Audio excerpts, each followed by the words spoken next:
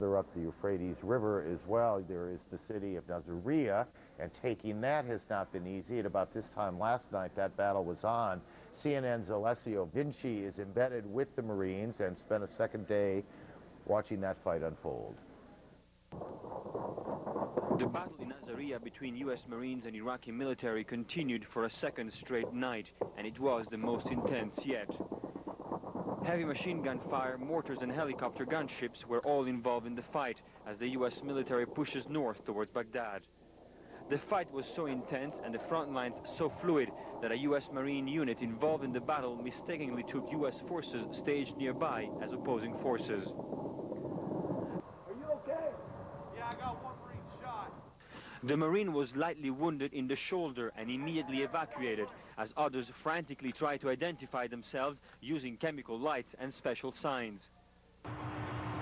Later in the day, a nasty sandstorm and rain prevented forces on all sides from fighting and allowed the U.S. military to deal with some civilian casualties. Some of them have been flexi-cuffed because U.S. military commanders believe they may be members of a paramilitary group to whom they attribute the stiff resistance against U.S. forces in Nasiriyah. U.S. military commanders here say among Iraqi forces on the other side of the front line are so-called Saddam's Fedayeen paramilitary group. They are a concern to U.S. forces here because one of the tactics of the Fedayeen is to mingle among civilians. And the U.S. Marines here say they want to avoid as much as possible killing civilians. The commanders have identified that certain civilian vehicles with certain markings and certain colors have been deemed as resupply vehicles. And that's the way these guys work, you know. They'll stage or cache weapons and ammunition out here, so we've been authorized to engage certain civilian vehicles. Marine commanders say the driver of this truck refused to stop and drove through a checkpoint at high speed, a violation of the current rules of engagement, so they shot at it. They say such vehicles may carry hidden weapons and perhaps even fertilizer, which could be used as an explosive. For now, though, they have been too busy fighting to verify the contents. Alessio Vinci, CNN, with the U.S. Marines in Nasiriyah, Iraq. One of the things we're going to try and do tonight is take these individual moments, this battle here or this firefight there, and put them in the larger puzzle for you as we go along. Michael Gordon of the New York Times will join us in a moment. General Clark obviously will help us with that. But let me put one more puzzle piece on the table for us. CNN's Jason Bellini has been out with the Marine 15th Expeditionary Unit. That unit has been doing yeoman's work cleaning up after the bigger Army infantry units moved on north. And now his unit, too, is on the move. The first in to the port of Qasr are also the first out. The shadowy, civilian-clothed Iraqi fighters who played a game of shoot-and-go-hide with them seem to have lost. So now they're sent deeper into Iraq, to another objective, to another reported hotspot. On the road, they witness a deteriorating country. Villagers wave at them as they pass by. Bombed-out Iraqi military hardware off the road. More detained Iraqis, perhaps civilian, perhaps not. The omnipresent, smiling face of Saddam Hussein greeting them upon their arrival. Do you have visual on that, over? Their work begins right away. We're taking gunfire from them. Out in the distance, ununiformed Iraqi soldiers again fighting what the Marines consider an unfair fight. Potshots from men in civilian clothing dispersed among the civilian population. The responsive choice is to use missiles, mortars, and bullets, virtually guaranteeing the obliteration of the opponent. Shortly after opening their fire, an ambulance rolls up. Watch out for this to be a trap. It's too hard for them to see through their binoculars who's getting in, but the image is a reminder that their weapons have no conscience. Presumed civilians, men, women, and children, wave a white flag to surrender. These are not the gunmen they're looking for. The cat-and-mouse game is not one Marines like to play. Where the hell are we going to bring these EPWs? As hours drag on, frustration overtakes inhibition. So Marines wait for the order to fire once again, knowing no matter how well they kill, in this situation, it's hard for any of them to be heroes. Jason Bellini, CNN, with the 15th Marine Expeditionary Unit in southern Iraq. A couple of the puzzle pieces tonight. excuse me, Michael Gordon is the chief military writer for the New York Times, and he's been joining us for the last couple of nights, much to our benefit, and he joins us again from Camp Doha tonight. Michael, good to have you. Miles O'Brien is here. The general's moved over to the maps and let them sort it all out. Gentlemen. Hi, I think it's worth just sort of recapping the day. Thank you very much, Aaron. Joining me is General Wes Clark. He's over at the map table, and I'm over here using some of our satellite imagery. We're going to try to walk you through south to north what we know so far. General Clark, let's start in Basra. What do we know about what's going on down there? Well, we know the British have made it a full objective, so they are going to actually apply the British division against Basra to reduce it. Now, part of this may be to take advantage of the rebellion that is apparently going on the inside. On the other hand, I mean, there's a very strong force inside Basra. We think it's maybe, you can never trust numbers here, but 5,000, 7,000, 8,000 people. This will be a major fight in a city of 1.2 million people. This will be a trial run on how we can do an urban combat, and you know, we'll just have to see how this turns out. This is unlikely to be over in a day or two. All right, is it an uprising or is it just chaos? Well, I don't think we really know what it is, and we don't know why it is. My guess would be that, and it's only a guess, we've got special forces in there, or the Brits do. We're arming people and encouraging them to fight back, and this would be an ongoing struggle that will take some time to resolve itself. All right, let's go from Basra to Nasiriyah. Nasiriyah is a very strategic place, bridge or two across the Euphrates River. And it remains a scene of action. What's going on there now? We've got a regiment of the U.S. Marine Corps tied up in Nasiriyah, apparently a regiment, maybe more. They're in heavy contact. They've taken a hospital that's been used as a base. That's a violation of the Geneva Convention, of course. It's got chemical suits in it. It's got ammunition, captured 170 people. That's probably the tip of the iceberg in there. We may be dealing there also with a substantial enemy force. It's urban combat, and with every house we blow up and person we kill, we make enemies. Yeah, that is the real rub, isn't it? Because it really is. It's difficult to look like a liberating force, which is what the Americans would like to be viewed as when that is happening. And remember, Miles, this is only the enemy's security zone. This is not the main defense. We are not yet up at the main defense element, except with some parts of the U.S. Army 3rd Infantry Division, and maybe not even quite there yet. So he's holding us at bay here despite our early dash north into Iraq. All right, from Nasiriyah, let's go to Najaf. Somewhere between Najaf and the city we're going to visit right after that, Karbala, is where the real action has occurred today, the most action thus far in this short war. Najaf, once again, strategic because of the bridge. Anytime there's a bridge, that's going to be a place that's going to be a focus of attention when you're trying to move troops toward Baghdad. Tell us what's going on between Najaf and Karbala. We're basically crossing the Euphrates on a broad front. The 3rd Infantry Division has come up, swept through the desert, and moved across on a broad front in the whole area from Nasiriyah north toward Karbala. And on not probably the far left wing, we don't know that for certain. But they've hit resistance. We're not quite sure what the resistance was today. They got across the river, big sandstorm, close-in combat, infantry troops closed in around the Bradleys, and tanks, a lot of small arms exchange, back and forth. Estimates of enemy killed, 300, 500, reduced to 150 or so. Who knows on these estimates? We do have to treat them with a certain degree of caution. All we know is we've engaged in close combat. All right, look at this road right here. That's the road to Baghdad. We're talking about 40 to 50 miles to Baghdad, if you'll put that up there. That's not far, obviously, but that can be certainly the longest part of the trip, to say the least, as we move toward Baghdad. Well, it's also that we are up there with only a very, very small part of our force. Now, somewhere we have another 2 Marine regiments, we believe. We're not quite sure. We're not getting any reports on those. Hopefully, they're not tied up in Nasiriyah, but they are not as capable of long-range, rapid movement as the U.S. Army forces because they don't have the same logistics tail and they don't have the same kinds of vehicles. So hopefully, they are closing up in the center to put more pressure on other brigades of the so-called Medina Division. General Wes Clark, thanks for the overview. Appreciate it. Thank you. Aaron. And Miles, we thank you too. We've had a long day here doing a lot of different things. Thank you very much, Miles O'Brien. Also joining our coverage from Kuwait tonight is Darren Kagan. She'll be around. It's a nasty little day you got going there, isn't it? Yeah, I imagine it looks pretty surreal behind me right now, Aaron. It either looks like a giant piece of yellow cardboard or some strange movie set. Actually, this is the sandstorm that we saw a lot of our colleagues like Alessio Vinci and Sanjay Gupta and Walter Rogers dealing with yesterday in Iraq. It has now moved south into Kuwait, and in fact, this just literally blew in within the last hour. We can go up to the roof. We have a camera up there as well and show you what Kuwait City looks like in the middle of the sandstorm. Basically, it looks like a giant cloud of yellow dust. It's everywhere. It blows not only outside but inside. It gets in through the cracks in the windows. And the temperature has dropped considerably, just within the last hour or so. I would say it's dropped about 10 or 15 degrees. So, Aaron, I thought, what better time than during a sandstorm to take a look at the morning papers? Why not? How about that? You can't see anything else. Why not, you know? Exactly. Let's take a look. We're watching the English papers, of course, here. The Kuwait Times, the headline today, thrust through storm. Of course, they're talking about the storm that we're in right now that was in Iraq yesterday.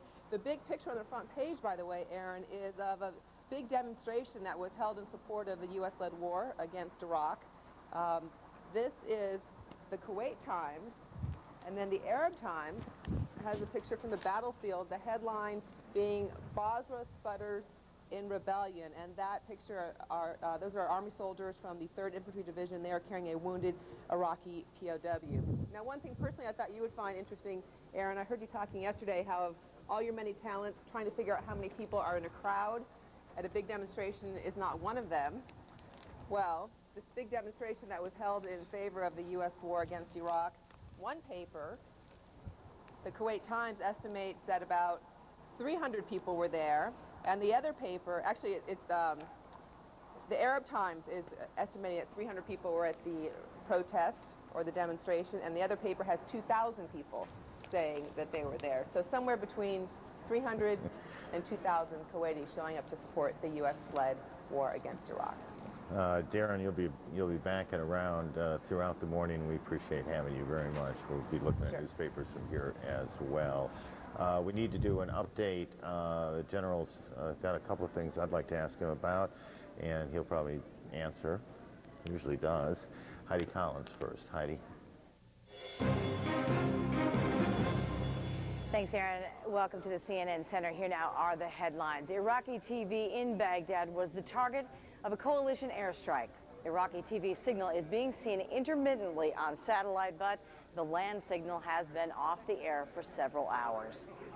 In what may have been the biggest firefight of the war so far, coalition forces faced Iraqis east of Najaf. The Pentagon says 150 to 200 Iraqis were killed in the fighting. U.S. officials think the Iraqi forces may have been members of the Republican or Fedayeen paramilitary guards. British forces surrounded the southern city of Basra using tanks to pound Iraqi positions in the city. The British say the Iraqis in the city were rising up in revolt against the ruling Ba'ath Party. U.S. Marines moved into Nasiriyah, uncovering a cache of weapons and chemical suits at a hospital. A U.S. fighter pilot talked about providing support for the ground troops during their advance. It was a really good feeling inside to know that we had helped support the ground troops. I know those guys are working really hard. They're getting less sleep, less comfortable than we are, and my job is to be out there to support them and to help them stay alive. So it was a very good feeling. Meanwhile, strong winds whipped huge clouds of sand all over Iraq today, slowing but not stopping the coalition advance on Baghdad. The sandstorms were thick enough to keep some aircraft, particularly helicopters, on the ground. Weather reports say the winds will die down on Wednesday. The Senate has voted to slash President Bush's proposed tax cut by more than half, from $726 billion to $350 billion. 3 Republicans voted with Democrats to reduce the tax cut. Those who voted for the reduction said concerns over war costs and the escalating federal deficit were factors. Those are the headlines at this hour. Now back to coverage of war in Iraq. Aaron? Heidi, thank you, and thank you for your work tonight. I think your work is done. We appreciate it a lot. Heidi Collins. Christiane Amanpour is online. Heidi was talking about the Battle of Basra. When we left here last night, Christiane was reporting that the British had named it a military target, changing the face of the battlefield considerably. Christiane is on the phone. It's good to talk to you this morning. Aaron, good morning. And a massive sandstorm also in the southern part of Iraq and northern Kuwait where we are. And just to say that the British are saying that they believe there is some kind, or there has been some kind, of attempt at revolt in Basra. But what they're saying is that they believe that the Iraqi forces inside Basra have been firing on their own people in order to potentially put down any notion of an uprising. And in the meantime, the British 7th Armored Brigade, which is outside Basra, is trying to fire on those Iraqi positions inside Basra to try to stop on the people. So you can see it's a fairly confused situation, and the British quite concerned that they don't incur any further wrath by the Iraqis on the people. British have been engaged in artillery and tank duels with the Iraqi resistance inside Basra, the army divisions which melted back inside Basra, and they're trying to take them out. But it's a very difficult job because of the civilian population inside. Of course, one of the things that the British wanted and the U.S. wanted was for places like Basra to rise up. Not to directly call for that because of the bitter experience of 12 years ago, but clearly that's one of the things people want, and it remains to be seen how they're going to be able to achieve that while there are these armed Iraqi military units still inside the town. One thing the British are trying to do is directly target with bombs, tanks, and artillery the Ba'ath Party headquarters, the Saddam regime's ruling party headquarters. They did it in a town south of Basra, and we understand they've also done it in Basra as well. Aaron? Well, this is an interesting one, Christian, because this is a sort of damned if you do and damned if you don't for the coalition side. If you don't attack the Iraqi army that's in there, then they are free to, A, control the city and put down the rebellion. If you do attack them, then you run the risk of incurring the wrath of the residents of Basra. Well, yes, indeed. That's why they're trying to proceed as cautiously but as directly as they possibly can. We are getting the impression that the British want to try to play down this uprising as much as they can in order for it not to incur more Iraqi retaliation against the people, as the British army out there try to take care of this artillery that the Iraqis are firing. Apparently they have capability to spot the Iraqi mortar positions and other kind of weapons positions at Basra. Of course, some of those also on the outskirts of Basra. So they're trying to point. But as you say, and as your military experts and generals will tell you, that is quite a difficult job. And anytime you get into heavy fire in a civilian population, that is also very difficult. Christian, thank you. Christian Amanpour, we turn to General Clark. This is messy. It's messy, and Aaron, I think we're sort of at the first major decision point here in the war, strategic decision point. And Michael Gordon described it. It's to make a virtue out of a difficult situation. The simple fact is that the liberation didn't quite occur. They didn't uprise, and we've got more than a quarter of our force tied up in a messy fight in Basra and another part in Nasiriyah. We got logistics problems. The Turks' failure to permit the 4th Infantry Division to go through was a significant problem, not an insignificant problem, significant. And the result is that the sort of early, easy win scenario, which was a 5-day move to Baghdad, 5 to 7 days to sort of clean it up, finish up the fighting, and over in 2 weeks, looks increasingly unlikely. Well, pretty clearly that's not going to happen. Not going to happen. Okay. I've got a number of things still on my list to get, but fortunately we've got 3.5 more hours or whatever, so we'll get it done. We need to take a break, is that right? And our coverage continues in a moment. Announcing non-drowsy allergy medicine you can take right when you need it. It's Alavert. New Alavert starts dissolving the instant it touches your tongue, without water. So Alavert is non-drowsy relief you can take inside, outside, in your car, wherever you are. Get prescription-strength, non-drowsy, 24-hour relief. Even Claritin can't beat. New quick-dissolving Alavert. Allergy medicine you can take right when you need it, wherever you are. Applying for a second mortgage is fast and easy with Ditech.com. One of the things that we liked about Ditech were the competitive rates and closing costs. In addition, we were able to take a second mortgage, which is very convenient. If you need cash to consolidate bills or pay off high-interest credit cards, apply now for a second mortgage with a no closing cost option from ditech.com. I recommend Ditech to everyone. They're really nice people to work with. Ditech.com. Call 1-800-71-FIXED. As the war in Iraq continues, CNN is there. From the front lines to the home front, around the world, around the clock. When you need to know, stay with CNN, the most trusted name in news.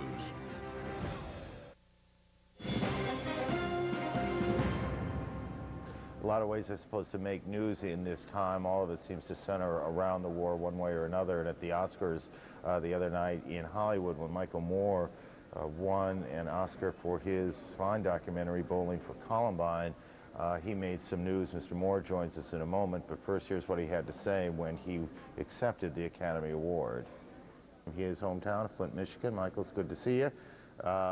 Obviously, you must have imagined you were going to get that sort of reception, I assume. Well, I think the country is pretty evenly divided about this war, as they were with the election results, although the majority did not vote for Mr. Bush. And at least at the beginning of this thing, before we went into the war, the majority really weren't that anxious to go to war. Well, that's absolutely true, but that did seem to change over the last week. Are you at all, are you at all troubled? Look, you stood up there and do it. I guess the answer is self-evident. But on the same day, you said that perhaps 7 Americans were killed in a very bloody fight. 5 were taken prisoner of war. It was a nasty, nasty day, and I think that seemed to play into the moment in how you were received. Yeah, I think that I guess I wanted to make sure that no more young Americans die in that war, and you know, that day began for me. I went to Mass that day at the church there in Los Angeles before I went to the Oscars, and you know, I was raised with a certain belief system that said that killing was wrong unless it was in self-defense. Killing is wrong, and there aren't many people, I think, in this country that believe that Saddam Hussein is going to kill them this week or this month, and that's the only reason or right you have to perform an act of violence like the one we're involved in now. And I'm opposed to it, and my film is about that. I thought it was a very appropriate thing to say, because my film is about the American culture of violence, both at home and abroad, and you know, how a government, in the name of Mr. Bush in this case, and I put this right in my film, how he has manipulated the people with fear and to get them to back his agenda. And so for me, it was the appropriate thing to do. And frankly, you know, I'm not, look, I mean, you know me, I'm not the kind of guy that's going to stand up there and thank his agent and his lawyer and his agent's lawyer and the guy who gave him the wardrobe. And you know, I mean, you know what I'm saying? I'm just me. And you're right. I do know you and have for a while, and I know you are who you are, and I wasn't surprised in the least. But I wonder if, in retrospect, you wish you had said it or done it differently. Yeah. I wish I'd said that that the children of Columbine and all the other Columbines in this country tonight, they've learned an important lesson this week, which is that we adults have taught them that violence is an acceptable method to resolve a conflict. That's the sad, sad lesson that's been taught to our children through this war, and I wish I'd had a chance to say that, but no, look, I was very appreciative of you know, the standing ovation there, and the booing that started was way up in the balcony, and then the people supporting what I was saying started booing them, and then it just turned into a cacophony of people fighting with each other in the audience. I didn't really mean for that to happen. I just felt that that was the right thing to do, and I'm a person of conscience, and I hope all people are that. The last couple of days since, has it been a sort of predictable people, you've gotten this sort of predictable mail and predictable pats on the back from people who agree with you? Are you at all surprised with the way people have reacted, or has so much news gone on that what Michael Moore said at the Academy Awards turns out not to be a very big deal in the end anyway? Well, so I think one of your producers told me that that on the internet in the last 24 hours, after the Iraq War, Michael Moore was the most trafficked name or whatever on the internet. So, unfortunately, I think it has, you know, a lot of people have. I've had about 20 million hits on my website. Incredible mail supporting me. Coming back yesterday, traveling, people stopping me in the airports, thanking me. You know, Aaron, my whole thing for the last 13 years since Roger and me is to attempt to be a voice for all of us who don't have a voice, and a lot of people are grateful that I said the things I said that had to be said, and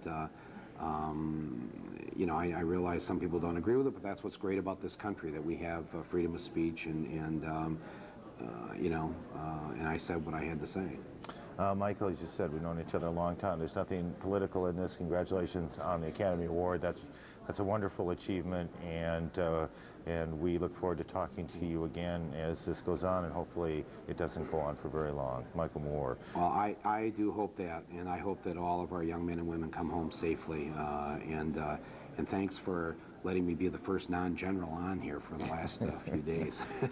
Michael, I'm not having a conversation about media with you tonight, but I promise you, Not tonight, no. If you want to talk about, I would love to come back and have that.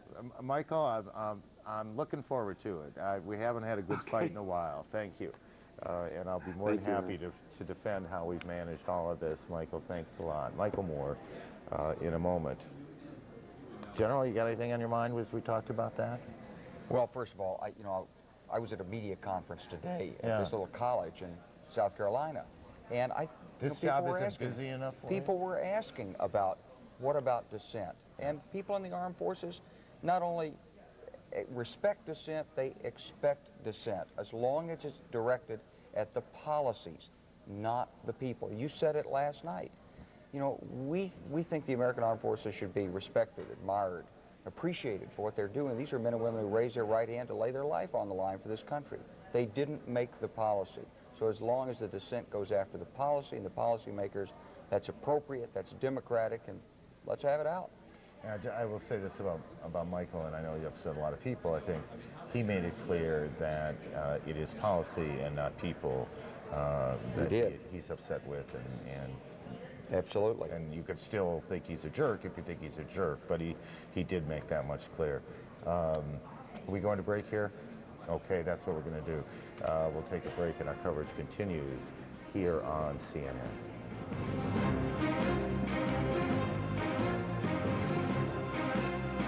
CNN Tomorrow, General Peter Pace, Vice Chairman of the Joint Chiefs of Staff, plus families of soldiers missing in action. Only on the Arab League, as well as some 115 non-aligned countries here at the United Nations. The Security Council will convene in an emergency session this afternoon at 3 o'clock. The purpose of this is to condemn the U.S.-led attacks, as well as to make a request to have the coalition forces withdraw from Iraq. This is not unlike a series of meetings that some of the non-aligned countries here had before diplomacy broke down, turned into a litany of voices against the U.S. position. It is unclear at this point whether or not this will turn out to produce some sort of a resolution, whether there will be a presidential statement, or whether this will simply be an opportunity for some of these countries to state their positions on the record. Now, even though humanitarian aid is a very big issue here at the United Nations, this is something that many member nations would like to get on the docket as soon as possible. The question here is not about food, it's not about water. The whole thing is not, this is irrelevant when it comes to the main issue. You see, the issue here is the invasion of Iraq, invasion of a member state, and this is what we're talking about. According to the Charter, this is a violation of the Charter, and therefore the Security Council must shoulder its responsibility, prove it's relevant, and call for the withdrawal of those invading forces. This is the issue. We're not talking about water and food. No, this is not the issue now. The first speaker at such a session, perhaps Mohammed al-Duri, the Iraqi ambassador to the United Nations. Here you see him watching the television here at the United Nations with equal measures of pain and incredulity. This is something we've seen many diplomats do over the course of the past few days. He is going to possibly speak first. He has been very critical of the Secretary General of the United Nations, saying that the Secretary General pulled out his troops, his humanitarian people, as well as his inspectors before the necessary time, and that gave the U.S. the impetus, the opportunity to actually go in there and bomb. Of course, this morning, before any kind of such meeting takes place, the Security Council will meet behind closed doors to talk about the oil for food program, essentially wresting control from Baghdad, putting it in the hands of the United Nations so they can have the opportunity to change and to make contracts. Anderson? Kofi Annan, the Secretary General of the United Nations, met with Condoleezza Rice, I believe yesterday. Anything come out of that meeting? Well, the UN was fairly tight-lipped about it. We did hear from a U.S. official after that meeting who said that it went very well, that the National Security Advisor wanted to talk about working with the United Nations in the future about humanitarian efforts. Essentially, the U.S. wanting to make the position, Anderson, very clear that they would like to work with the United Nations in the future and that they would also like to make this a priority. Anderson? All right, Michael Okulah of the UN. Thanks, Carol. Haven't talked much about Israel in all of this. We want to do that right now. Toss to Gerald Kessel live in Jerusalem. Good morning. Good morning, Carol. And Israelis are very pleased to be on the sidelines of this battle. That's the way they've wanted it. That's the way clearly the United States has wanted it. But even as they are very much on the sidelines, as the U.S. campaign heads towards what's been described as that decisive battle over Baghdad, there's a return of, I wouldn't quite call it jitteriness, but at least a wariness among Israelis that perhaps they may still not be out of the woods, and that this might be the time, as he comes under even more pressure, that Saddam Hussein might choose to launch what could be described perhaps as a counterattack against Israel. And that is very much preying on Israeli minds. Now, it's perhaps true to say that they're on the sidelines, but that doesn't mean in any way that they feeling away from this war. They're absolutely entranced by the television coverage of it and are following it transfixed as if it were their own war. They have been told ever since the start of the campaign a week ago that Israel was on high alert, maintaining that high alert, and at the same time that they should go about their normal business as if it's routine. Gerald, I'm sorry, I must interrupt you. There is a live press conference going on right now in Baghdad. This is the information minister. Let's listen. One of several rockets, they hit the TV and radio station this morning. This is one of the rockets we downed today, part of 5 rockets. Some rockets did not explode, and this is one of them.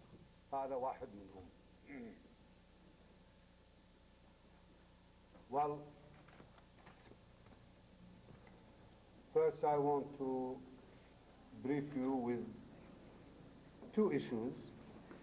Then I'll give you information and brief you about the developments in the battlefields, whether in the south or in middle Euphrates أو قرب الفرات أو في جنوب النجف. First, I wish to comment on أولاً أود أن أعلق something they tried, those villains, على أمر حاول هؤلاء الأشرار أي الأمريكيون والبريطانيون infamous generals, وخاصة القادة الذين distort a fact which is very clear, really. They try to mislead the audience, the public opinion, the viewers about what is going on in Qasr. They said they controlled Qasr. They controlled the bay. They controlled the docks and so on. And they tried to give the impression deliberately that they are in control of Qasr. And that's not true. Completely not true. They dropped some of their forces on the dock, and in particular dock number 10. This is with the first day of the aggression, with the first day of the invasion. Today we are on the 7th. Up till now, they are only in dock number 10. Not in Qasr, not in the city. But they want to first to deceive their public opinion, their home. They want to deceive their people first. Because now they are in a very shabby situation. It's a small town. It has only a few docks on the water. They dropped their forces there, and now they are in a trap. And we will turn the trap to a full and continuous drainage for their forces. This is a good way. They are stupid. They are villains. So why not? All right, we're going to interrupt this press briefing right now because, of course, the U.S. government would disagree with most of what he is saying. We're going to wrap up this hour and throw it to Leon Harris right now. Good morning, Leon.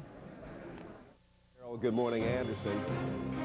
And good morning, folks at home. And Leon Harris here in the CNN Newsroom. We are still waiting for the beginning of those remarks by British Prime Minister Tony Blair at the House of Commons. We'll go there once he begins, but our coverage of the war will continue in just a moment. But first, here's what's happening at this hour. American forces report killing as many as 200 Iraqis in what's being described as the biggest land battle in the war to date. The firefight broke out near Najaf, about 95 miles south of Baghdad, and there are no reports of any coalition casualties at this hour. British military officials say massive resentment against Iraq's ruling Ba'ath Party is fueling a civilian revolt in Basra.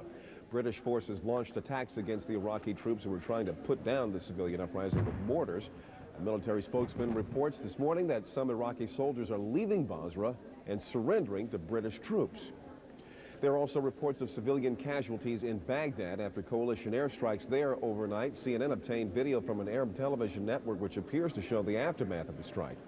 Reuters television reports witnesses say that they saw at least 15 bodies lying in a residential area. AP quotes an Iraqi official as saying that there are 12 civilians dead. Well, the Pentagon confirms that a second U.S. officer has died from injuries suffered in a grenade attack at a U.S. Army camp in Kuwait. A U.S. Army sergeant suspected in this attack. The victim is identified as Air Force Major Gregory Stone. 14 were wounded in the attack on Sunday. The suspect, Sergeant Hassan Akbar, is now in Germany. He's awaiting formal charges. President Bush today will visit U.S. Central Command in Tampa, Florida, and he's scheduled to make a speech while he's there. And, well, he'll be eating lunch with the troops and getting a briefing from commanders. Let's get a briefing of another kind right now from British Prime Minister Tony Blair. And condolences to the families and friends of those who have died, and to praise them for their courage in giving their lives in the service of their country. Simon Hughes. I associate myself with those remarks, obviously. Everyone will be hoping that Iraq's weapons of mass destruction are now destroyed speedily and effectively. When the Prime Minister meets the President of the United States later today, can he tell us what proposals he will take to avoid any further divisions of international opinion on issues like these, and to make sure that in future, on issues of justice and peace in the world, there is the widest possible support in the international and national community? I think the best way of ensuring that we keep the international community unified is when we enter into understandings, as we did in Resolution 1441, we then keep to those understandings. But I also think it is important that we make sure that we are broad in the agenda that we present to the world, which is why I believe that issues like the Middle East peace process are also, and particularly at this moment, especially important at the time that we're taking military action in Iraq for the reasons we all know. And of course it is important that we make sure that Iraq has its weapons of mass destruction removed. That is the objective of our campaign. Chris Bryant. Mr. Speaker, the Prime Minister might have noticed over recent days that opinion polls in the UK suggest that Britain is very respectful of his own position in terms of the Middle East peace process, but that they are rather more uncertain and sceptical, if not cynical, about the US position. Can he underline in his meeting with President Bush later on today how important it is that we get an unambiguous and definite date for the publication of the roadmap, that we see an unambiguous commitment from the United States to a UN resolution on reconstruction of Iraq, and that we see a clear commitment to making sure that the illegal Israeli settlements do start to be dismantled? Can I simply say to my own friend, of course we believe that the Middle East peace process is important. It's for that reason that we have made it clear that when the Palestinian Prime Minister has his cabinet in place, then the roadmap will be given both to the Israeli government and to the Palestinian Authority. And I do believe from the conversations I've had from over many weeks with President Bush and from the statement that we made in the Azores together with the Spanish Prime Minister and the Portuguese Prime Minister, that the commitment of the United States is there to making sure that the roadmap is not merely published but then carried through. And I would point out that it was President Bush that was the first US president to commit himself unequivocally to the two-state solution. Israel confident of its security and a viable Palestinian state. That is what we have to make sure is now done. Ian Duncan Smith. Take this opportunity to join the Prime Minister in paying tribute to our armed services for their bravery, commitment and sacrifice, and say to their families that they remain in our thoughts and prayers, as do the innocent civilians in Iraq. Does the Prime Minister agree that it is vitally important we now send a very clear message to the Iraqi people that those who do rise up will receive our full military backing and that their cause has become our cause? And given that, can the Prime Minister inform the House of the latest developments with respect to the reported uprising overnight in Basra? Of course, I agree entirely that it is important that we give support to those people in Iraq who are rising up to overthrow Saddam and his deeply repressive regime. I think the way that we do that and the timing of it, however, has to be left to the commanders on the ground. I think that's important because they will know the true facts of the situation, and we've got to be careful that we know we have the support in place, able to help them before we encourage them to do things that may lead to their death. Now, however, having said that, of course, this is, as we constantly said, this is about the liberation of Iraq, not its conquest. There is no doubt at all, in our view, that there are large numbers of people waiting to see whether their greatest hopes can indeed be realized and the regime fall. When they know that that is clear, then I believe that they will take action themselves, and we should be there ready to support them. Now, that may be some way off. In relation to what has happened in Basra overnight, I mean, truthfully, the reports are confused, but we believe there was some limited form of uprising, and what is absolutely clear is that once people know that Saddam's grip on power is being weakened, then there is no doubt at all they wish to opt for freedom rather than repression. Ian Duncan Smith. Given the Prime Minister's answer about losing grip on power with regards to Saddam Hussein, he knows that television is a powerful medium, and never more so during times of war when used by a ruthless dictator like Saddam Hussein. Will the Prime Minister tell us what progress has been made to take Iraqi television off air permanently, how successful are coalition attempts to jam Iraqi radio broadcasts within Iraq, and what methods are being used to pass information to the Iraqi people to let them know that if and when they do rise up, they will be supported? In relation to any military targets, we of course have got to make sure those have a military objective. That is the legal requirement as well as the stated political objectives that we have set. There is no doubt at all that one of the issues is how we best communicate with the Iraqi people. That is something that is being urgently looked at. There are different ways that we can communicate with them, including, of course, by people inside Iraq who are able then to tell them exactly what is happening. Now, there are a whole series of things being looked at and planned at the moment. I won't go into the details of them, but one thing is very, very clear, that at the present time, people in Iraq are, and I think this is perfectly understandable, they're simply watching and waiting to see what happens. They have had over 20 years of a brutal repressive regime. They have had 2 occasions before in which they rose up, and unfortunately did not get the help they needed. They are therefore naturally wary. We must work with them, and as I say, must make sure that when they are in a position to rise up, we are in an absolutely secure and certain position to give them maximum help. Speaker, despite some reports on the media, the march to Baghdad has been both fast and successful. And however, the House will have heard reports in the meantime that the United States is planning to send some reinforcements to the region. Could the Prime Minister confirm whether Britain also planning to send any reinforcements? We believe we have the troops in theatre that we need, but of course this is always kept under review. I have to say at the moment the military advice that we receive is that we do have sufficient forces for the job. I believe that is the advice also given by the US military to the President of the United States too. And as he says rightly, there has actually been remarkable progress. And we now have a situation where in the west of Iraq we are able to protect those countries outside of Iraq against any possibility of external aggression. In the north of Iraq, for all the difficulties and problems, it is reasonably calm at the present time. And in the south of Iraq, of course, as he knows, we've secured the oil installations.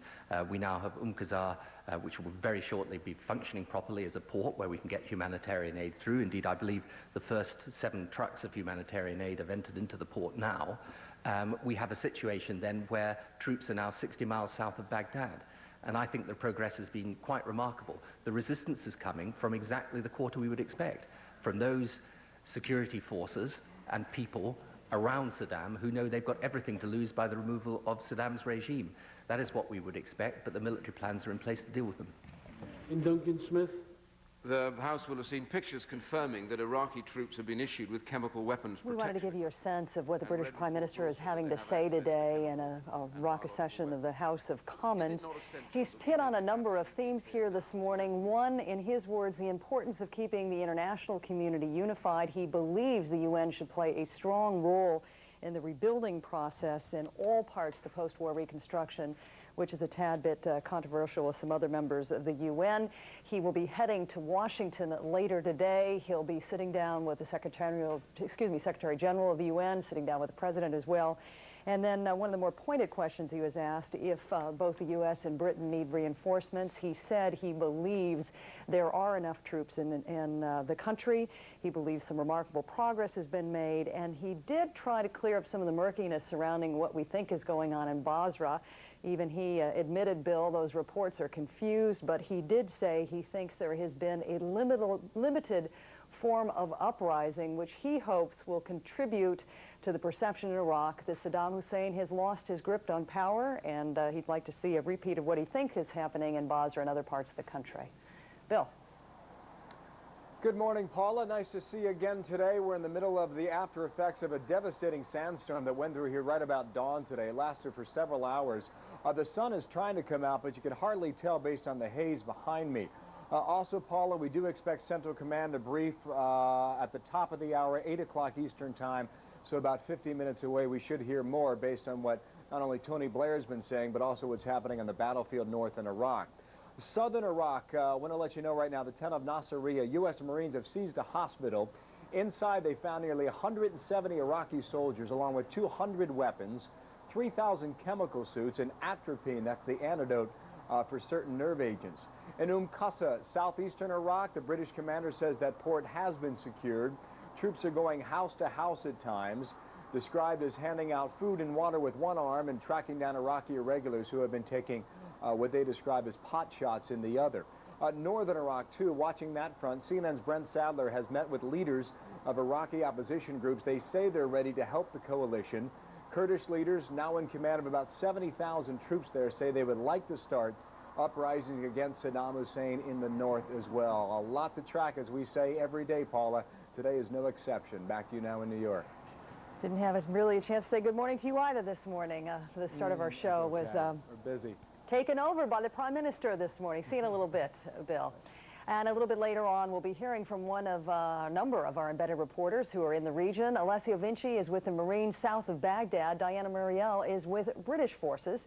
Now, for all the latest developments on the war effort, we're going to go straight to the Pentagon. That's where we find Barbara Starr standing by this morning. Good morning, Barbara. Good morning, Paula. Well, a lot of breaking developments here, and we're going to start off with a piece of very sad news. The Pentagon, as first reported in the New York Times this morning, has indeed one report that it has received that it is possible some U.S. soldiers were executed by Iraqis. You'll remember several days ago there was a supply convoy that was ambushed, 5 Americans taken prisoner of war, 7 were listed as killed in action. There is now a report, the Pentagon is seriously looking at that. Those American soldiers, 7 of them, as they got out of their trucks, they may have put up their hands to surrender and been shot by the Iraqis while they were surrendering. Another piece of news on the POW front, we have also learned that the 2 Apache helicopter pilots who are now being held by the Iraqis, when they went down, there was a very significant effort to try and rescue them before they were captured. Other helicopters in the vicinity saw where they went down, tried to rescue them, but came under heavy enemy fire and had to turn back. Sources now this morning also confirming in the latest developments in the war that indeed U.S. forces struck a TV transmitter for Iraqi television. We are told they used a brand new weapon never used before. We're not being told exactly what it was, but we are told it's not the E-bomb or electromagnetic bomb that we've all heard so much about. We hope to have more for you on that later today. Now, in the fighting, sources also telling us the fighting around Najaf has continued off and on since yesterday. They do believe now they have killed 300 Iraqi forces in that fight. No reports of any U.S. injuries or casualties. All of this taking place a bit south of Karbala, where the Medina Republican Guard Division is trying to reinforce itself. But what is most interesting, as this Najaf firefight has continued, sources here at the Pentagon now saying the U.S. military may have underestimated the strength and capability of the Saddam Fedayeen fighters, the paramilitary fighters that have given the U.S. so much trouble up and down the road. Paula? Barbara, thanks so much. We'll be counting on you and relying on you a lot throughout the morning. Appreciate it. Back to Bill now in Kuwait City. All right, Paula, we have a number of our embedded reporters in the chute right now to update us on the latest that they're seeing. And in a moment, retired Brigadier General David Grange will tell us what he's seeing from the CNN Center on the battlefield today. But first, Alessio Vinci, embedded with the U.S. Marines. Alessio joins us by way of video phone somewhere in southern Iraq. Alessio, hello. Hello to you, Bill. I'm somewhere in southern Iraq, very close to the city of Nasiriyah, the site where much great fighting here between U.S. forces and the Iraqi paramilitary groups, the Saddam Fedayeen. Not much fighting going on today here. We only heard sporadic gunfires in the distance, but not much fighting here. The U.S. military commanders here on the ground telling us that they pretty much control the supply route going through this town and resupplying the troops, continuing their drive north towards Baghdad. Commanders here are telling us that they do expect for the coming days and weeks that kind of guerrilla warfare against U.S. forces here, because while they do indeed control the supply route, there is also pockets of resistance all along this route where the U.S. troops are encountering some resistance. Meanwhile, U.S. forces here continue to capture prisoners of war. Most of them are surrendering voluntarily. We've seen some scenes of people coming to U.S. forces checkpoints with their arms raised, and those people have been taken in custody by U.S. forces and taken by U.S. intelligence officers here for further questioning. One of the problems that the U.S. Marines here are encountering are the civilians, mainly because some of those civilians are known to be used by the paramilitary groups as the scouters, basically as intelligence. They send them ahead and then force them under threat of killing family members who are remaining back in town to give them some information about U.S. positions. And there's been some incidents, not just today, but also in the past days, of U.S. Marines having to fight in the direction of paramilitary groups who shielded behind civilians, and indeed they have killed some civilians as well. U.S. commanders here telling us that they're trying to do all they can to avoid civilian casualties, but they're saying that the paramilitary groups are using those civilians also as shields. Back to you, Bill. All right, Alessio, thanks. Alessio Vinci with the U.S. Marines in southern Iraq. We'll check in a bit later. Now, Paula again in New York. Thanks, Bill. We're going to get a military perspective now on what is happening. We're joined by CNN military analyst Brigadier General David Grange, a man who I don't think has slept in about a week now, with Renee San Miguel, the CNN center, who I've also seen on TV, it seems, about 24 hours a day. Good morning, gentlemen. It does seem like that. Good morning to you, Paula. Thank you very much. We are going to talk about some of the developments over the last few hours here with General Grange. Just start off with the what's going on just south of Baghdad. We have some animation showing the troop movements of the coalition forces. Appears to be the biggest push so far to head up with those Republican Guard units just south of Baghdad. Yeah, they're going to continue to push hard into the area just south of Baghdad, Kabbalah, Najuf. A lot of fighting is going to go on there because that's the outer defensive positions of the Republican Guard divisions, in this case probably the Medina. But they're also augmented by forces, paramilitary forces that provide resistance on river crossing sites, around villages and things like that. That's where you get the sniping fire, the mortar fire, and a rocket-propelled grenade fire that has been reported by our forces. Okay, and then we move on up to the north here because there was some activity. CNN's Kevin Seitz reporting some bombing runs up near Shamal, which is just to the east of Kirkuk. Haven't talked a lot about the northern efforts yet, have we? Well, the northern efforts are developing. They're building up coalition forces in the area to integrate with the Kurd forces. So they have a cohesive drive on whatever their objectives are in northern Iraq. And they don't want to fragment it. They want to have unity of effort. They want to make sure that there's not fratricide. They want to make sure that all the resources that can be applied against the Iraqi military with the Kurds are appropriate for that type of target they're going after. So a lot of coordination and planning, and that has to be done prior to any launching of major attacks. And as we saw with Operation Enduring Freedom in Afghanistan, it does take a little bit of time to coordinate with the local forces, if you will, with whatever coalition forces are on the ground. Exactly. Okay. Yeah. And then I wanted to ask you quickly, Baghdad has also been getting some targeting. The TV tower there, a TV tower, was taken down, as we heard Barbara Starr tell us. Now, we just heard just a few minutes ago Prime Minister Tony Blair get a question from one of his associates in the House of Commons. You know, what's being done to do this? And apparently the coalition is listening, but, you know, I guess the question could be asked, why have we waited until the 6th day of the campaign? There's several key points here, I believe, and one is that is there information to be gained by leaving it up? Did the coalition forces want to degrade, disrupt, or destroy the capability? We don't know that. And so they may be applying different levels of destruction or degradation depending on the results that they want from that targeting. We got a lot more to talk about in the morning, but right now we'll go back to Paula. Thank you for your time. Paula, back to you. Thank you both for your input this morning. Coming up, we will have a report from one of our embedded reporters from the northern part of Iraq where there have been airstrikes overnight. Plus, we'll be visiting with the former Secretary of Defense, William Cohen, after this short break. Please stay with us.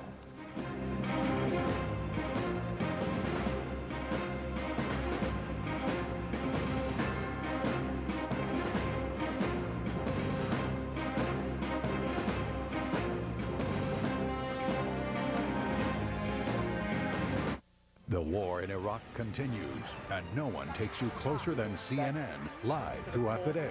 Stay with CNN, the most trusted name in news. Thompson is unbeatable. Selection, service, and reputation. Thompson Nissan is the only place to buy. Get a new Sentra for only $9,990 or just $149 per month. Grab the exciting Altima, just $14,990 or just $199 per month. With offers like these, you can't afford to wait. Everyone's talking about Thompson. As you can see, this house and neighborhood have everything you need. Well, what about the schools? They're excellent. In fact, families move to Bucks and Montgomery counties because of our public schools. People know our teachers work hard to bring out the best in each student. It's no surprise many graduates choose to stay in the area or move back here. Honey, is there anything you wanted to ask about the schools? No, I think I got the picture. Bucks and Montgomery counties Council for the Advancement of Public Schools, helping public education build communities. CNN, the most trusted name in news.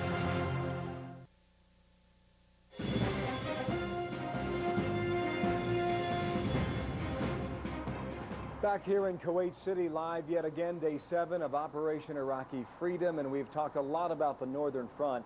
It has been relatively quiet over the past day, but again we saw overnight bombing in certain areas, and CNN's Brent Sadler has been tracking all that. He joins us yet again today.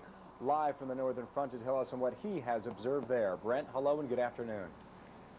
Hello, Bill. Good afternoon. In fact, we've just had the first airstrike in the past several minutes in this location behind me on those ridge lines. I know what's up there because I've spent the past week watching it. And up there you've seen Iraqi soldiers digging in for the past several days. Well, they've just had their first taste of an airstrike.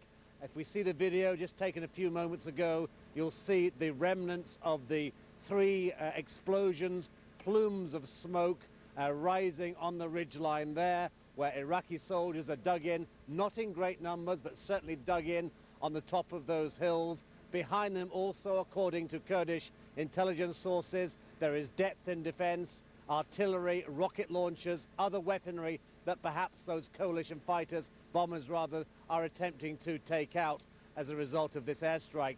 Now, this has come in this area, as I say, for the first time since the invasion of Iraq began, but it also comes after a series of 6 earlier airstrikes in the earlier part of the day, as reported by my colleague Kevin Seitz over at Chamchamal. So we now have 2 areas of the northern front which have suddenly shown signs of air assault activity, and this coinciding with meetings of the Kurdish and Iraqi opposition groups now liaising very closely with US planning units on the ground. We now have confirmation of target acquisition attempts by Kurdish forces, helping the Americans pinpoint those targets. Back to you, Bill. All right, Brent, thanks. Keep us posted up there. Brent Sadler again in northern Iraq. Paula? Thanks, Bill. More detours on the road to Baghdad with a number of American casualties growing daily, and reports that POWs may have been executed. Is Operation Iraqi Freedom going according to plan? William Cohen, former Secretary of Defense in the Clinton administration, now of the Cohen Group, joins us from Washington. Welcome back. Good to see you again, sir. Good morning, Paula. General Wesley Clark on our air last night basically said that a quick victory is not going to happen, and his simple quote is, "The simple fact is the liberation didn't quite occur." What is your reaction to the battle plan so far? I think that we always have to lower expectations. There is a tendency to expect that this is going to be something like a video game, to be over in a matter of a few hours, a few days. I recall my own experience that when we went after Slobodan Milosevic, there were some generals who said, just threaten force and he'll crack, or 2 days of bombing, it'll be over. I and General Hugh Shelton, the chairman of the Joint Chiefs, insisted plan for a long campaign. It was 78 days, and we had critics on the sidelines challenging every single day. So we have to lower expectations, understand this is, we're in this for the long haul if necessary, assume a mid to worst case scenario, but ultimately that victory will be assured. But it's going to take a lot of time, it'll cost us lives, it'll be very brutal, and it'll be hard to watch. It's been hard to watch, I think, for all of us so far. Would you say, though, the pace is similar to what you expected? Well, I think that they were anticipating that they could move quickly, that there would be less resistance than they've seen. But frankly, if you study the history of Iraq and you look at the nature of the regime, you'd have to anticipate that Saddam looks at our strength. How does he counter it? Don't we take that into account as we think how we counter his counter, so to speak? All of this wargaming takes place daily.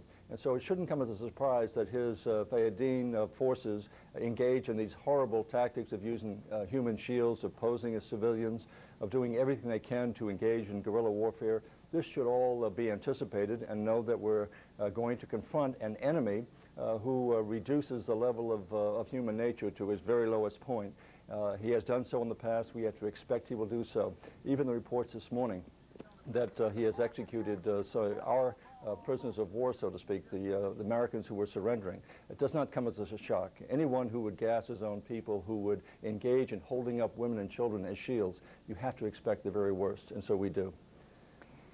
You, as Secretary of Defense, confronted a lot of tough questions, as Secretary of Defense Rumsfeld did yesterday when asked very pointed questions about whether, in fact, they had underestimated the strength of some of these irregular Iraqi troops. Do you think they have? He denied that case and said this was something they clearly were expecting. I think that a number of people outside of the Pentagon were expecting a very quick victory.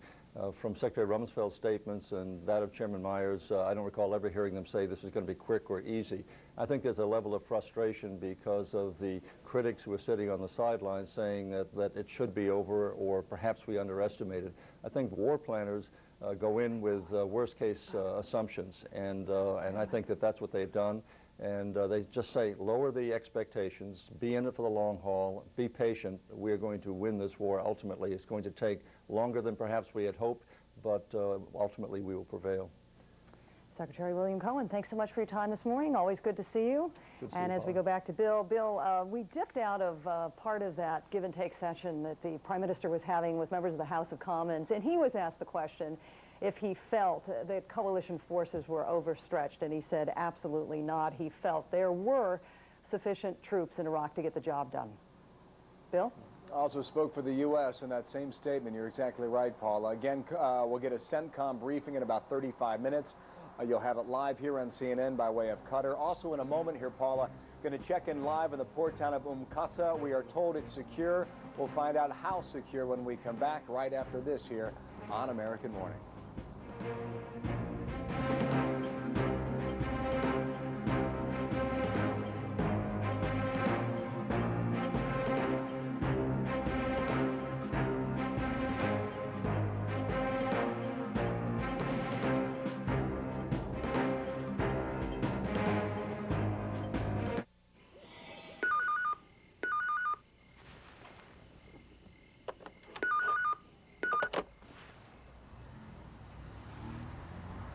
Bay Mountains and Suites, worth checking into.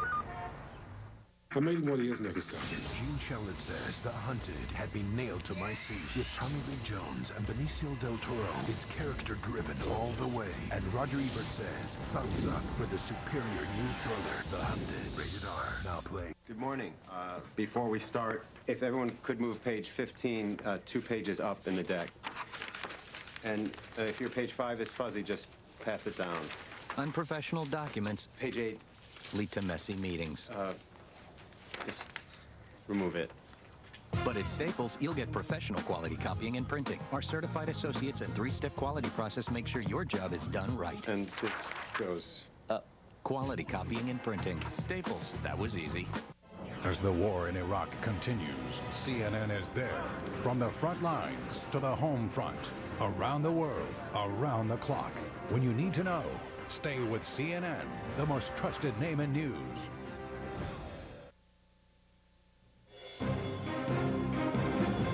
Good morning. Leon Harris here at the CNN Center. Here's what's happening at this hour. U.S. officials are now looking into reports that some Army mechanics who were captured in Iraq on Sunday may have been executed.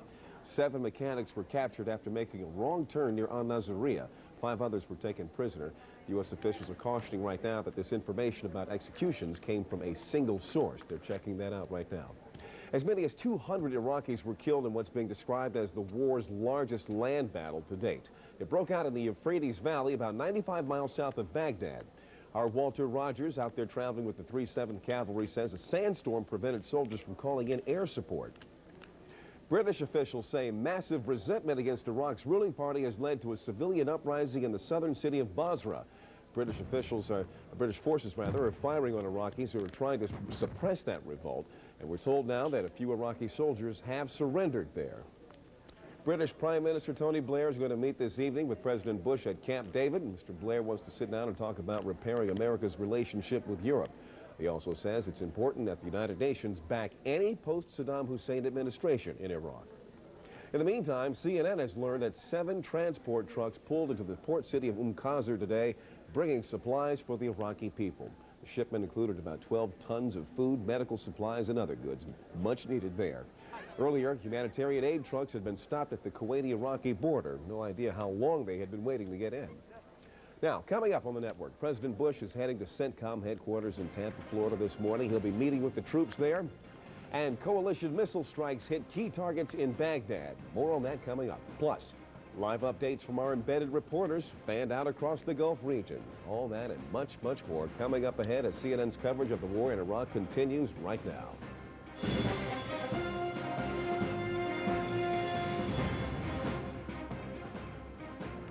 And good morning. Welcome. Glad to have you with us as we hit the middle of the week here on this American morning. We have a briefing coming up your way in just about 28 minutes or so from Central Command in Qatar. We will carry that live. The fighting is intensifying in several parts of southern Iraq. We're going to listen for information about battles going on in and around Najaf and Nasiriyah. Now, in Baghdad, we are seeing some brand new pictures of what would appear to be damage from U.S. airstrikes last night. The video was shot by an Arab television network.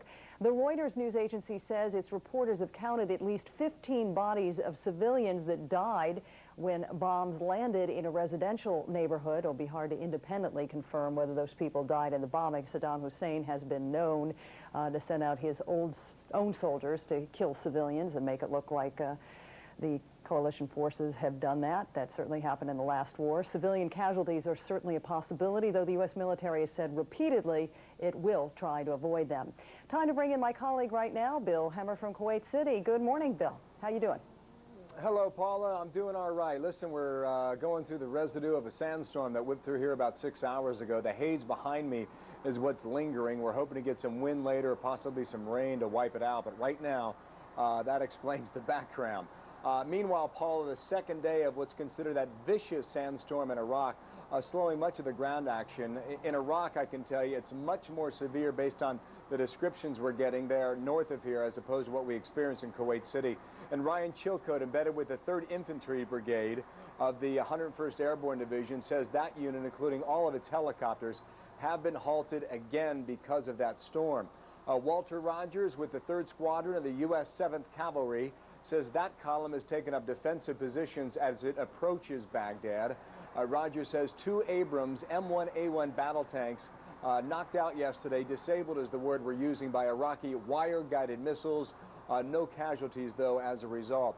Also, Kevin Seitz up in the north, Kurdish-controlled northern Iraq, says there have been about half a dozen airstrikes against Iraqi positions near the town of Cham Chamal, near the Iranian border. He says 1 strike knocked out a command bunker on the road to Kirkuk. A lot of these places may be new to our viewers, but in time they will not be, with the locations on the map inside Iraq as the battlefield continues to grow yet again today. More in a moment. Paula, back to you now. Thanks, Bill. And a little bit later on, we'll be hearing from 2 of our embedded reporters who are in the region. Alessio Vinci is with the Marines south of Baghdad, and Diana Muriel is with British forces. We'll be checking in with them in a little bit. A little bit later on, we'll be hearing from 2 of our embedded reporters. As I just said, actually thought we were going to introduce you to two new ones. In the meantime, let's go to the White House, where Dana Bash is standing by. Hey, Dana, I'm only going to introduce you once this morning. How are you this morning? Hi, Paula. Good morning. Well, later today, the president is going to head south. He's going to MacDill Air Force Base in Tampa, Florida, to see and be seen with some troops down there. And it's his first domestic trip outside the Washington area in more than a month. He has been staying local, aside from, of course, that trip to the Azores a couple of weeks ago, but he's been staying local as he had been planning this war that now is about a week old. But he will be going down. He will be meeting with some of the military brass, getting a couple of briefings down there, and he also will give a speech, rally the troops. It's really a chance for him to meet with some folks at Central Command. Central Command is, of course, where Tommy Franks is generally located. It is the headquarters for Tommy Franks' area that he is, of course, now in Doha, Qatar. He is the man in charge of prosecuting this military action that we are now involved in. Now, when the president comes back, he is going to head to Camp David. He is going to meet with Tony Blair, the British Prime Minister. And we heard earlier this morning Tony Blair in the House of Commons describing what he wants out of this meeting with the president. They are going to talk clearly about the war strategy and how it's going so far, but they are also going to talk about a post-war Iraq, talk about what kind of humanitarian aid will be involved, and particularly the reconstruction efforts and what kind of government that they envision for Iraq. These are all very, very complicated and important issues. Tony Blair has made it very clear that he wants all of this to go through the United Nations, that he wants it to be sanctioned by the United Nations, whatever kind of plan there is. So that is something that Tony Blair is going to talk to the White House about, to the president himself about. They are going to be spending the night in Camp David tonight, and they are expected to speak with reporters tomorrow. Paula?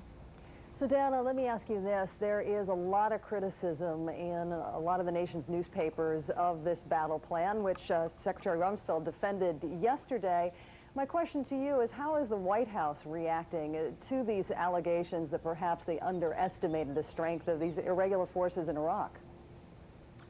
Well, they're reacting pretty much the same way you heard Secretary Rumsfeld react yesterday, that they're very confident in their war strategy and their battle plan, and that they're trying to say that this is what they're sort of trying to lower expectations. And you've seen the president do that since Saturday in his radio address. At every chance he gets, he says the American people need to be prepared. This is going to be a long war, perhaps longer than one would have thought. It will be a dangerous one. And we heard the president say it again yesterday, likely again today. So they are certainly defending their plans. They're saying that that no one at the White House ever suggested that war would be short, but they are certainly sort of sticking by their plans at this point. Paula? Dana Bash, thanks so much. We'll be coming back to you often throughout the morning. Back to Bill now in Kuwait. Bill? All right, Paula, we've heard a lot about Qasr. That's the only port city that belongs to Iraq. It's located in the southeastern section of the country. Important for two reasons: military support and also humanitarian aid that will flow at some point. We know that. Whether that's today or the next day or maybe a week from now is unclear. We're told the port's secure. To find out how secure, here's Diane Muriel, embedded now with the British by telephone, to update us on what she is hearing on the information there. Diane, hello. That's right. Hello, Bill. We understand that the port is now secure and that the humanitarian aid will start to get through Wednesday, possibly Thursday. Some humanitarian aid is already being handed out. I was with a group of infantry from the British Army, Company A from the 1st Battalion Light Infantry, who were operating in a village just south of Basra, the village of Az-Zubayar. They, after they completed their operation, they went into the village and in an effort, I think, to reassure the villagers as much as anything, and in the battle for hearts and minds, handed out something in the region of 400 food parcels which contained water and rice and other essential items. The villagers are very grateful to receive this. They certainly looked extremely in need, very disheveled and looking very poor indeed. They said that this was the first aid that they had received, and of course other aid efforts will be in train over the course of the next few days. This village of Az-Zubayar has been proving problematic for British forces who are here south of Basra, forming up in their various battle groups. There's been a series of skirmishes, firefights, particularly taking place at night, Bill, here between British forces and militiamen who seem to be coming from this particular village. The British forces then decided to mount a coalition operation last night on that. They were attempting to hit the compound in which the Ba'ath Party headquarters was situated. The Ba'ath Party, of course, supporters of Saddam Hussein. There was an airstrike by U.S. forces who dropped several 1,000-pound bombs on the target, and then the tanks moved in to finish the operation there. They took one casualty from the enemy, no casualties on the coalition side, but the local villagers told them that they believed that there were something in the region of 20 or 30 other militiamen who had escaped the strike. I am standing now, Bill, at a checkpoint very close to that village, and the army are detaining something in the region of 120 men here right now whom they believe could be connected to that militia group. They say that they have new intelligence as to why they should detain certain individuals. I can't give you the details, but it relates to items of dress and to the identity cards that some of them are carrying. They're being detained here in a group. They will then be processed up through the chain. Many of them may be released, and indeed I should tell you that some of the men are here with their children. So there are something in the region, I think, of 7 or 8 children here in this rather large group. It's only started happening in the last hour and a half that the British forces have been able to use this particular intelligence. They want to process these people fairly quickly, but they seem confident that they may indeed have stamped out this nest, as they describe it, of Iraqi fighters in this village. Bill. Okay, Diana, thanks. Diana Muriel, a CNN embedded with the British in the port town of Qasr. Thanks for that. Paula?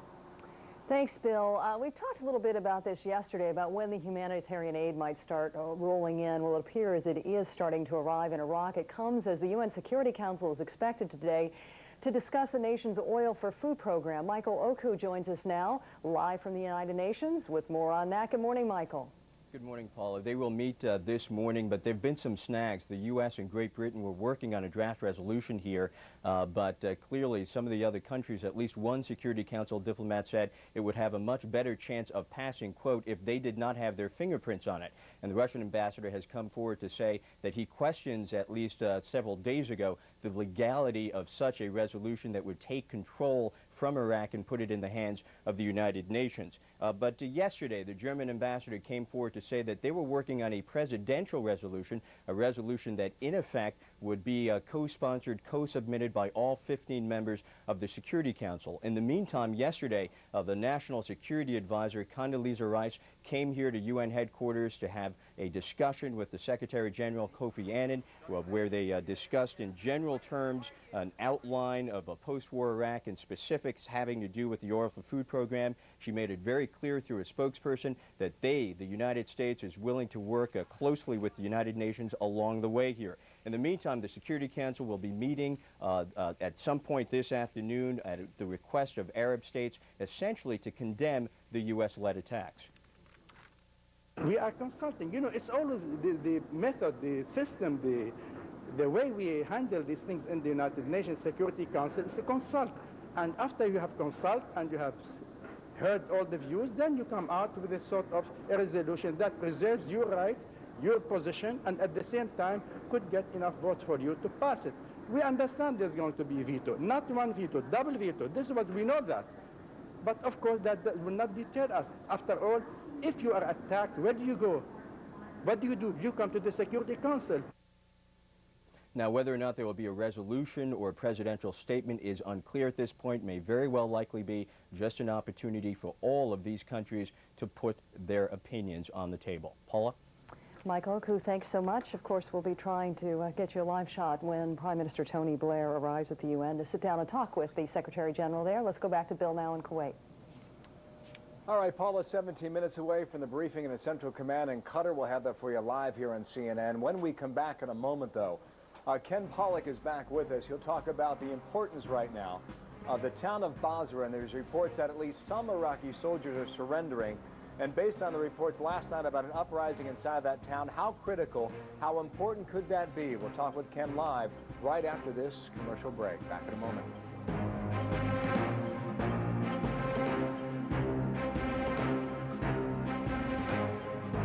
Business travel got you squeezed in? Don't downsize, Amerisize. Get more workspace in a spacious suite for the price of just a hotel room, plus our free bountiful breakfast buffet. AmeriSuites. Don't downsize, Amerisize. I would tell a CEO that the kind of people that they will find in Arkansas to work for them will provide, extraordinary results for them. We do have a diversity of businesses providing a diversity of skills. This sense of small town and community which pervades all of Arkansas gives a higher quality of life for people. This is where we're going to keep the principal elements of our business operation because we get results here. 1-800-ARKANSAS, a natural for business. Business travel cramping your style? Don't downsize, Amerisize. Get a spacious suite for the price of just a hotel room, plus our free bountiful breakfast buffet. AmeriSuites. Don't downsize, Amerisize. Get triple miles and triple points, only with Prime Rewards. CNN Tonight, Joint Chiefs of Staff Vice Chairman General Peter Pace, plus families of soldiers missing in action, and his colleagues are MIA in Iraq. Journalist Sir Trevor McDonald on Larry King Live. CNN Tonight, 9 Eastern.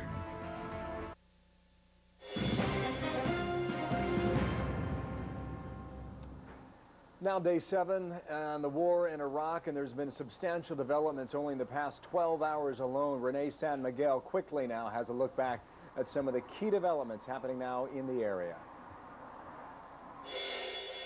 8:55 p.m. Eastern, 4:55 a.m. in Iraq.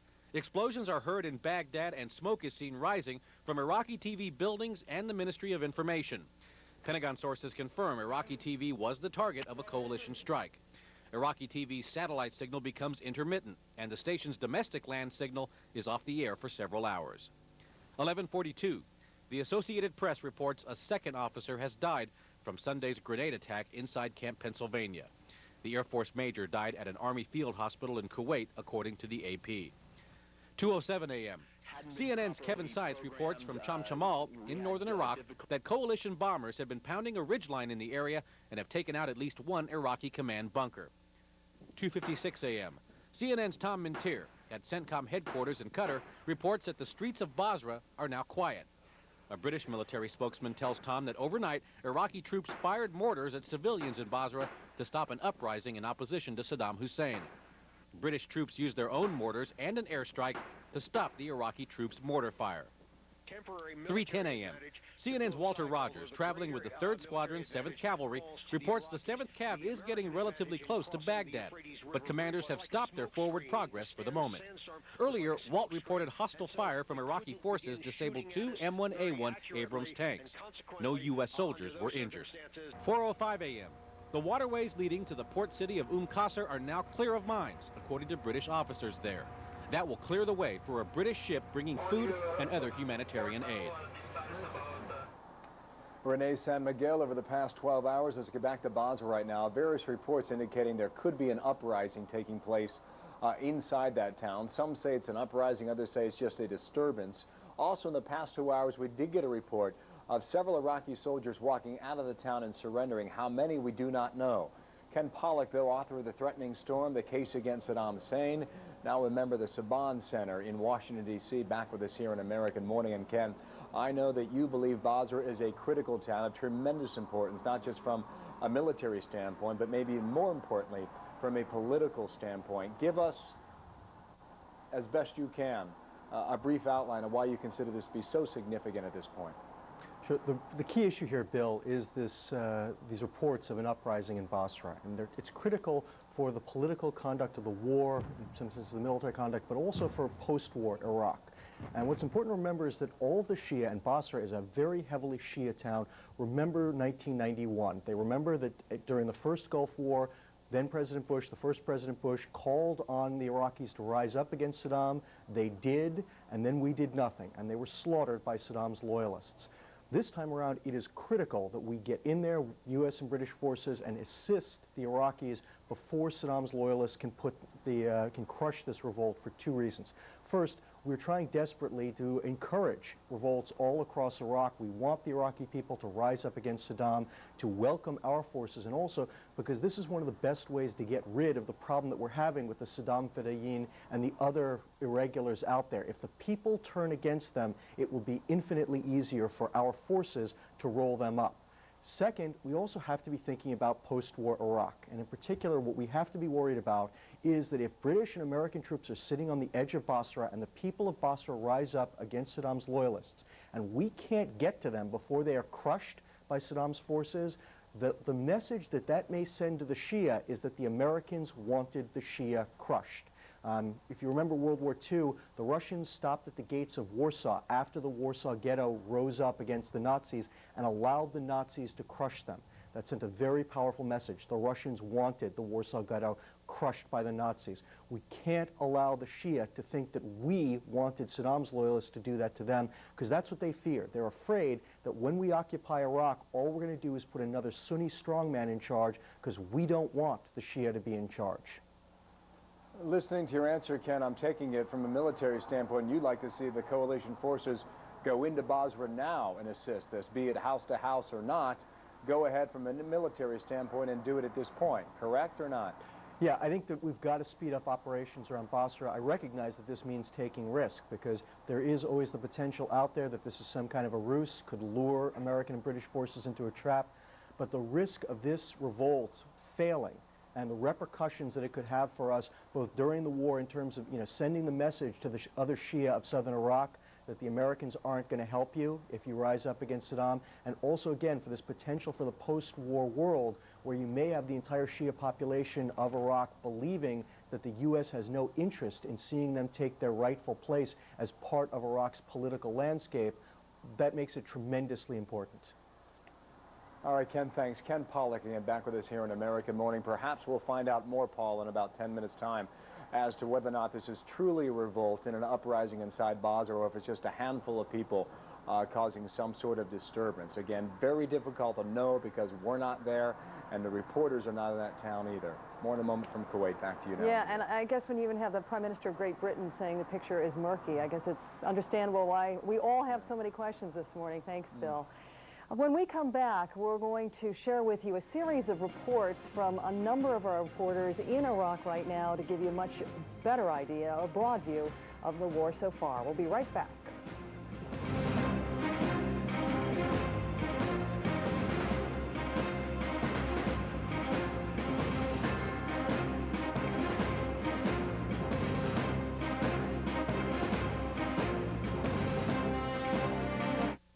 Applying for a second mortgage is fast and easy with Ditech.com. One of the things that we liked about Ditech were the competitive rates and closing costs. In addition, we were able to take a second mortgage, which is very convenient. If you need cash to consolidate bills or pay off high-interest credit cards, apply now for a second mortgage with a no closing cost option from Ditech.com. I recommend Ditech to everyone. They're really nice people to work with. Ditech.com. Call 1-800-71-FIXED. I would tell a CEO that the kind of people that they will find in Arkansas to work for them will provide, extraordinary results for them. We do have a diversity of businesses providing a diversity of skills. This sense of small town and community which pervades all of Arkansas gives a higher quality of life for people. This is where we're going to keep the principal elements of our business operation because we get results here. 1-800-ARKANSAS. A natural for business. CNN tonight at 7, a special report. U.S.-led forces face intense fighting with Iraq's Republican Guard. Reports that Saddam may be ready to use chemical weapons. As troops approach Baghdad, we're live from the front lines. CNN tonight, 7 Eastern.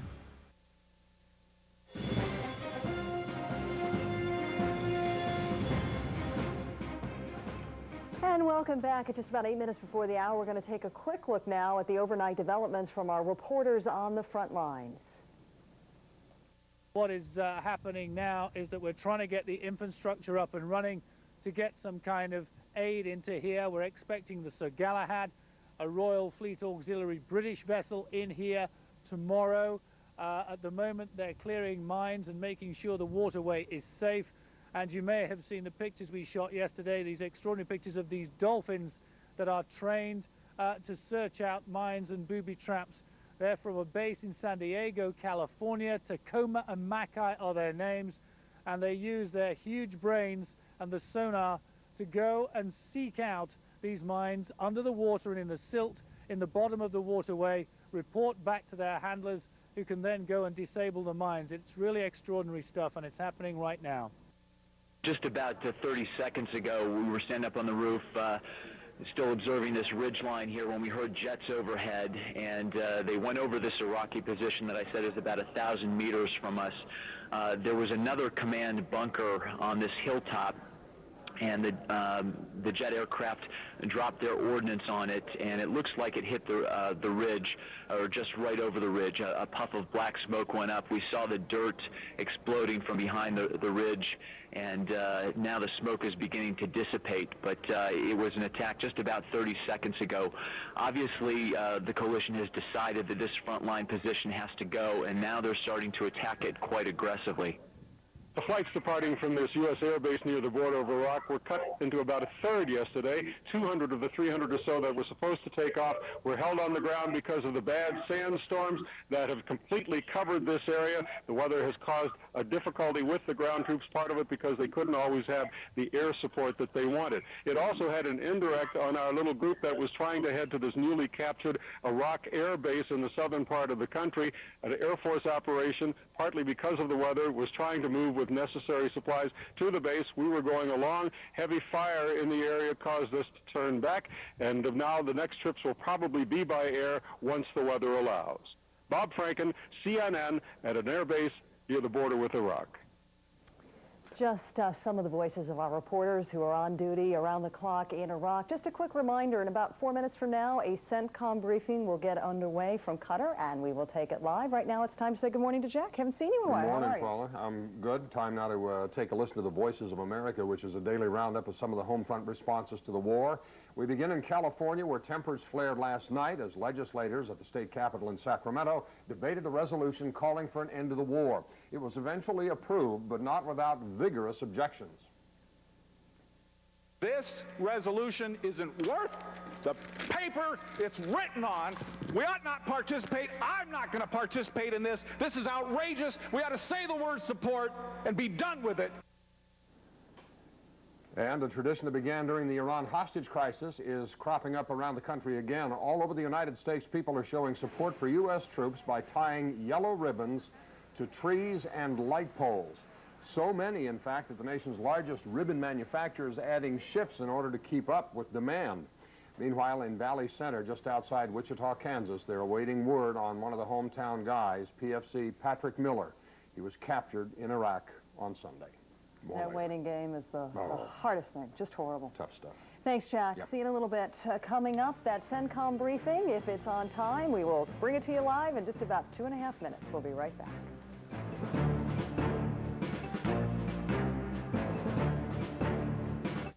Business travel got you squeezed in? Don't downsize, Amerisize. Get more workspace in a spacious suite for the price of just a hotel room, plus our free bountiful breakfast buffet. AmeriSuites. Don't downsize, Amerisize. This is crabgrass. I don't want to see crabgrass in my lawn. My wife actually hates crabgrass. Nobody would want this in their lawn. We'd put down Scott's turf builder with Holtz in the early spring. That's the only thing I ever use. Scott's puts this protective barrier over the lawn. And it stops the crabgrass from germinating. See how nice and thick that is? Feels like the carpet inside my house. Well, I've used the cheap brands. And it's like anything else. You get what you pay for. Steve doesn't have any crabgrass, which makes him a good human being, basically. Turf builder with Holtz. The best defense against crabgrass. Business travel cramping your style? Don't downsize, Amerisize. Get a spacious suite for the price of just a hotel room, plus our free bountiful breakfast buffet. AmeriSuites. Don't downsize, Amerisize. Get triple miles and triple points, only with Prime Rewards. CNN Tonight, Joint Chiefs of Staff Vice Chairman General Peter Pace, plus families of soldiers missing in action, and his colleagues are MIA in Iraq. Journalist Sir Trevor McDonald on Larry King Live. CNN Tonight, 9 Eastern.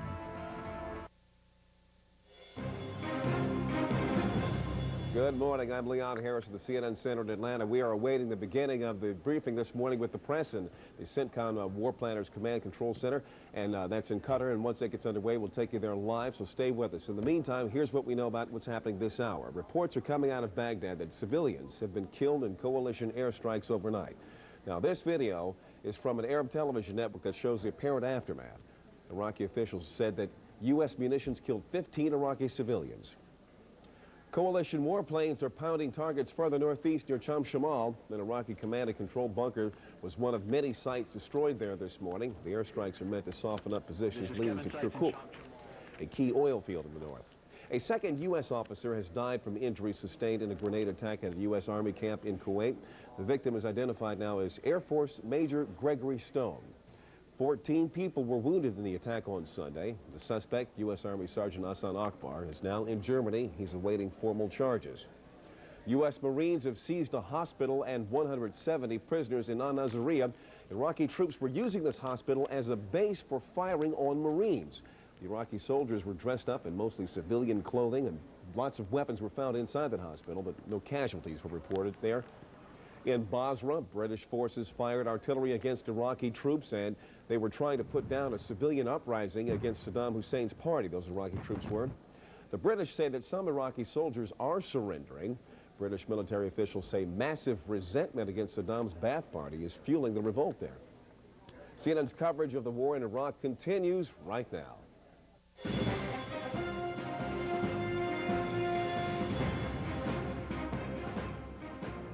Good morning. Thanks so much for being with us. I'm Paula Zahn in New York. Any minute now, we expect to hear from U.S. commanders in Qatar on the progress of the war. While we wait, we're going to look at some pictures coming out of Baghdad today. This is being reported on Arab television as bomb damage from U.S. airstrikes last night. CNN cannot confirm that that is the case. We should point out the U.S. military has long anticipated that Saddam Hussein would order attacks on his own people to blame them on the United States. Iraqi officials say 15 people were killed when bombs landed in a residential neighborhood. And reporters from Reuters news agency say they counted 15 bodies in that neighborhood. Time to bring in my colleague, Bill Hemmer, as he gets to count down to the briefing here. Good morning again, Bill. Paula, hello again from Kuwait City. Just yet again, in case any viewers are just joining us, we went through a wicked sandstorm earlier today right at sunrise. That explains the haze behind me. We hope it blows out later, but right now it's sticking around. Meanwhile, CNN's Tom Mateer, U.S. Central Command headquarters in Qatar, says U.S. intelligence has learned that the bridges around Baghdad have been heavily wired with explosives. This follows the same report from yesterday when Walter Rogers said one bridge crossing the Euphrates River was stopped before it was detonated yesterday. Also, U.S. troops entering a hospital in Nasiriyah in the south. They found 170 Iraqi soldiers there, along with weapons, military uniforms, and 3,000 chemical suits as well. Also, CENTCOM dropping about 600,000 new leaflets over Iraq. That latest information emphasizing that the coalition is not interested in harming any Iraqi landmarks. Is also it emphasizes only targeting military areas while trying to avoid as best as possible any religious or cultural institutions or any areas with civilians as well. I know they're in the room in Qatar, Central Command headquarters. That briefing about to get underway as we wait the final seconds for the countdown. Paula, back to you now in New York. Thanks, Bill. While we count down, I'm going to ask you a question first, and that is, what has been going on in Kuwait over the last 24 hours? Yeah, a lot of focus right now on this humanitarian effort, Paula. We are told that they literally have warehouses and convoys of trucks ready to roll into Iraq. The latest word we have from the information minister, though, is that everything right now is stuck at the border north of here, not only because of an insecure area in southeastern Iraq, but also because of the sandstorm that's still kicking up pretty hard out in the desert right now. That port city, we're told, secure, so possibly later today, maybe into Thursday, they can start rolling in, but for now, they're pretty much stuck in neutral on that front. All right, in the minute we have left, thanks so much, Bill. We're going to go to the Pentagon, where Barbara Starr is going to give us a very quick update. Barbara? Well, Paula, the Central Command briefer is likely to be asked a lot of questions about the Fedayeen fighters. There is an assessment here this morning that possibly the Pentagon, the war planners, underestimated the strength of these paramilitary fighters that have been shooting at U.S. and coalition forces ever since they entered Iraq, all the way up the line now 200 miles into Iraq. There are some estimates there are more than 300 of these paramilitary fighters, and a hard look is being taken at the strategy of moving first to Baghdad and then securing the rear region. Officials looking at whether or not that still makes sense. At this point, they believe it does. They say they will continue to press to Baghdad. As we see now, the Central Command briefers coming into the room, likely to get a lot of questions on this very subject of strategy. Paula? Thanks, Barbara. Now, Brigadier General Vincent Brooks. Gentlemen, I'm going to give you today's update, and afterwards we'll pause for questions. Let me begin by saying the coalition continues Operation Iraqi Freedom on our 6th day since the coalition ground forces began their attack into Iraq. We remain on plan, and we're confident that we will accomplish our objectives. The regime has shown its true colors in the recent days of fighting. The demonstrated brutality, the disregard for the laws of armed conflict, and most importantly, the repressive measures taken against the Iraqi population are all quite clear. Our men and women demonstrating courage and resolve in removing this regime from power, and we are mindful of our own fallen comrades and their families. The coalition is growing in strength and also in support, with now over 47 countries contributing to the operation. We're unified in purpose and in our commitment to achieving our aims. As I've done before, I'd like to give you an update on our operations, and then afterwards, as I mentioned, we'll proceed to questions. Our attacks against the regime remain direct, and we believe they're effective. And I've got 5 weapon system video clips to show you today, and these were all taken within the last 2 days. Let's bring up the first one, please. This is a bridge out in western Iraq, and there's a military vehicle that's positioned up underneath of it. You'll see it attacked. The weapon comes in from the far right underneath of the bridge, and the bridge remains intact afterwards.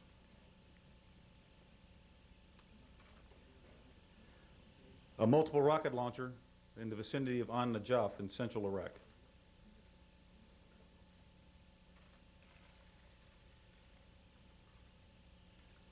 A hardened air shelter near Karbala in central Iraq.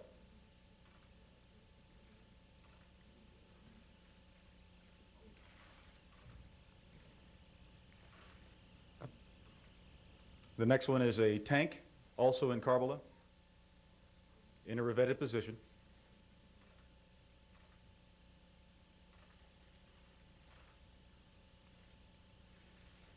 And finally, a military headquarters building near Karbala.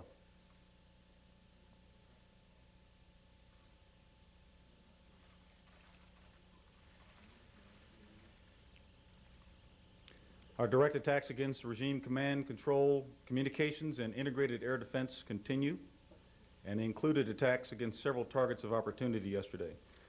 I've got two sets of images to show you today, and again, I'll show you before and after images, just to make it clear how we attack, where we attack, and to emphasize one more time how precise and deliberate we intend to be. The first one that we'll bring up is an Iraqi intelligence service headquarters in Baghdad. On the image, you'll see the split in the road, and the headquarters facilities really go on both sides of the road, but the right side of the split is really where the targets were located. I would say also it's within one block of a mosque, a school, and a prison in multiple directions around the outsides. The next image, please. The post-strike image shows an effective attack against the targeted facilities, and this is the split view that shows them both.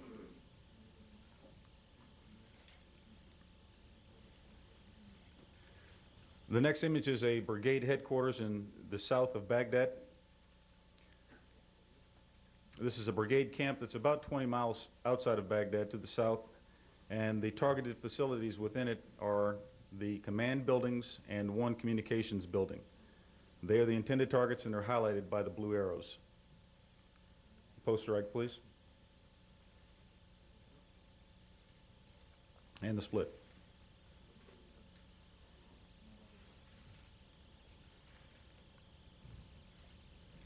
Our coalition special operations forces continue to set conditions for our conventional forces by calling in close air support on military targets, including last night the destruction of the Ba'ath Party headquarters in As-Samawa. Our land component remains on track and had action at several places, and I'll highlight some of those to you this afternoon. Let's bring up this map, please. These are really the areas where much of the contact occurred in the last 24 hours. First, southeast of An-Najaf, there were a series of engagements that occurred over the period of about 3 to 4 hours. Coalition forces of U.S. 5th Corps sustained a few damaged vehicles and in turn inflicted significant damage on the Iraqi force. Near Nasiriyah, the 1st Marine Expeditionary Force gained control of a hospital that was in use as a paramilitary headquarters, staging area, and storage area. Notably, within the hospital there were 200 weapons, Iraqi military uniforms, 1 tank, 3,000 chemical protective suits, and nerve agent antidote injectors. Our UK forces conducted aggressive patrols in the Al-Fa area and Qasr to increase the security in those areas, and also conducted a raid that destroyed a Ba'ath Party headquarters in Basra. They continued to have success against the irregulars in the area. And our maritime component cleared the Khor Abdullah all the way up to the port of Qasr. That waterway is now open, and we intend to start moving vessels in as soon as possible to bring humanitarian supplies, and I'll talk about that in a moment. We continue to talk about the importance of information and our efforts to communicate with the Iraqi people and also with the Iraqi military. I have 2 leaflets to show you today that express what we've been communicating. These are important leaflets, again, to inform the Iraqi people what must be done to protect them and how to stay away from coalition operations, since combat operations are inherently dangerous. Informs them to also go to the radio, and this is consistent with the radio broadcasts that we've had. The second one also, same sort of theme, and talks about special operations forces. Keep distance to remain safe. We remain committed to preserving the rich culture and heritage and the resources of the Iraqi people. The regime continues to put them at risk. I've showed you before images of MiGs and cemeteries. Today I want to show you an image of military equipment positioned close to a very historic site. Let's bring up the image. This is a part of the ruins of the place called Ctesiphon. It's about 20 miles southeast of Baghdad on the banks of the Tigris River. And it is a site that has over 2,000 years of history, and it's significant to a number of nations. What you see with the yellow lines is military equipment, communications equipment positioned right beside that. On top of the building, as the sign shows, this is marked with an international symbol of being a historic place. Nevertheless, progress is being made daily by the coalition in our effort to preserve the resources vital to Iraq's future. Humanitarian supplies have been loaded and are moving on their way to Qasr as we speak. The port is being prepared for reopening, and port workers have been invited to come back and begin work. And I would also say that there are now, in the Rumaila oil fields, there's now 6 wells that are on fire. Yesterday was one was put out with the aid of the Kuwaiti Oil Company. And so I'll wrap this up at this point by reemphasizing that we are committed, we're on track, and we remain sure of the final outcome. With that, I'll take your questions. Kelly? Hello, General. One of our embedded reporters has described to us this morning that U.S. troops have encountered an Iraqi who was in a U.S. military uniform and strapped with explosives. That Iraqi was found already dead. Can you give us any information about other instances like this, and how are U.S. and coalition troops prepared to deal with it? Well, let me first say I had not heard that report, although I must say that I'm not surprised by it. CENTCOM has already been on the record to say that we had information that this regime would seek to gain U.S. and U.K. uniforms in order to commit atrocities. And so if that's the report, if that's true, I'm not at all surprised by that. What I would say to you also, though, is it tells us about the tactics of this regime. We've begun to see that more and more over the last several days. The practices that have been conducted by these paramilitaries and by these others who are out there, sometimes in uniform, sometimes not in uniform, are more akin to the behaviors of global terrorists than they are to a nation. And that certainly is in our mind at this time. Please. Comment here with CNN.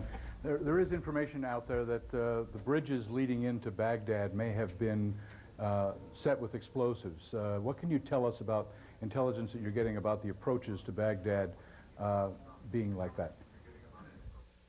We've heard the same kind of reports, and when I joined that type of report with what I showed you yesterday, the oil trenches that were deliberately built inside of Baghdad and set aflame already, I'm not at all surprised that that would be the case. We have heard reports about bridges being mined, bridges being rigged with demolitions is the more appropriate way to describe that, in several parts of town. And it just reminds us that this regime will go to extraordinary lengths to protect itself. The first set, by the way, separated Saddam City from where the majority of the regime's work is. Please. Iraq is reporting today that there was a missile attack on a residential section of Baghdad that killed 14 civilians. Can you confirm that and tell us what went wrong? And secondly, on Sunday, the coalition forces attacked a bridge in western Iraq and killed 5 civilians. And I'm wondering why the bridge was attacked when I thought the goal was not to destroy Iraq's infrastructure. Well, first, I'm not aware of, I have heard this report that you're saying it's in the media right now. We don't have a report that corroborates that, and so I can't confirm it. What I can tell you is, as I've shown you on a regular basis, we have a very, very deliberate process for targeting. It's unlike any other targeting process in the world. It takes into account all science, it takes into account all capability, and we do everything physically and scientifically possible to be precise in our targeting and also to minimize secondary effects, whether it's on people or structures. As to the bridge in the west, we know that that's an area where the regime has, in the past, positioned weapons that can reach neighboring countries. And as I showed in the earlier video clip, will hide military vehicles underneath of those bridges. Our efforts in that case were related to destroying what was beneath the bridge. Please, over here. Faisal Badoud from AFP and Al-Watan of Qatar. Well, now it's almost 1 week since the war started, and many hundreds of civil Iraqians have been killed by coalition bombs. Well, do you think that it will help Iraqi people to believe you and to trust you, to believe that you are coming to emancipate them? Well, thank you for the question. First, I don't accept the premise of the question, which says that the civilians have been killed by coalition bombs. I just don't accept that. What we've seen over the last several days is Iraqi citizens being marched out in front of irregular formations while they are firing. Iraqi civilians are being killed on the battlefield by Iraqis. I can't make that point more strongly than I've just done it. Please. Sir, a few days ago, General Frank stood here and said this was a platform for truth, not propaganda. To that end, when will you show us pictures of what happens when precision bombs don't go where they're supposed to, when they fail to hit their designated targets, or if they fail to go off at all? And will you also provide us with a running audit of the effectiveness of these weapons? That is, the numbers that succeed, the numbers that miss, and the ones that don't go off. And if you don't, doesn't that expose you to the charge that this is more propaganda than truth? Well, I can certainly assure you, having been up here each one of the days and each one of the briefings, that this is a platform for truth. I cannot say that about everything that you're seeing from platforms in other countries or in other areas. We certainly have seen different approaches to informing the media. We've got a wide open discussion with you on a daily basis. We have embedded media so that the truth does come out, and we believe we're being very consistent with that. Please. Tom Fenton, CBS News. If I may follow up on that, we've been getting terrific snapshots from our embedded correspondents. But we were told we would then get the big picture here from this podium. And instead, we've been getting snapshot videos, vague generalities. We're on our timeline. That doesn't surprise me. Can you give us a little more of the big picture without telling us more than the Iraqis already know? For example, how many thrusts are there towards Baghdad? Are there 2? Are there multiple? Well, it's a fair question. And I will tell you this. First, we have to preserve the security of the operation. That's our first priority, and we're going to do that. Operations are ongoing. We have forces that are arrayed throughout all of Iraq at this point. And so if you are someone in the regime wondering where it's going to come from, the answer is it's going to come from everywhere. I'm not going to put very specific terms on exactly what thrust, exactly what unit. It's just not prudent for us to do that. Please. Kevin Dunn of ITV News.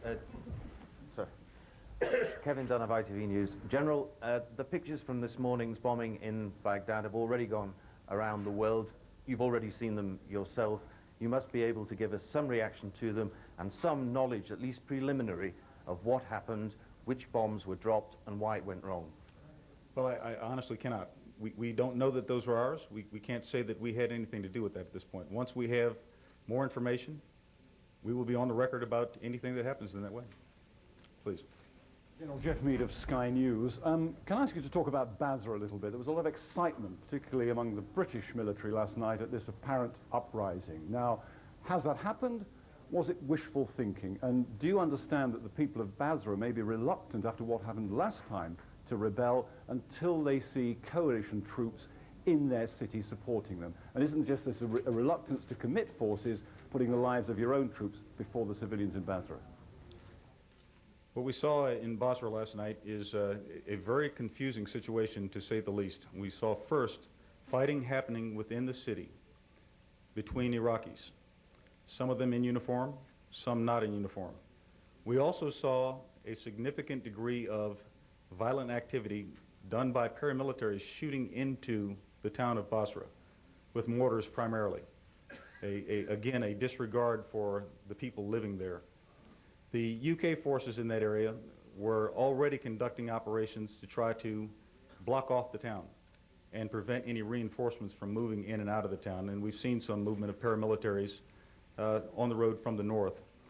They were effective in that and also ended up providing some counter-fire support against those mortars that were being fired into the town. So we would hope that, first, it's clear to us that the people of Basra have had about enough of what the regime is doing to them. And that's what we think we saw last night.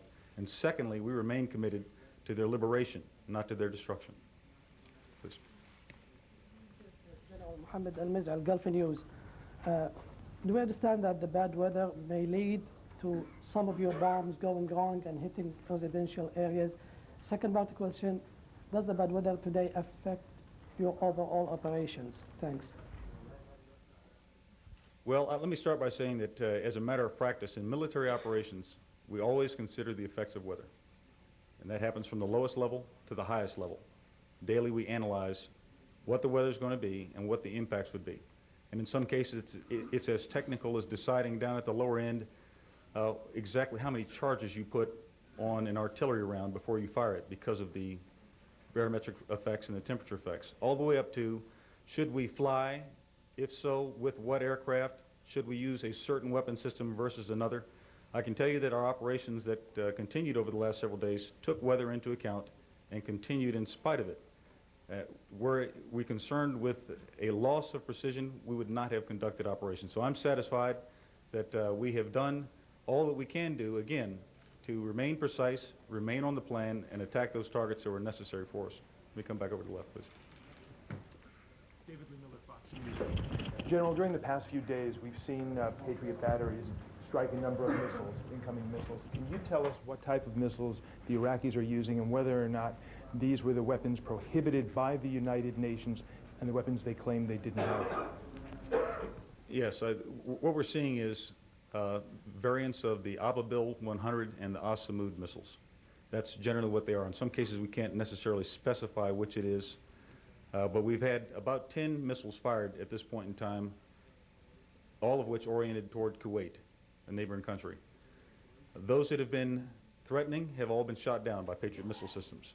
What is interesting is out of those missiles, several of them have been well beyond 150 kilometers. One missile flew extremely long and went into the North Arabian Gulf and went in the water at about 190 kilometers. Please. Janelle Balfour, CTV News, Canada. If it wasn't a coalition strike on the market, then what was it in Baghdad? I can't say. I don't know. And when we find out, we'll try to determine. What I can tell you about our process, though, is if we have any concern that we may have had an error, and it's a fair question about what happens when we have a mistake, and mistakes can occur. When we have something like that, we will go back and examine flight paths, weapons release, what the circumstances were, and try to determine whether or not we had an impact on something like that. Right now, we simply don't know. Please, over here.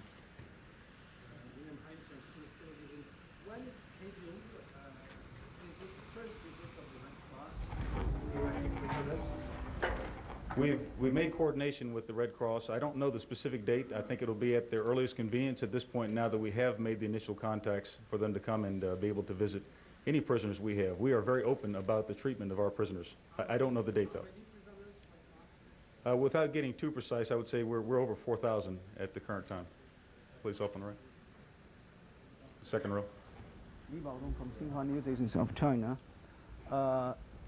U.S. troops and coalition forces advanced well, as you said, and the troops are close to the Baghdad. And reports said it's important for Iraq to have to possess mass weapons of mass destruction of weapons, or to use the weapons in or around the Baghdad area, because it's also dangerous for the Iraqi troops. What's your idea of it? We remain convinced that this regime has not only the means, but also the will to use weapons of mass destruction. What we found last night inside of that hospital reinforces our concern in that regard. The danger does increase, we believe, as we approach Baghdad, but we are well prepared to deal with the potential use of chemical weapons. We've vaccinated and inoculated soldiers and sailors and airmen and Marines to the potential use. We have detection equipment, we have protective equipment, so all that we can do, we've done to this point to ensure that we can continue our operations. Our objective is beyond that. The regime must go, and Iraq must be disarmed, and that's our ultimate outcome. Please, second row. BBC French Service. Because of these protective chemical uniforms you found, are you enhancing the campaign of leaflets and radio? And are you reaching Baghdad, the area, with this campaign? We do communicate throughout all of Iraq at this point. I mentioned yesterday that we've been on 5 different radio frequencies operating 24 hours a day since the 17th of February. Our coverage goes over all of Iraq, and we try to communicate with as much of the population as we can to tell them about things. We have not announced any weapons of mass destruction use or any of that sort of thing at this point in time. Please, in front row. Sir, Neil Karlensky with ABC News. We've heard very little coming out of western Iraq. I believe one Scud launcher has been found. What can you tell us about the ongoing Scud hunt, and to what degree at this point you control the West? We're having very good success, we believe, in the West to limit the options of the regime on threatening its neighbors. We know historically that is an area that such activities have occurred. We know that there are potential places to hide them out in that area. And so we've been very aggressive with primarily coalition special operations forces throughout the West to prevent the use of those long-range weapons threatening neighboring countries.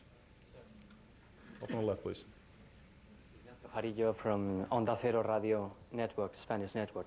Why do you think the Iraqi TV is a military target? Because there are a lot of civilians working inside, I guess. Thank you. We only target things that have military significance. We only target things that have military significance. As we examine the different parts of the regime and how it communicates, how it issues orders, how it controls, all these things go into our calculus of what will strike and when we'll strike. That's the reason. So this is something that is used by the regime to do the things that are necessary to issue instructions to regime forces. Please. Nicole Winfield from Associated Press.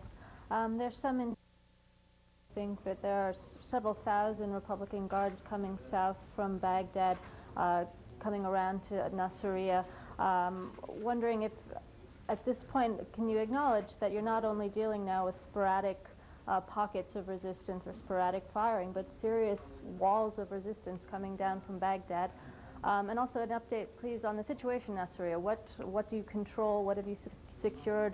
Have you got some bridges? Which side of the river are you on?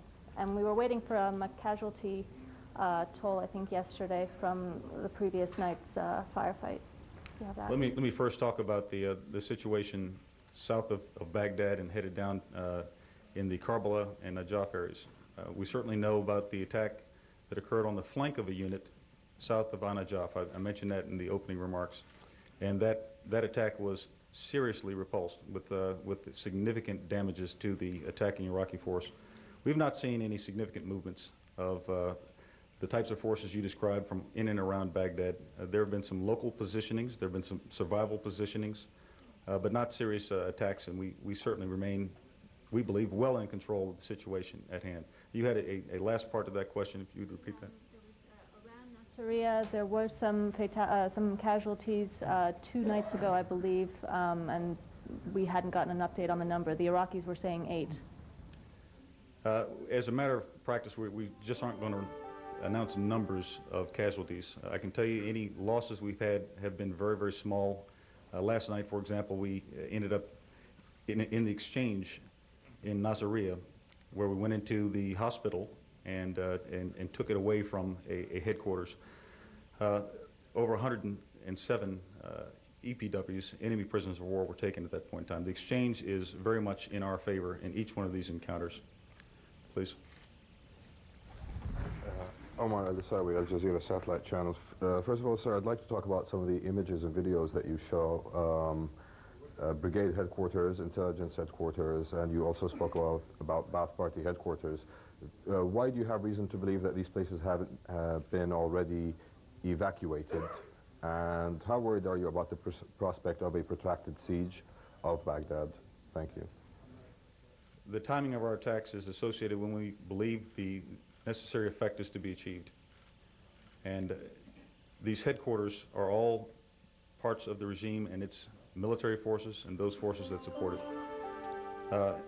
I can say that we're very comfortable in the timing. We're very comfortable in some cases the time of day that we do our work to ensure that we have the desired effect.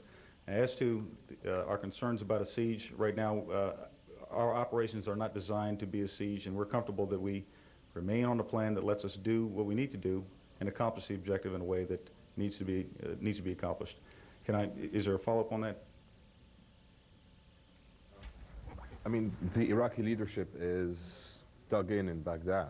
How do you intend to get them out of there? Well, you've seen some of our attacks against the regime command and control facilities, so they're not dug in those places, I can tell you that. Please, in the back. The UN and aid organizations have stated that an almost non-significant number of refugees have attempted to cross the borders. That's probably strange since there is a humanitarian crisis. So I'd like your take on that, and also if you could tell us how much your appeal for people to stay off the roads is weighing in this situation. We think we're having some effect at causing people to stay off the roads, and we believe that that keeps them protected. There's a lot of military activity ongoing out there, as you're well aware, and we think that they're best protected when they stay where they are. The liberation is coming, and the good news is that there have not been large humanitarian flows or refugee flows that create humanitarian crises. We have concerns about places like Basra, though, where water has been turned off and only recently turned back on, and the impact of what the regime has done to some of its own towns. Right in the center, please. Raval, ABC News. Sir, you just said that coalition forces have now secured more than 4,000 Iraqi EPWs. But is there an instance, or will there be an instance, where these Iraqis will ever be denied POW status and instead be designated as battlefield detainees as occurred in Afghanistan? And my second question is, Iraqi civilians will probably die. We don't know how many or if any have died thus far in the war. If they do die, and if it is determined that they died because of a coalition force bomb or a horrendous accident by coalition forces, will the coalition forces provide financial compensation for their families? Well, first let me talk about enemy prisoners of war and our approach to them. As I mentioned, the numbers are up over 4,000. We continue to take care of those enemy prisoners of war, in some cases providing lots of medical support if they require that. You saw some images on television today of evacuation off the battlefield with coalition forces carrying off wounded Iraqis, regardless of their status. And that's the way we approach our operations. It's just the way we are. As to characterizations of them at some point in time, it's really difficult for me to say that at this point. We have made no policy decision that would change the way we're handling those that we take into our custody as a result of military operations on the battlefield. And as to the second part, that's certainly not something for this command to make a determination on for compensations. In the center back, please. On the right. I'm interested in the visual record, the extent of the visual record that you've been showing for the last number of days on a selective basis. How much is there? Is every attack, every bombing attack filmed? Where does this record reside? How much are you willing to release and on what basis and on what time schedule? Not all of our weapons have the ability to do what you've seen here in terms of recording the image. Some of them come afterwards when we try to make a determination of how effective we were. Give me a range, though. Is it 50%, 90%, 20%? It really varies depending on where we are in operation. For example, some of our initial operations in Baghdad weren't done by things that have cameras on them. And so I don't have a good number for you. There is not a central repository of this, and many of these images are declassified for public release, and that's how we end up going through the process. Please, in the third row in the back. The Daily Mirror. There are reports this morning that you've ordered a change of tactics to get your troops to concentrate on paramilitaries rather than regular forces. Are those true? And if so, do they not show that we're in for the long haul rather than a short war? Well, I will reiterate that we are on plan. We know what we're doing at this point in time. We're comfortable with how the battle is progressing. We're on our timeline. We do have some pockets of resistance that require attention, and we're dealing with those, and that will continue. But it does not hinder our ultimate aim, doesn't change our timeline, and it doesn't change the ultimate outcome. Let me go straight in the back here, please. How much of your weaponry, Michael Kearns, Canadian Broadcasting Corporation, how much of your weaponry uses depleted uranium, and what are your concerns about the effects of that on Iraqi civilians? There's a very small portion of our munitions that use depleted uranium, and there have been lots of studies on what the actual hazards are from depleted uranium. When depleted uranium hits something, it's the residue from that has any possible hazard at all, and that requires close personal ingestion in order to have an effect. We believe that the way we do our operations is as safe as can be done for combat action, and does not create the kind of hazard that may have been thought about in the past. Please, over in the third row here. On Phoenix Satellite TV in Hong Kong. This war talks about humanity a lot, and according to a Russian radio station, that U.S. Vice President Dick Cheney's daughter, Elizabeth, is on her way to Baghdad to join the anti-war group who use themselves as human shield to defend further aggression from coalition. What do you have to say to the innocent civilian people who are willing to risk their own lives in the hope to stop this war? Thank you. First, we'd say that our efforts are, in fact, to liberate the Iraqi people and free them from the types of brutality that we've seen exhibited over the last several days. People have a number of things that they believe in, and they make their own choices. It's a very dangerous place, and it is ill-advised to go to the kind of area that Baghdad is right now with the regime and its activities. Things like the fires, things like the bridges being rigged for demolition. It's not well advised, but people have their choices to make, and that's the way it goes from there. Our approach to it will be, regardless of who the civilians are, we'll take every effort to try to minimize the potential effects on them. That's the best we can do. Unfortunately, there may be civilian casualties in the prosecution of war. Please, third row. Ahmed Samir, Abu Dhabi Television. Regarding the weather, do you think you made the wrong decision by fighting in these circumstances, and it would have been better to wag the war pretty much earlier? And secondly, how close you are from Baghdad? We, as I mentioned before, have the ability to operate through a variety of weather circumstances, and we take weather into account for all of our operations. At this point in time, the timing of the operation is not driven by weather. The start of the operation, as you've heard said on the record in a number of places, was not driven by weather. We can operate day and night in good weather and in bad weather. Some of our capabilities are impacted, but our entire operation is not. And I'm simply not going to tell you how close we are to Baghdad. Last in the back. With blue shirt, please. Hi, Tom Parry with CBC Radio. Can you tell me how many of the bombs that you're dropping on Iraq are not hitting their targets? I don't know that we've done a measurement of that. What I can tell you is after every attack, when we go back to examine whether we achieve the desired effect, if something is missed, it's always within an error rate that we calculate inside of the initial plan for the attack. Some of them we attack again if we don't hit. If we didn't achieve the desired effect, we'll go back. And that does happen on some occasions, but I don't know what the number is, and perhaps we can get that information to you and feed it back. In the second row, please.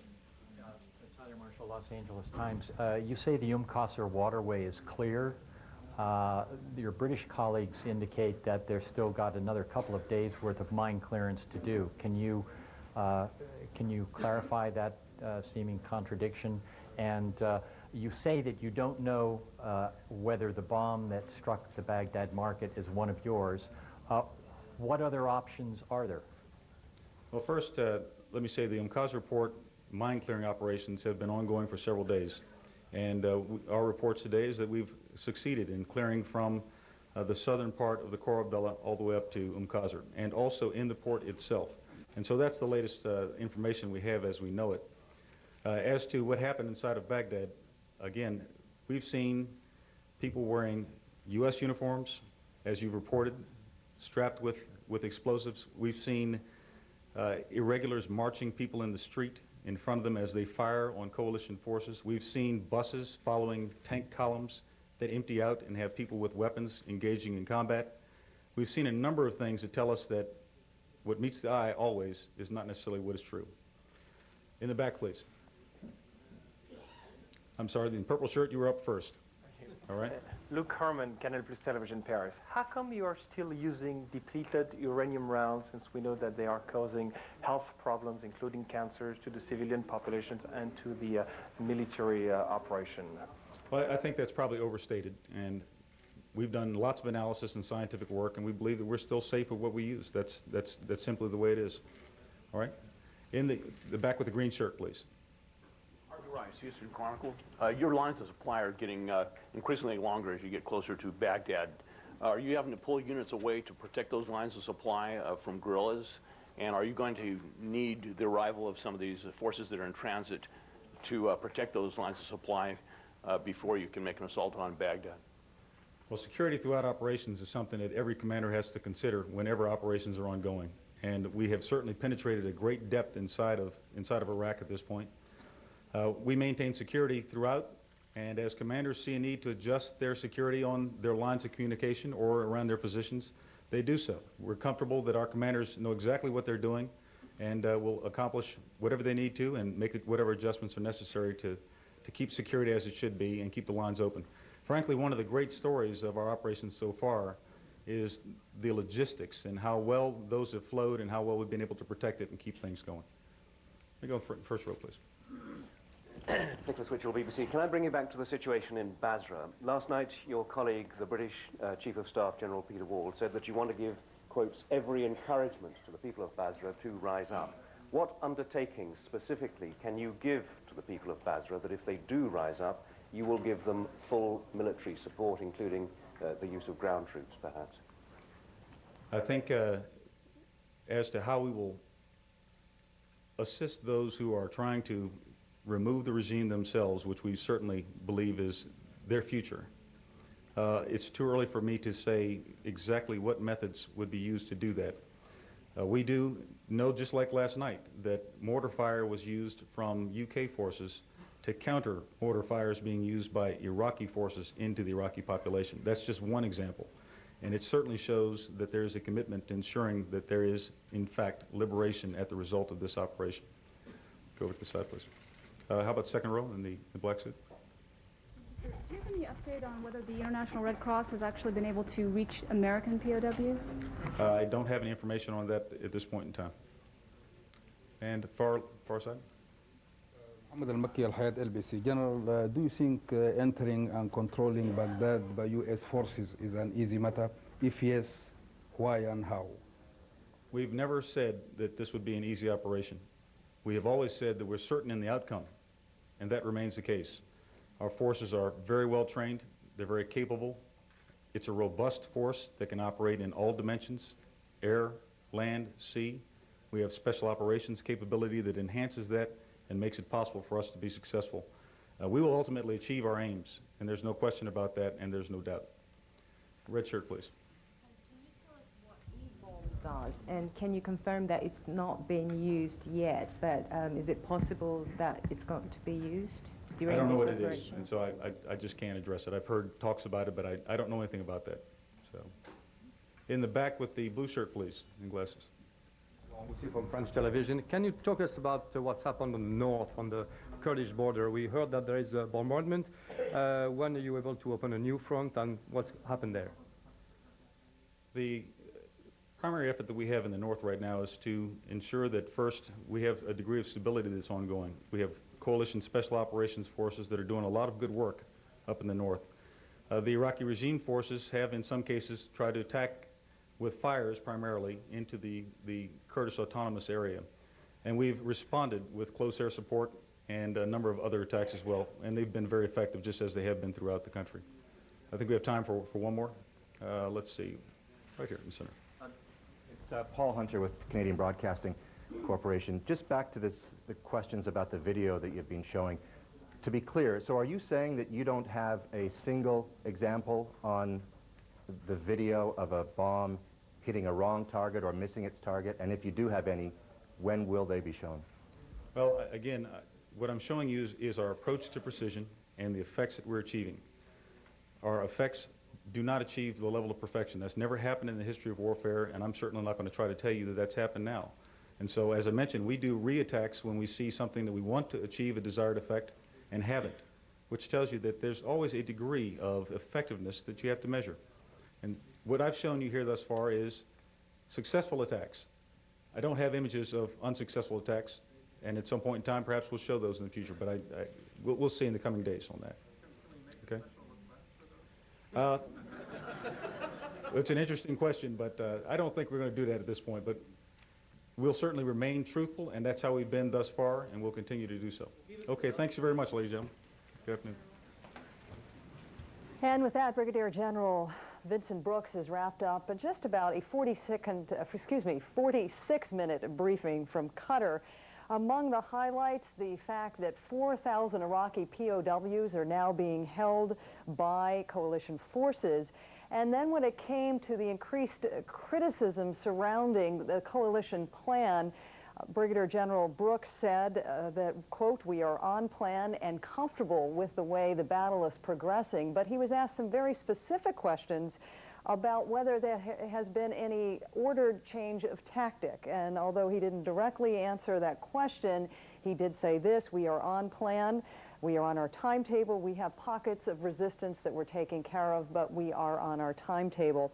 And then, Bill, there was another interesting thing that surfaced in this briefing, and there was almost an accusation made by one reporter that the vice president's daughter, Elizabeth, was going to travel to Baghdad and serve as a human shield in Baghdad as troops head in that direction. That was immediately shot down by the White House. Apparently, that report started in London sometime earlier today and has absolutely been knocked down by the White House. I know you have a lot more to get to with our military experts, some very interesting facts coming out of this news conference. Yeah, I want to get quickly to our own Brigadier General, David Grange, the CNN Center. You're watching this, General. Welcome back to you. Welcome back here on American Morning. There is an awful lot of information warfare out there. We talk about these millions of leaflets that are dropped over Iraq. That has not stopped if you go back to October of last year. How do you ever know, though, whether or not this is working? Well, I think, Bill, on the leaflet drops, if you have prisoners with leaflets in their pockets, holding them up in the air, obviously, even against threats, they go ahead and use those to surrender. But the leaflet drops are only one part of an immense information operations campaign. It involves electronic warfare. It involves signal warfare of intercepting information. It involves civil affairs and working with the people to win hearts and minds. It involves the getting the information out on humanitarian assistance to the local population. It's very broad, very encompassing, and this is only a small aspect of it. Yeah, also we know it's a very high-tech war on behalf of the coalition, the U.S. and the Brits, but if you look right now at what's happening, that we believe to be happening on the outskirts of Basra, it's rather conventional. What are you to make right now of what we're getting about the Brits engaging with about 1,000 Iraqi soldiers on the other side and using not high-tech weapons, but appears to be somewhat old-tech, for lack of a better phrase? It's imperative that coalition forces mix the combination of high-tech and low-tech means, both conventional and unconventional, against paramilitary units like this in the Basra, Nasiriyah area, and which they'll find elsewhere throughout Iraq. It's asymmetric warfare. The enemy has to use these things to level the playing field.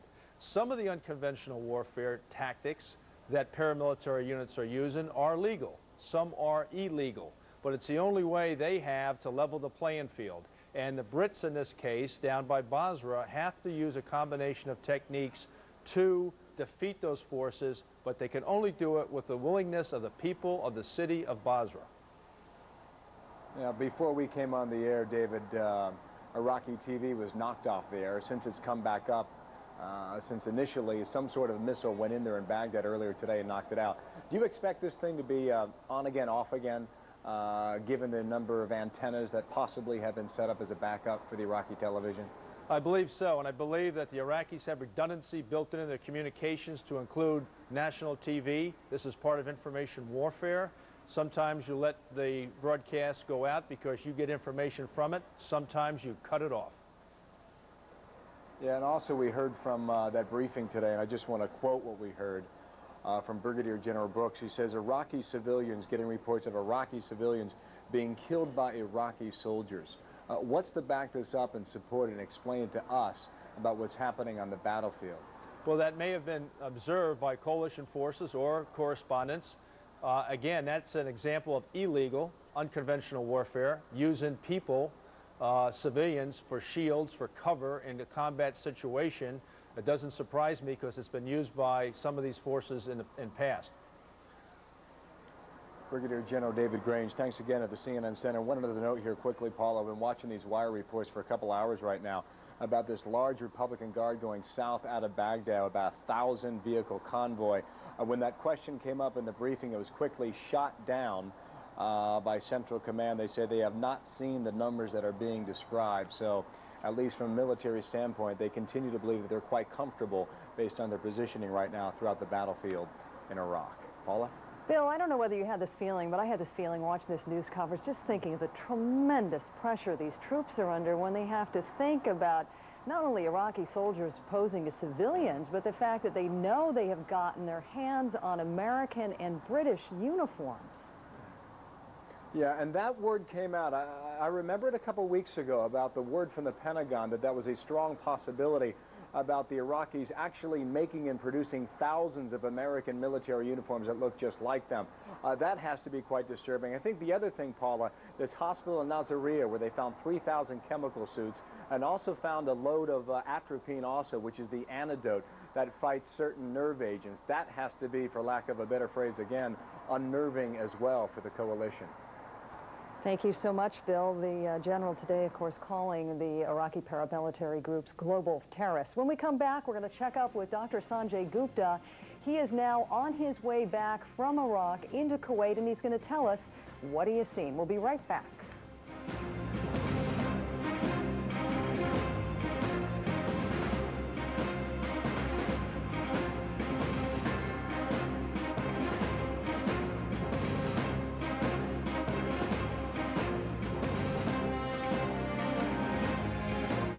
Mix. Bit rate. Sampling rate. Compression. Peer-to-peer. Stream. Rip. Quantization. Buffer. MP3. Scan. Encryption. Copyright. Fair use. Playlist. Mix. Burn. Music's getting complicated, but Gateway makes it easy. Buy one of our best-selling home PCs, and for $1 more, get a digital music studio pack with 50 music burns from Rhapsody. Check out our 500X desktop for downloading. Rip, burn, respect. Gateway. Think all mortgage lenders are the same? Think again. At ditech.com, there are 2 fast and easy ways to apply for a second mortgage 24 hours, 7 days a week. You can pick up the telephone and call our toll-free number or apply online at ditech.com. Right now, you can apply for a second mortgage with Ditech's no closing cost option. Use the money to pay off credit card debt, whatever you want. Ditech.com. There is a difference. Call 1-800-71-FIXED. CNN Tonight at 7, a special report. U.S.-led forces face intense fighting with Iraq's Republican Guard. Reports that Saddam may be ready to use chemical weapons. As troops approach Baghdad, we're live from the front lines. CNN Tonight, 7 Eastern.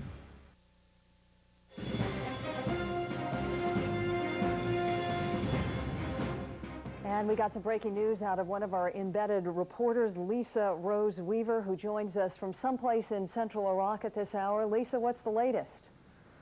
Paula, we just have news that northwest of a town called Anjahar, a U.S. forces convoy has been ambushed. That's really all I know at this point. No information on who may have been injured in this or exactly which U.S.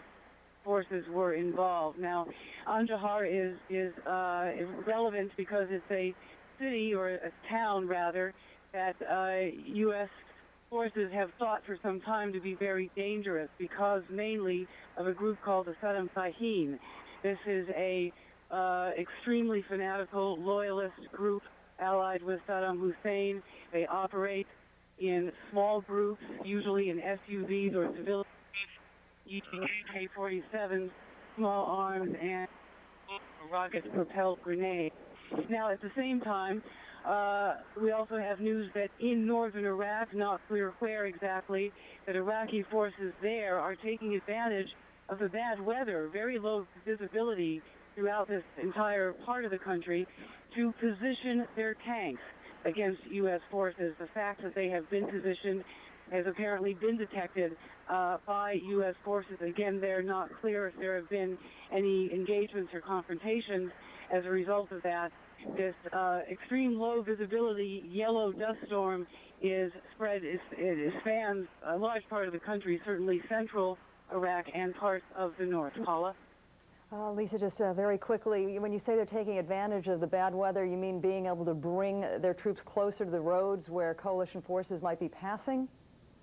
Well, presumably, there's very low visibility. It's really hard to see much more than 20 or 30, I don't know, 20 meters ahead of one. So that, I mean, one would have to assume that they're familiar with these roads. This is their desert, after all. They're going to know the routes likely better than anyone. So that, again, the details of exactly how the ambush happened and exactly why the Iraqi forces are positioning their tanks is not clear at this point, but the weather definitely has something to do with it, Paula. And of course, from where you are, do you have any sense of how many coalition forces might have been affected by this ambush? No, no, I do not. There are lots of convoys traveling throughout the country. This is a country with a limited road infrastructure, and what little there is in the way of paved roads are being used by coalition forces, as well as desert roads in cases where the paved roads are not secure enough to use. That has been the case a few days back. Air defense drove 5 days, various air defense units drove for 5 days from the Kuwait border to central Iraq because they couldn't use the paved roads. They weren't secure. There had been ambushes there in the past as well. So the overall pattern that we're seeing, I think, is one in which in parts of the country that are certainly occupied to a great degree by coalition forces, meaning that tanks and trucks are on the main roads, there are checkpoints, and there are various encampments set up, still there are pockets of... Lisa Rose Weaver, we're losing your signal. We appreciate the update. We'll be getting back to you as soon as you have some more information, some disturbing news to share with you, not the kind of news we want to report, but Lisa Rose Weaver confirming that she believes part of a coalition convoy ambushed in a town near Anjahar. We're going to try to get more details for that. Right now, though, we move on to something else. If we are at war with Iraq to try to prevent another September 11th, is it important to understand the roots of hatred and rage that led to the attacks? Few American journalists have spent more time listening to the voices of the Arab world than Pulitzer Prize-winning columnist Thomas Friedman of the New York Times. Tonight, a documentary reported by Friedman airs on the Discovery Channel. It is called Searching for the Roots of 9/11. Here is a short bit. America was kicking our butts for 50 years, and really badly, supporting the bullies in the region, whether it's Israel or our own regimes, giving us not only a bleeding nose, but breaking a lot of our necks. And Thomas Friedman joins us now live from Washington. Welcome, Tom. Good to see you again. Help us better understand the depth of the anger you saw in the men and women you interviewed when it came to the United States. Well, you know, what we really identified in this documentary, which we filmed from Jakarta to the Persian Gulf, from Cairo all the way to the Muslim community in Belgium, is that the kind of emotional roots of 9/11, Paula, were nourished by what I would call 3 rivers of rage. One is a river, the one we've heard most about, of anger at the United States for its support for Israel and support for corrupt dictatorial Arab regimes. That's the one, as I say, we're most familiar with. But there are actually 2 other rivers, and they're quite important as you follow this Iraq war. One is a deep sense of humiliation, what I call the poverty of dignity, a sense that that part of the world is deeply falling behind. As one of the playwrights we interviewed in this documentary says, the young men of 9/11 felt like dwarfs, and dwarfs search out tall towers to bring down to feel tall themselves. And the third is how much they hate their own governments for keeping them powerless and voiceless. And 9/11 was really fed by all 3 of these. So when you understand how ferocious these feelings are, what do you expect will be the impact of this war on those attitudes? Well, it's going to be really complicated because the war is going to affect what is a conversation already started since 9/11 in the Arab Muslim world about, you know, where are we going? 9/11, they understand. Yeah, it was nice to give America a punch in the face, many people feel, but they also understand that it exposed some real rot and real problems in their own societies. And so this war is very much going to shape that conversation, which is why, Paula, it's critical that what we build in Iraq post-Saddam be something that America can point to, and people, fair-minded people in the neighborhood can point to and say, it's something better. It's something that's improved the neighborhood. Remember, there's not just a war on the ground going on. There's a war of ideas going on, a war of ideas over hearts and minds.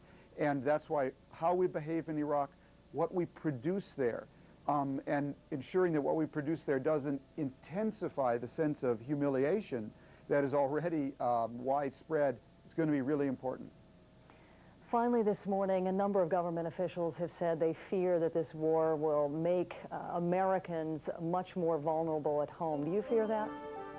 Well, you know, there was a debate before this war in which some of us really argued, those of us who were also in favor of the war, why it was so important to do under UN legitimacy. And the fact that the administration chose to do this war in defiance of the UN without UN cover is something that I think is, the problems with that are now apparent because so much of the world is rooting against us. And that, no doubt, is emboldening and encouraging the Iraqis as well. Tom, we're going to have to leave it there. I'm sorry we had to cut this short because of that breaking news from Lisa Rose Weaver confirming the part of a U.S. convoy ambushed. We're trying to get more details for you. Again, Tom Friedman of the New York Times, thanks for your time this morning. Back to the top of the hour now with Leon Harris.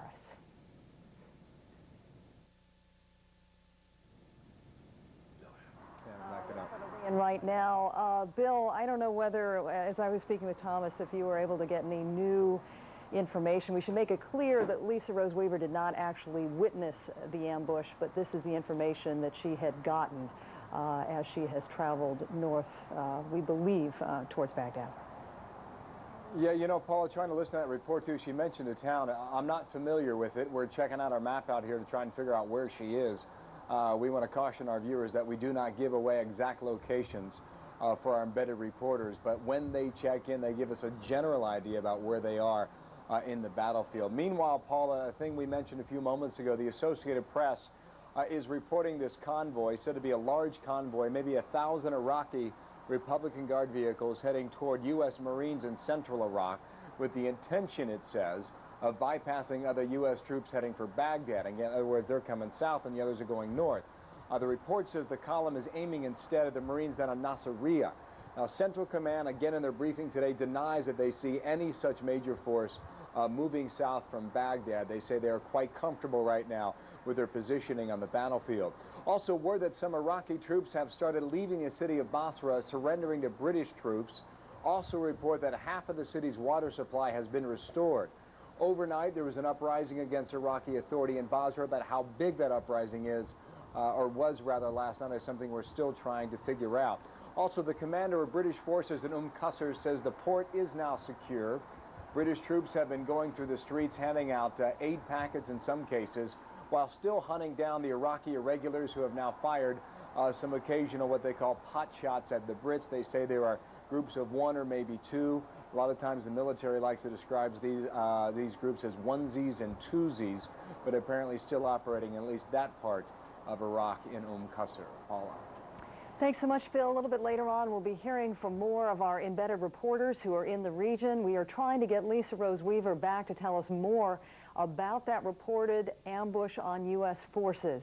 Also, Alessio Vinci is with Marines south of Baghdad. Diana Muriel is with British forces. Let's go to our own Pentagon person, Barbara Starr, standing by there now with the very latest from there. Any confirmation of what Lisa Rose Weaver has been told?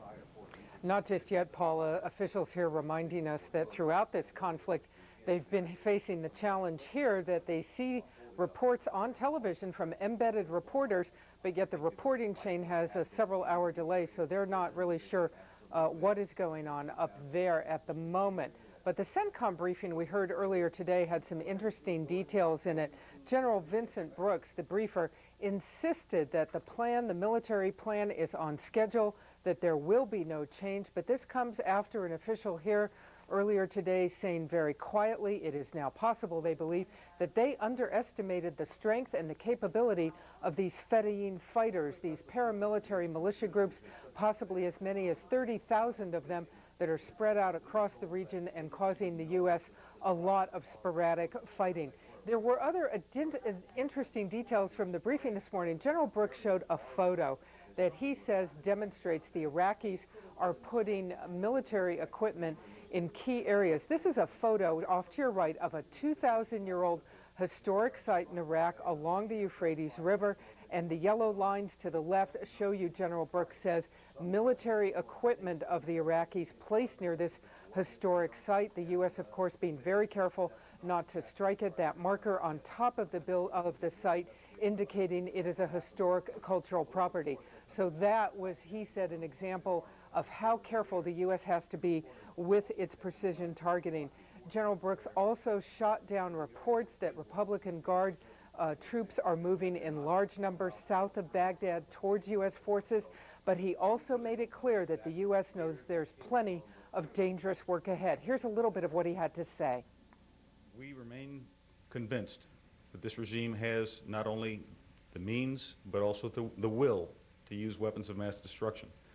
What we found last night inside of that hospital reinforces our concern in that regard. The danger does increase, we believe, as we approach Baghdad. And other disturbing, upsetting news here at the Pentagon this morning. Officials telling us they now do have one still unconfirmed report, but a report that they are looking at that U.S. soldiers may have been executed several days ago. You'll remember there was a supply convoy that got ambushed, 5 U.S. personnel taken prisoner of war. The belief is that 7 soldiers died in this ambush, and officials here telling us now they have one report that some of those soldiers, as they got out of their vehicle attempting to surrender with their hands up to the Iraqis, this is a still photo, of course, of the aftermath, that as they got out trying to surrender, they may have been shot. Officials emphasizing this is still one very early report, but they are looking at it quite seriously. Paula? Of course, General Brooks also saying the regime continues to show its color, so I guess it's no surprise if that is found out to be the case. Barbara, very quickly here, can you help us cut through some of the contradictions we're hearing? Just about 2 hours ago, the British Prime Minister said that there was no need for reinforcements. He didn't think the coalition forces were stretched. And yet you're saying today a Pentagon official admitting quietly that perhaps the strength of these paramilitary groups was underestimated. How would that have affected the battle plan if the calculation had been different? Are you talking about a lot more resources? It's hard to say, Paula. Officials now tell us there are about 75,000 coalition troops inside Iraq. Of course, the majority of them are U.S. troops. There's no indication at the moment there is any massive reinforcement planned. There are a number of troops back behind the line in Kuwait, other follow-on forces that certainly could be put into the fight if needed. And Central Command has always said the plan, they say, remains flexible and adjustable if they run into more trouble. At this point, it's hard to say what there's no indication of a real fundamental change in strategy. Everything indicates that they are going to continue to press on to Baghdad and still deal with these Fedayeen fighters, these paramilitary that remain behind. The question, I think, for the U.S. military leadership is whether or not these people cause so much trouble that the U.S. cannot get humanitarian aid into the towns and villages. The situation in Basra is becoming a real marker of that. The British forces now taking on the Fedayeen inside the city, trying to get them out of there, trying to get them essentially separated out from the civilian population so humanitarian relief can move in. No question that the U.S. can take these fighters on and win against them, but if they continue to stage these guerrilla attacks, it's going to be tough. All right, Barbara Starr, thanks so much. We'll be leaning on you throughout the broadcast day. Back to you now, Bill. I guess the other area we should mention that you and I haven't really been able to talk about much was the point the Brigadier General made about Iraqi reports that as many as 15 civilians had died as a result of a bombing in Baghdad. He said he just couldn't confirm that. He also went on to say that in the past the Iraqis have killed their own and staged situations like this to make it look as though the U.S. military had done the harm. So we simply don't know at this hour exactly what happened in Baghdad in these reports. I thought his choice of words is pretty interesting, too. He just says, we don't know yet if those are ours. In other words, whether or not the missiles that went into that neighborhood belong to the coalition or the Iraqi side. Quite interesting, but certainly something we need to track down. We are also tracking down Dr. Sanjay Gupta right now. He's embedded with the U.S. Marines. It's my understanding now, Sanjay, you're on your way south toward Kuwait by telephone. What's happening where you are? Hey, Bill, yeah, we're in a convoy of about 20 vehicles heading from southern Iraq right now. Just a couple words about the convoy. There's 7 of us sitting in the back of a 7-ton truck, 4 Marines, 3 of us crew members. And all the Marines have their guns out, pointed outwards at all times, really throughout this several-hour ride. There's been a lot of news that you've heard about the convoys, and the front of the convoy and the front of our truck, there's a 50 caliber machine gun. Several of the vehicles within this 20-vehicle convoy have those sorts of things, all for protection. Certainly there's been an issue with these convoys becoming separated, getting lost, and at times being ambushed. So there's a lot of security around these convoys now. We're having no trouble right now traveling through southern Iraq. So also, we travel through the oil fields that we've been hearing so much about. Several of them we witnessed ourselves burning ferociously. One of them, the Marines have nicknamed Big Bertha. It comes very close to the road by which we pass. Let me tell you, Bill, it's about 100 meters away from the road. This thing jutted at least 500 feet in the air. Even 300 meters away, you can already start to feel the intense heat. And by the time you got to this, passed right by Big Bertha, the heat was just incredible.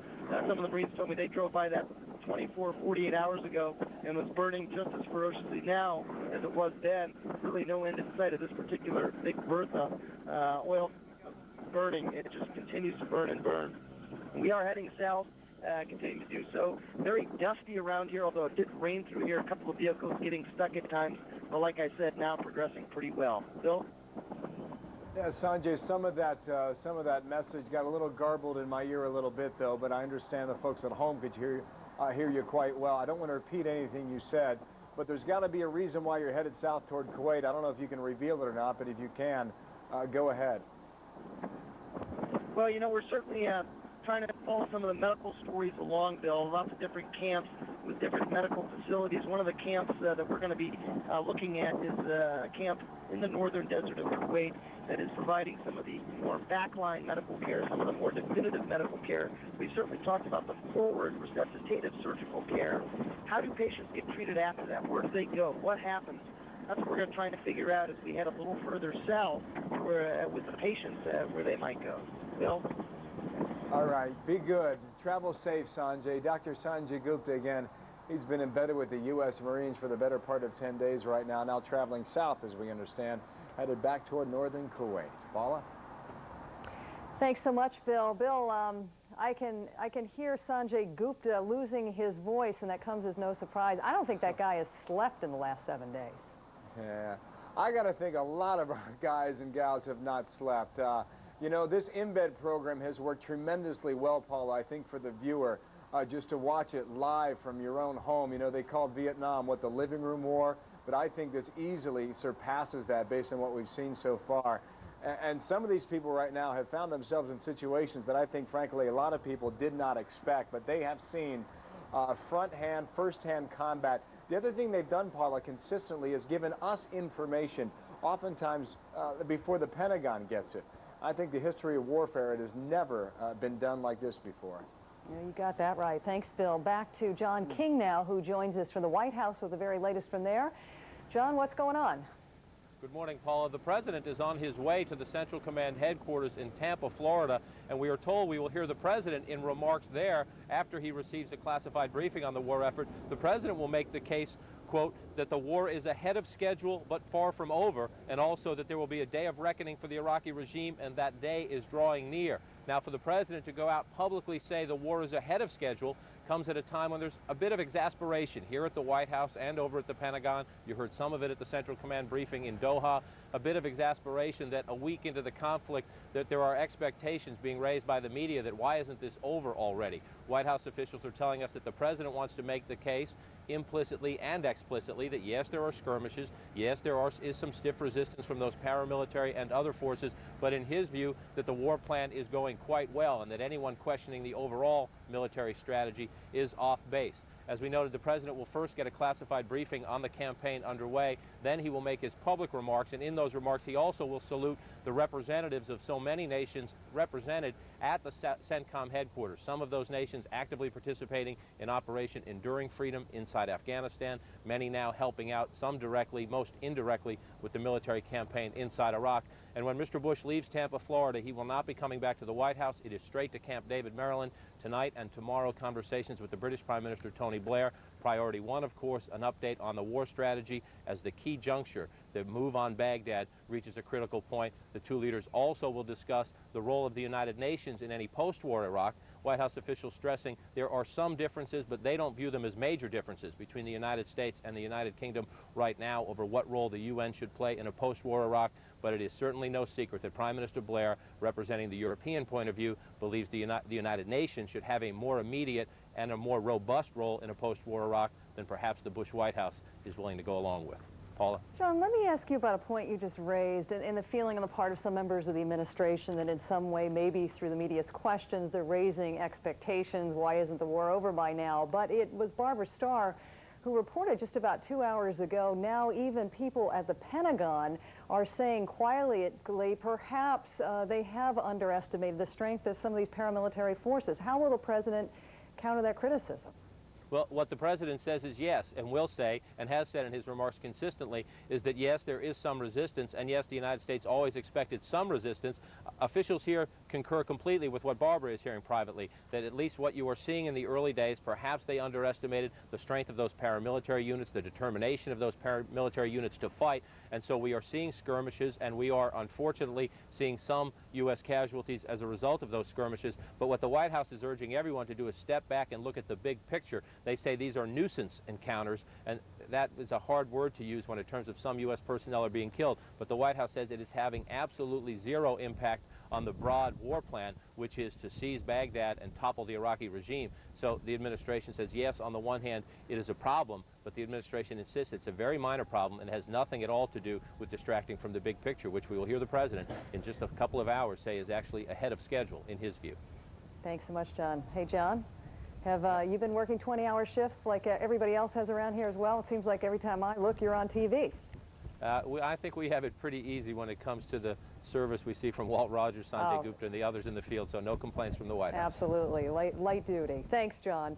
And just a quick reminder, John just gave us a preview of some of what the president might have to say at about 10:45 Eastern Time. We'll cover those remarks live. Bill? All right, Paula, listen to Walt yesterday saying he had to take sand out of just about a Q-tip to his ear just about every 5 minutes just to be able to hear and put his earpiece back into his ear to communicate. It has been really tough going for a lot of them. One of them is Alessio Vinci. He's embedded with the U.S. Marines. We know he's in southern Iraq. Earlier in the week, we do know Alessio was in and around the area of Nasiriyah. By video phone, Alessio now has an update. Not sure what's happened. Alessio, why don't you go ahead and tell us?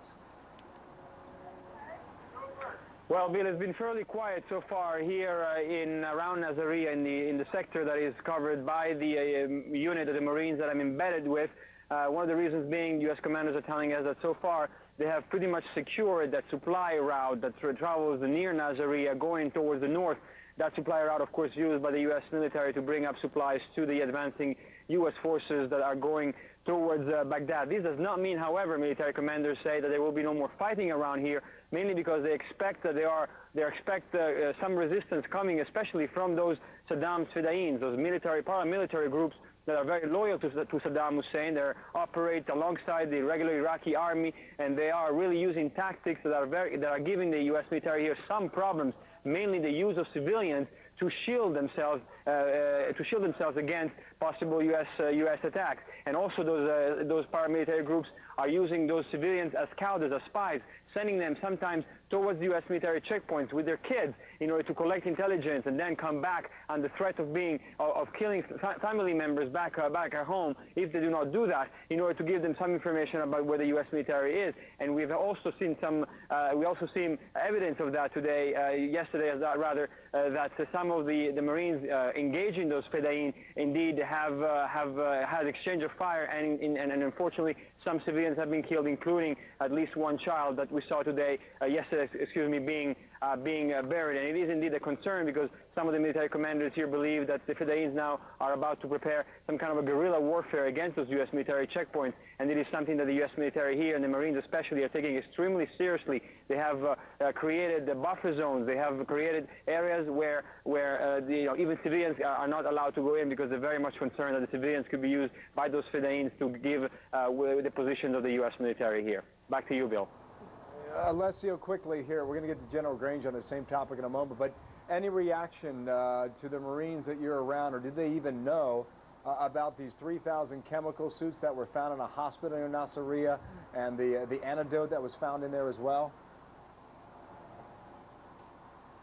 Bill, when I heard this morning about the hospital, I heard it back from our desk in Atlanta, and when I told the people around it what has been found, everybody was surprised. So you have to understand that we are totally isolated here, and most of what the Marines know about something else that happens in the region comes from us. But yes, I told them about it, and they all asked me the same question. I think this is the question that everybody's asking right now, is whether the fact that this chemical suit exists, whether the fact that also some atropine, I believe, was found in the hospital, meant that Saddam Hussein forces are ready or able at this time to use chemical weapons against U.S. forces. All right, Alessio, thanks. Alessio Vinci there. More on this. Renee San Miguel is standing by with the General. Renee? Thing we were going to talk about, Bill, was what was found at Nasiriyah by the Marines. Joining us is our military analyst, retired Army General David Grange. Let's go ahead and show you some satellite imagery from earthviewer.com showing you Nasiriyah, and we'll talk about this hospital where these Marines went in last night, gained control of the hospital that was being used as a paramilitary headquarters and storage area. This is obviously the Fedayeen, Saddam, and maybe some special Republican guards in there as well. 200 weapons, Iraqi military uniforms, a tank, and then 3,000 chemical protection suits, some gas masks, and injectors to be used for nerve gas antidote. Here is the city of Nasiriyah. Supposedly, it was somewhere south that the hospital was located. Any surprise on your part that this is what was found? No surprise. Totally illegal to use a hospital to hide war equipment, and then hiding weapons of mass destruction, the chemical munitions. So paramilitary operations are not illegal, but using a hospital for paramilitary operations is. And let's talk a little bit about that. Paramilitary can also mean, you know, the idea of U.S. Special Forces working with Kurdish rebels in the north, that kind of thing. Yeah, it's paramilitary forces being special forces, U.S. Special Forces working with paramilitary forces to do unconventional warfare. Yeah. And as long as it's legal, in other words, it doesn't violate the law of land warfare, then it's no problem with that. But in this case, it's illegal. Brigadier General Vince Brooks actually called it verging on terroristic, this kind of thing, and also using human shields. Let's talk also now about what else he disclosed at the briefing. Basra and Al-Samala, two cities in the south, had their Ba'ath Party headquarters bombed by coalition forces. You know, the Ba'ath Party being Saddam's party, the ruling party here, the strategy behind this. Well, they have to, this is the head of the snake in each one of these locations, and they're the ones that are holding, through terror, the populace in these particular towns from toppling, you know, the regime, gaining independence. And so a strategic target, or a tactical target, rather, I should say, that's very important to get these cities to fall, to help relieve some of the rear area operations these paramilitary forces are conducting against coalition forces. And maybe aiding in the potential uprising that we have seen that supposedly is going on in Basra. Well, the people are not going to be able to uprise unless some of these elements are destroyed. Okay. General Grange, thanks for your insight. Paula, back on over to you. Thanks so much, Renee. Coming up right after the short break, you're going to meet a family that has been affected by this war in a different way than most. Not only do they have 2 children and a son-in-law in the region, they also have a 3rd child that may be soon deployed. And you'll meet the Stons after this short break. Thanks for coming in. We'll be right back.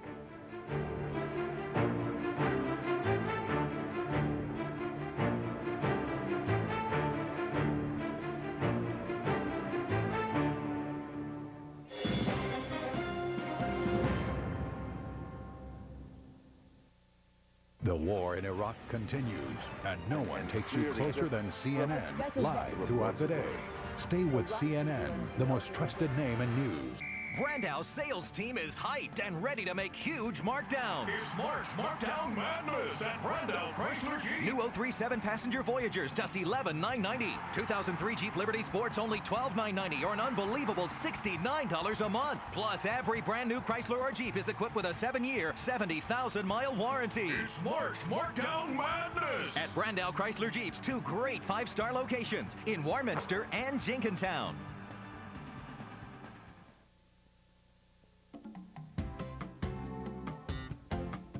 Thompson is unbeatable. Selection, service, and reputation. Thompson Nissan is the only place to buy. Get a new Sentra for only $9,990 or just $149 per month. Grab the exciting Altima, just $14,990 or just $199 per month. With offers like these, you can't afford to wait. Everyone's talking about Thompson. CNN, the most trusted name in news.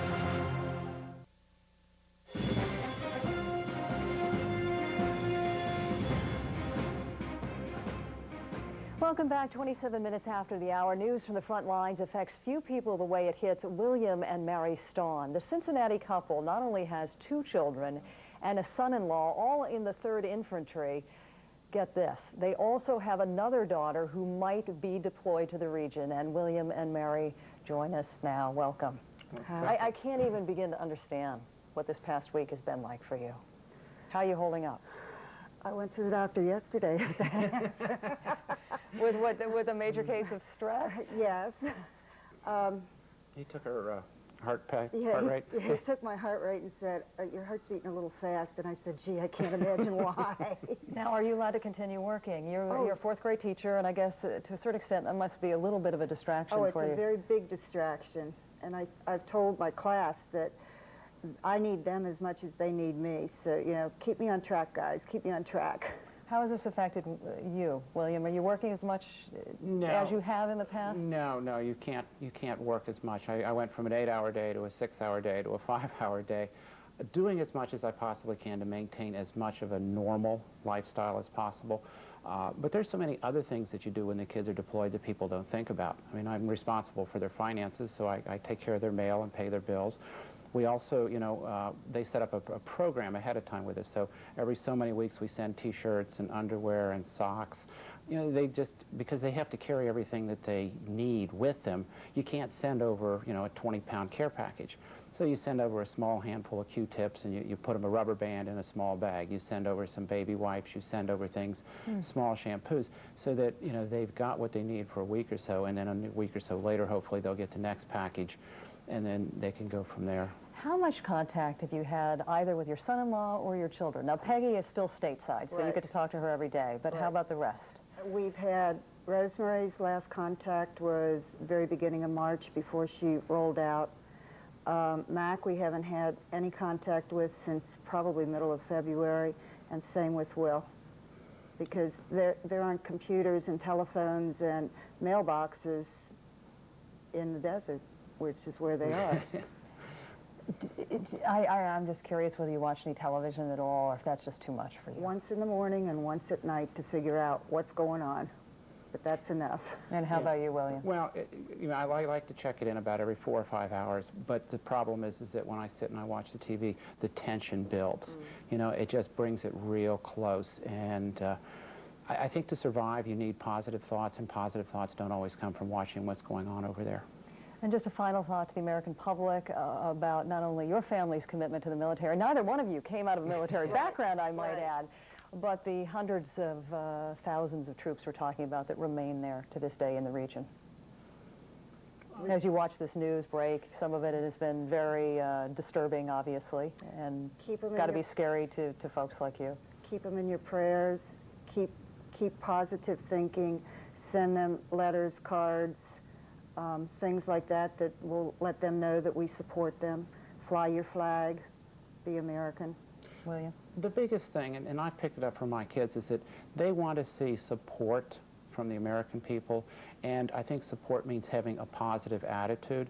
Yes, not everything is going to go perfect, but be positive that it is all going to turn out all right. Be positive that we're doing it for the right reason. Be positive that our young people are capable of doing their job and doing it well. Mary and Williamstown, the best of luck to your family. I can't even imagine what you're going through. I won't trade places with you, I promise. No, boy, no wonder you got to have your blood pressure checked all the time. But I hope we kept it low during this interview. Oh, definitely. Have a safe trip home, and I hope you hear some good news soon. No news is good news. No news is good news. That's true. Yeah. Again, best of luck to your family. Back to CNN Center and Leon Harris right now, who's going to bring you up to date on the headlines. Leon, good morning.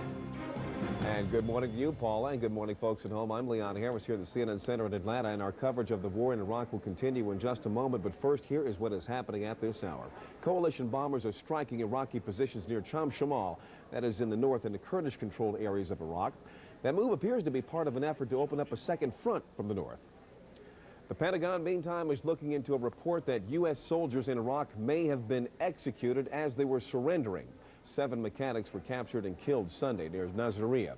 5 others were taken prisoner. You may have seen them on television. U.S. officials caution that this information about the executions during surrender came from a single source. They're still checking that out. New indications that Iraq may be planting traps for coalition forces advancing toward Baghdad. The U.S. military says it has evidence that Iraqi forces may have rigged bridges around the capital with explosives. And war news seems to have been driving the stock markets of late. The Dow Jones Industrial Average is just now opening up for trading today, and as we can see down here, the Dow is now starting up down at 20 points or so. NASDAQ is also down. You can see that down in the lower right-hand corner of your screen. Keep an eye on that. NASDAQ Composite Index was up about 1.5% yesterday, opening this morning at 1391. Now, coming up, coalition airstrikes hit Baghdad. Iraqi officials say civilians were killed. We'll have more on that. And getting food and supplies to the Iraqi people. We'll have the latest on the humanitarian efforts underway. Plus, the voices of opposition. They are growing louder. All that and much more ahead coming up in the next hour as CNN's coverage of the war in Iraq continues right now.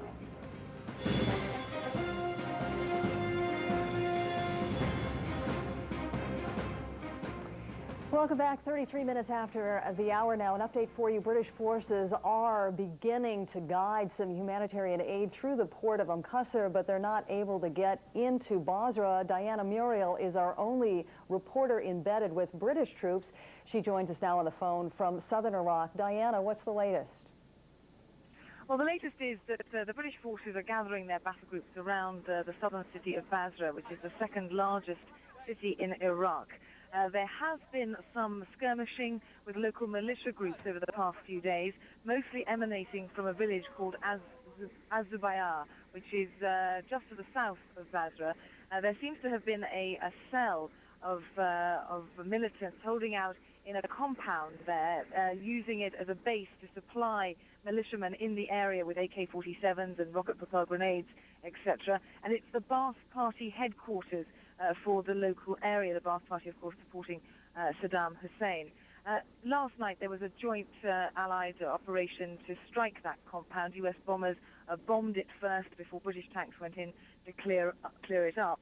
Local villagers said that they believe that there were still several militiamen out and about that were not hit in that strike. And this afternoon, during the course of a checkpoint that the British have set up to the south of the Basra, they've been detaining several men whom they are indicating they think could be part of that militia cell. They are not giving away the details of the intelligence information they're working off, but they are detaining people by virtue of certain types of clothing that certain people are wearing, and also by looking at their identity cards. There seems to be something in some identity cards which is suspicious. A group of about 100 men or so have been processed and taken off to the EPW camps, the enemy prisoner of war camps, which have been set up by the British. In the meantime, as you say, the humanitarian effort is just starting to get underway.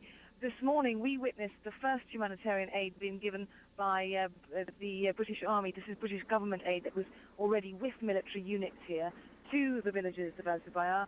They were very grateful to receive it. They were desperately short of food, and in the parcels were rice and water and other essentials. They said it was the first food that they had received. There will be, as you say, more humanitarian aid coming this way now that the port of Qasr is secure. and that is expected to happen during the course of Wednesday and Thursday.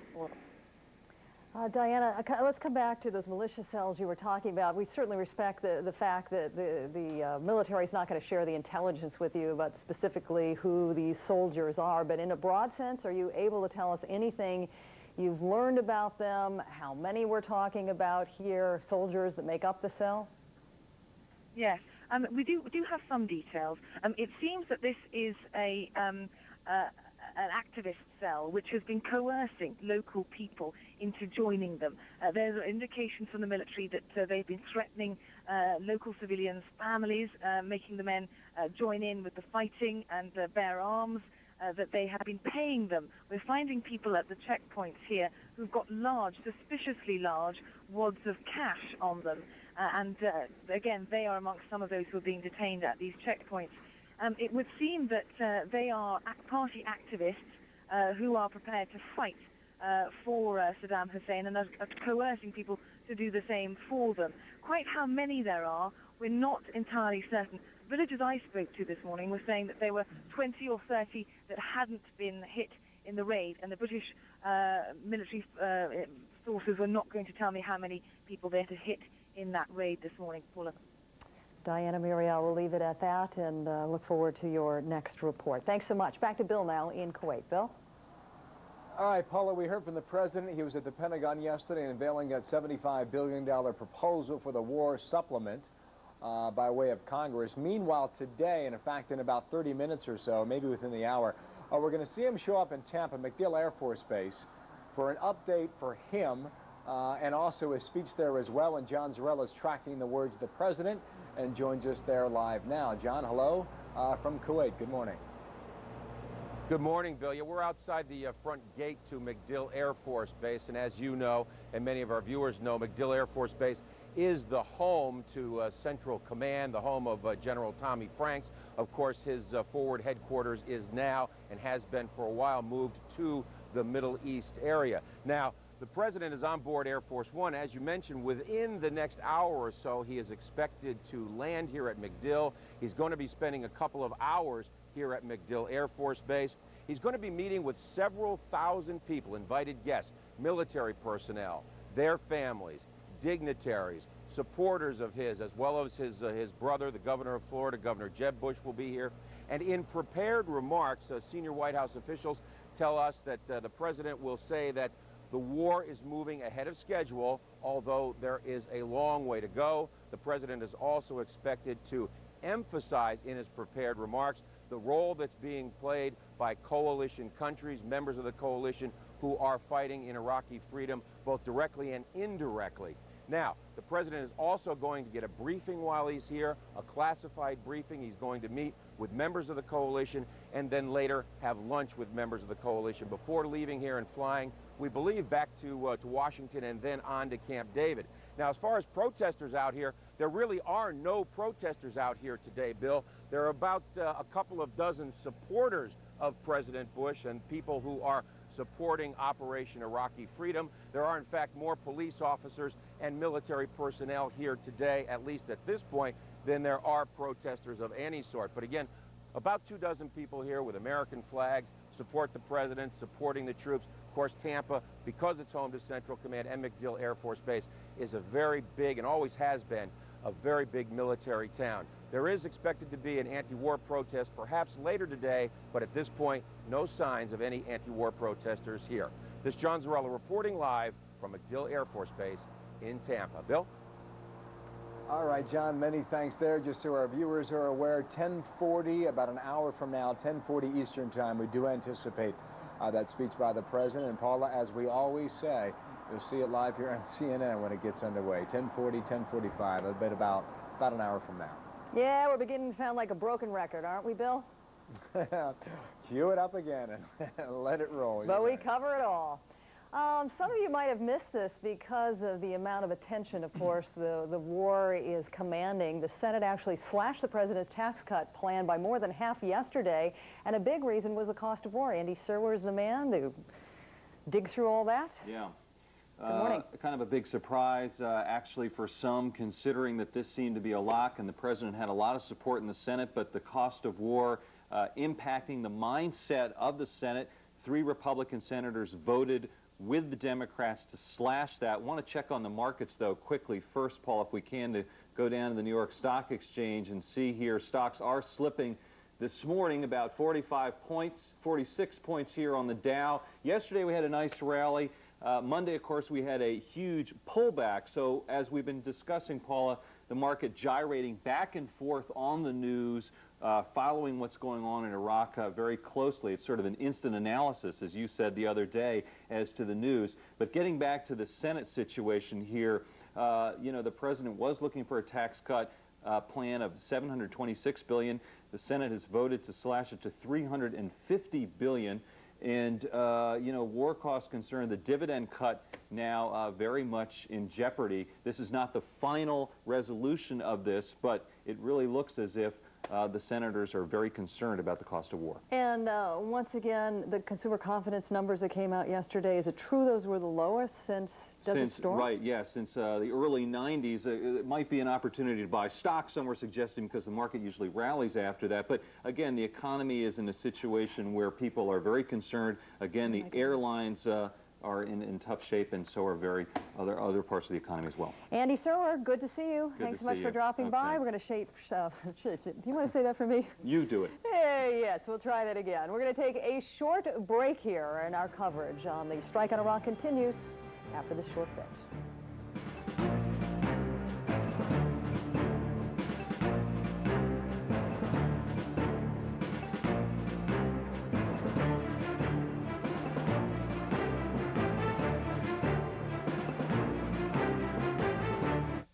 This court orders you to undergo anger management therapy. Dave Busnick doesn't have an anger problem. Where should we put my stuff? What do you mean? But with a little anger management, he will. I said overeating!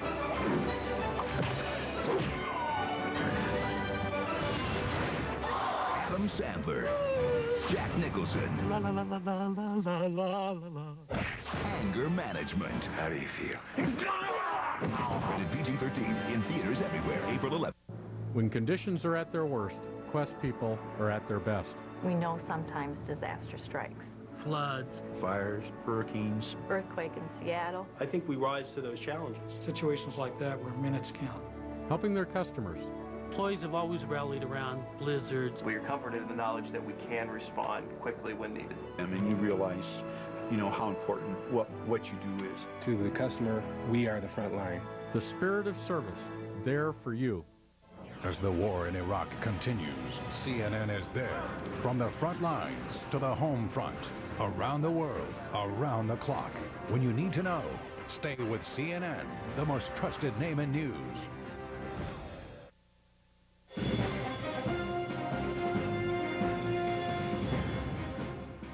Throughout this conflict, we are quite aware that the movement on the battlefield is fast and furious. Oftentimes, the developments come and go, oftentimes several times an hour.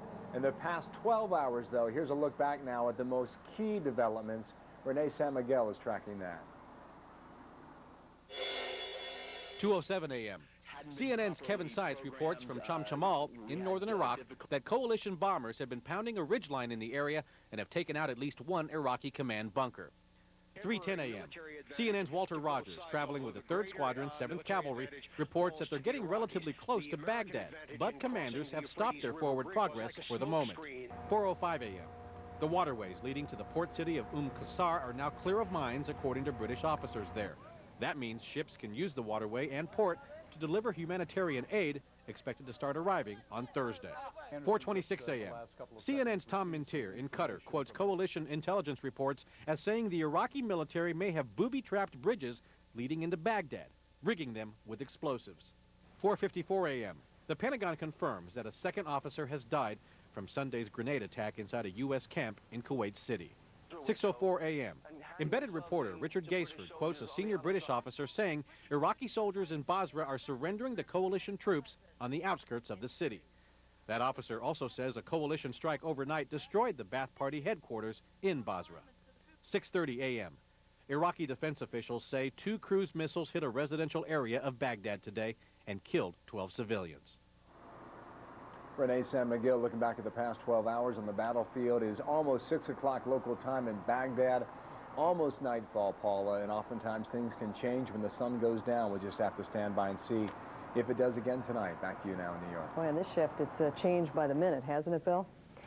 Anti-war protests continue around the world. Earlier today in Sydney, a demonstration turned violent as protesters pelted police with chairs and tables. At least one protester was injured, 45 arrested. And demonstrations planted a mock bomb between the golden arches of McDonald's in Seoul.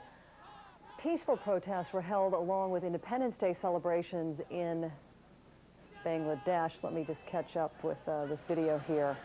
While in Damascus, okay, we're back in Bangladesh there, and in a moment you're going to see some pictures of Damascus where an estimated 500,000 protested the war and the deaths of 5 Syrian civilians on Monday when a bomb aimed at a bridge in northwestern Iraq accidentally struck a passenger bus.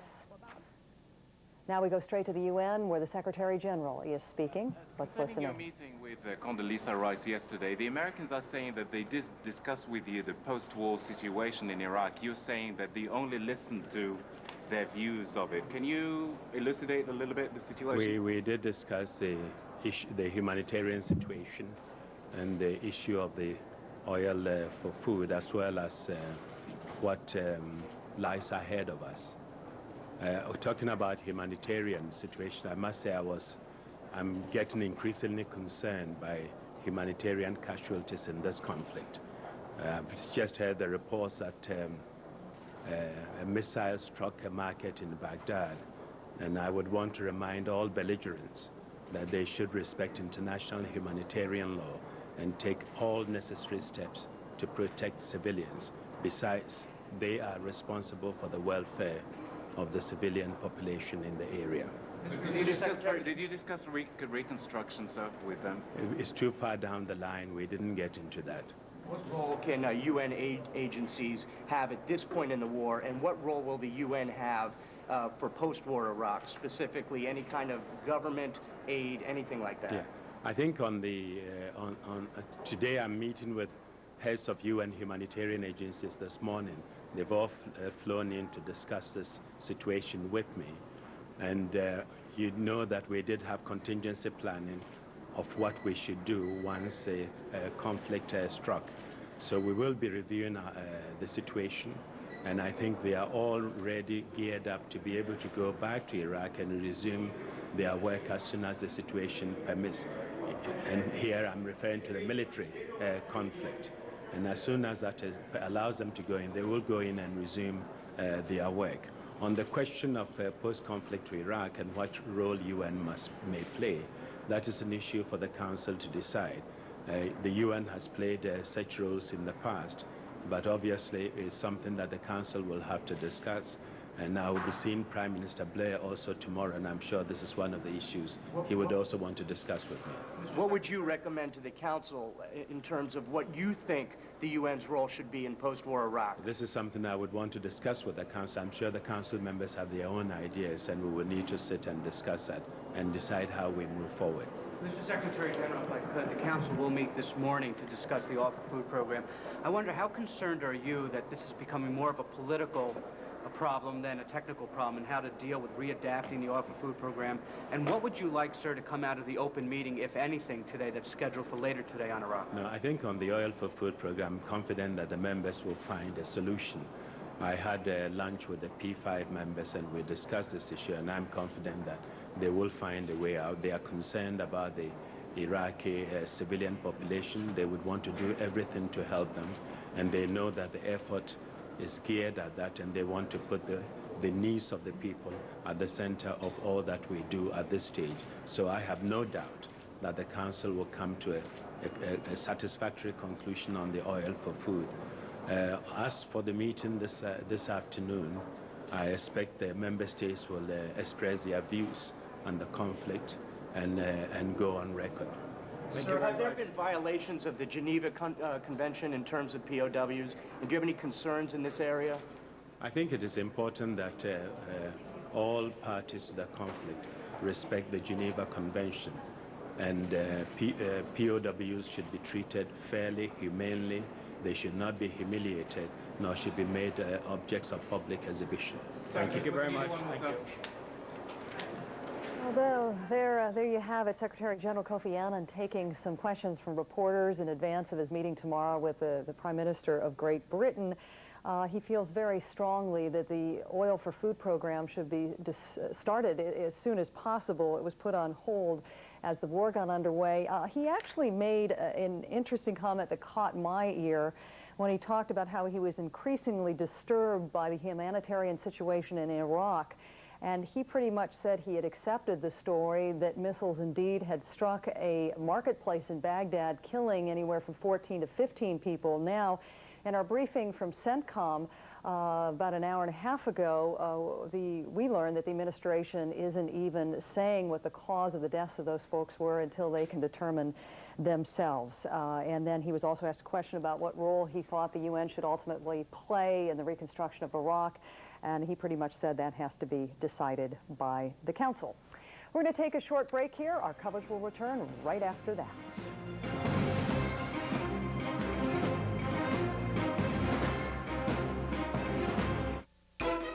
There are a lot of reasons to talk life insurance with Prudential Financial. After all, we've been growing wealth and protecting it for 125 years, with hundreds of offices all over the country, where we offer professional one-on-one advice to help you find the coverage you need at a price you'll like, all from a name you know and trust. Talk to the people with more than $1 trillion of life insurance in force today. Prudential Financial, growing and protecting your wealth. Epson T001, Canon BC31E. Shopping for ink and toner in most stores is hit or miss. HP C9720. Come on. A. At Staples, we stock a huge selection of cartridges, so we guarantee we'll have the one you need. Online or in store, promise. HP 45. Bingo. Your ink and toner in stock. Staples. That was easy. CNN tonight at 7, a special report. U.S.-led forces face intense fighting with Iraq's Republican Guard. Reports that Saddam may be ready to use chemical weapons. As troops approach Baghdad, we're live from the front lines. CNN tonight, 7 Eastern.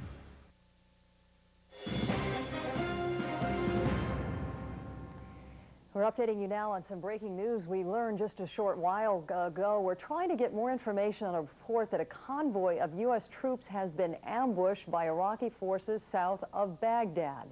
The report came just a little bit earlier on in this hour when our own Lisa Rose Weaver, who is embedded with the Army 5th Corps, 52nd Air Defense Artillery. We don't have a lot of information on this. Lisa Rose Weaver did not actually witness the ambush herself. But the troop she was with apparently gave her that information. We cannot confirm that at this point. We're going to keep following this and hope to have more on that shortly. Right now, we're going to get a military update now. We're rejoined by CNN military analyst Brigadier General David Grange and Renee San Miguel at the CNN Center. Good morning again, you two. Good morning, Paul. And we'll try to get some reaction and some perspective on the breaking news from Lisa Rose Weaver. General David Grange is our military analyst, retired Army general. This is happening about 14 miles from where Lisa Rose Weaver is in central Iraq, and she is with the U.S. Army's 52nd Air Defense Artillery Brigade. I mean, you think these are paramilitary units that are roaming the area there? Probably paramilitary units roaming the area, and it has to be expected that ambushes of coalition forces are going to continue. You cannot secure the entire rear area 24 hours a day, every square foot. In Vietnam, as an example, it happened all the time. Okay, let's go show an overhead of the map and just show some of the units that we're talking about here, because we only have about 30 seconds left. But this is what we're dealing with right here in central Iraq, in some of that area, and we're talking about some of the divisions of the Republican Army. Right, that's Republican Guard, especially the Southern Division, the Medina Division of 8,000 to 10,000 troops. Mm-hmm. So, you know, as you said, this is to be expected, but that division expectedly eventually getting into the teeth of the heart of the Iraqi army. It is, and one thing to be expected, the conventional units of the Iraqi army will use their unconventional units just like coalition forces use their conventional forces with their unconventional forces. Good point. Thank you very much, General Grange. Bill Hemmer, back on over to you. All right, Renee, thank you. I heard the question to Kofi Annan a short time ago about the American POWs. Want to bring in a member of the International Committee for the Red Cross, Tamira Al-Rifa, here live in Kuwait City to talk about the status of these POWs. Good evening to you. Last time we talked, there was not much progress toward Baghdad. Has there been much since in terms of communication and getting access to the POWs? Yes, what I can tell you right now is we did get in touch with the authorities concerned on both sides. This is an ICRC principle, in order to get access to both the people detained by the Iraqis and the people detained by the coalition authorities.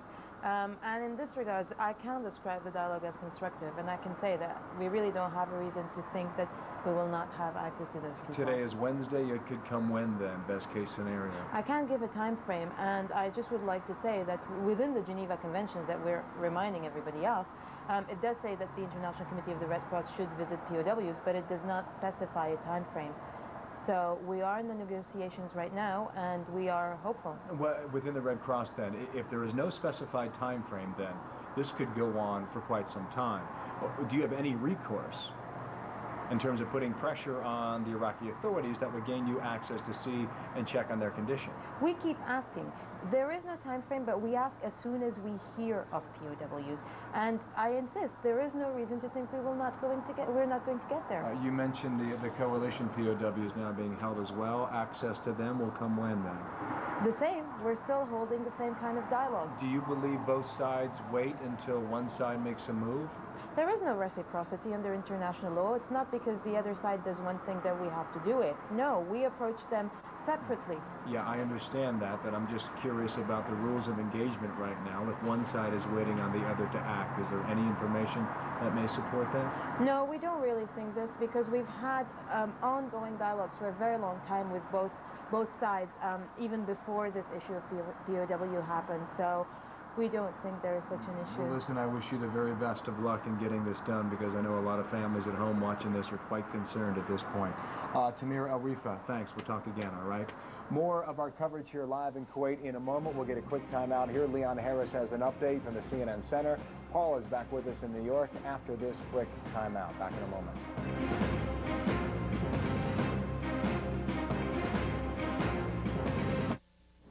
Termites were destroying my home. My pest control service suggested bait systems. Then I heard they can take up to years before they start working. I can't wait that long. My neighbor said, ask for Termidor. It wipes out 100% of termites within 3 months. So I insisted on Termidor. Guess what? No more termites. Gone within 3 months. It's my home. Why risk it? If you're not asking for Termidor, you're asking for trouble. You need to manage your business anytime, anywhere. Gateway's new business notebooks featuring Intel Centrino mobile technology help you stay productive with wireless connectivity. Plus the freedom of having up to 8 hours of battery life. Now get 0% business financing for 24 months when you purchase Gateway 450 E-Series business notebooks. Gateway, business, government, education.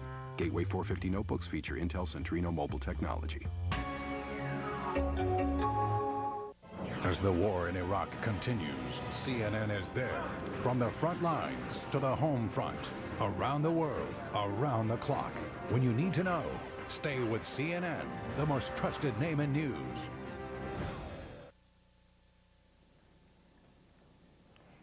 Good morning, welcome. It is Wednesday, March 26, 10 a.m. on the East Coast, 7 a.m. in the western U.S., 6 p.m. in Iraq. You are watching CNN's live coverage of Operation Iraqi Freedom.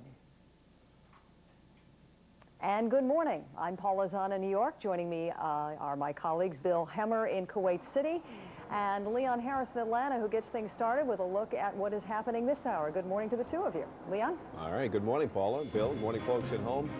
At this hour, troops salute the Commander-in-Chief. President Bush is visiting Central Command headquarters in Florida. He's going down there to rally American forces as the battle in Iraq rages on. Mr. Bush is set to speak less than 40 minutes or so from now, and when that happens, we'll take you there live. In the meantime, now we go from the home front to the battlefront, where coalition troops are up against some stiff resistance. In a massive battle in the Euphrates Valley, Pentagon officials say the U.S.-led coalition killed between 150 and 200 Iraqis yesterday. There's no word out yet on coalition casualties. As British troops battled out with forces in Basra, the military says an apparent civilian uprising is underway in the city. They say the uprising is directed against Saddam Hussein's fighters, but there's been no independent confirmation of any unrest there yet. The Pentagon is looking into a report that some U.S. troops in Iraq may have been executed as they were surrendering. A number of Army mechanics were captured and some were killed Sunday, you may recall, after they took a wrong turn near Nasiriyah. U.S. officials caution that the information that they have about the possible executions is coming from a single source, and they're still checking that out. A second U.S. serviceman has died from injuries sustained in a grenade attack at an Army camp in Kuwait. A fellow soldier is suspected of carrying out that attack and also wounded 14 other people. The suspect is now being held in a military jail in Germany. Now, let's go back to Paul Azan in New York to pick up CNN's continuing coverage of the war in Iraq.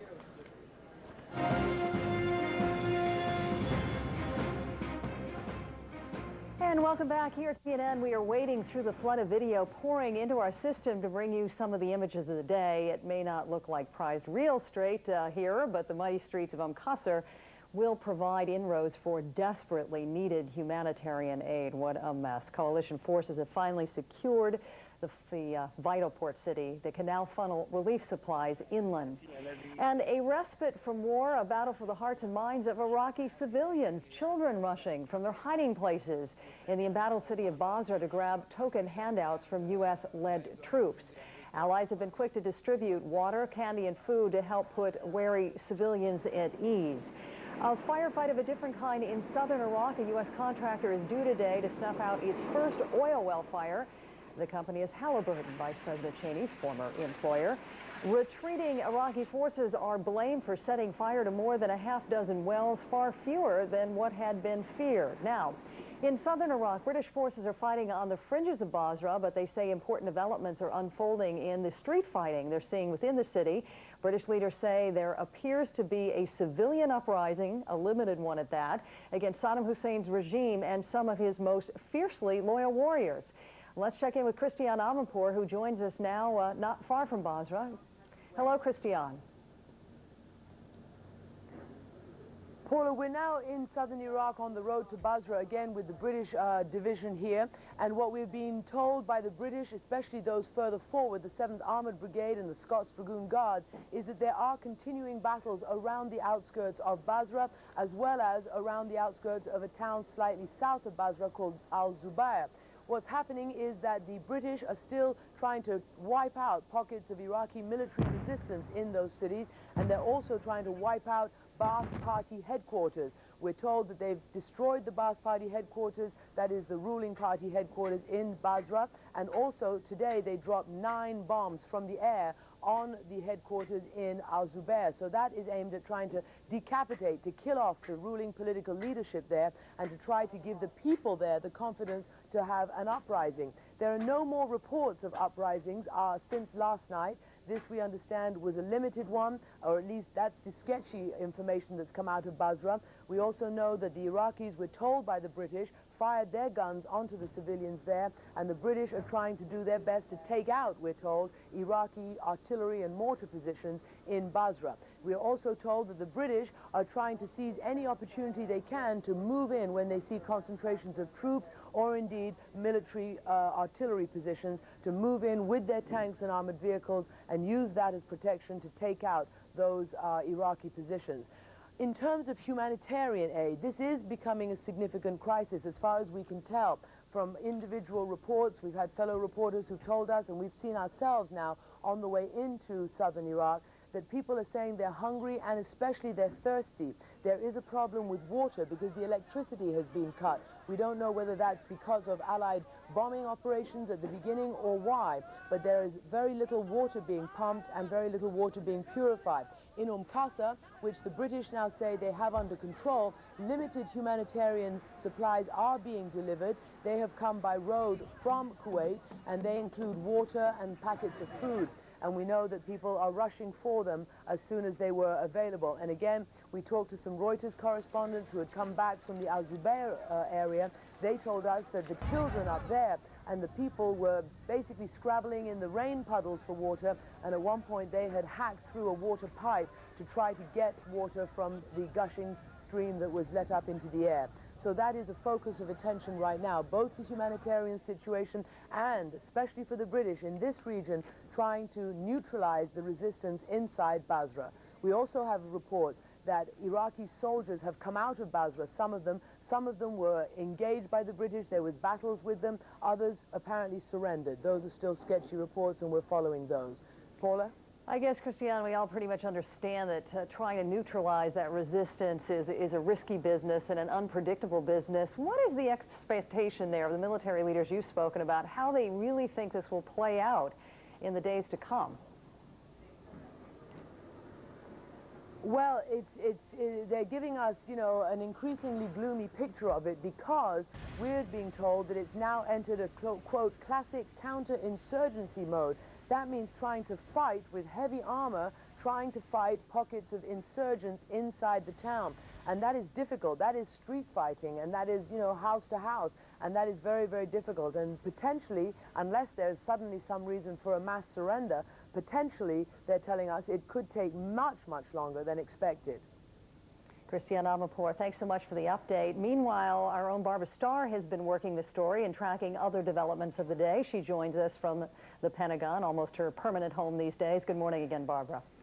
Good morning, Paula. Well, a lot of news here, and none of it really very clear at the moment, as you would expect from the battlefield. To start off with, there was some potentially very sad news earlier today. U.S. officials now say they do have one unconfirmed report that these soldiers who died when a supply convoy was ambushed several days ago may have been executed by the Iraqis. There is one unconfirmed report, unconfirmed, that when the soldiers got out of their trucks with their hands up attempting to surrender, that the Iraqis may have shot them. They're still looking into all of this. There is no final answer on it. A lot of the focus here today and at Central Command headquarters, of course, is on what Christiane was just reporting, the assessment of the Fedayeen, how strong they are, how much of a fight they're putting up, and what to do about it. Again, no clear answers.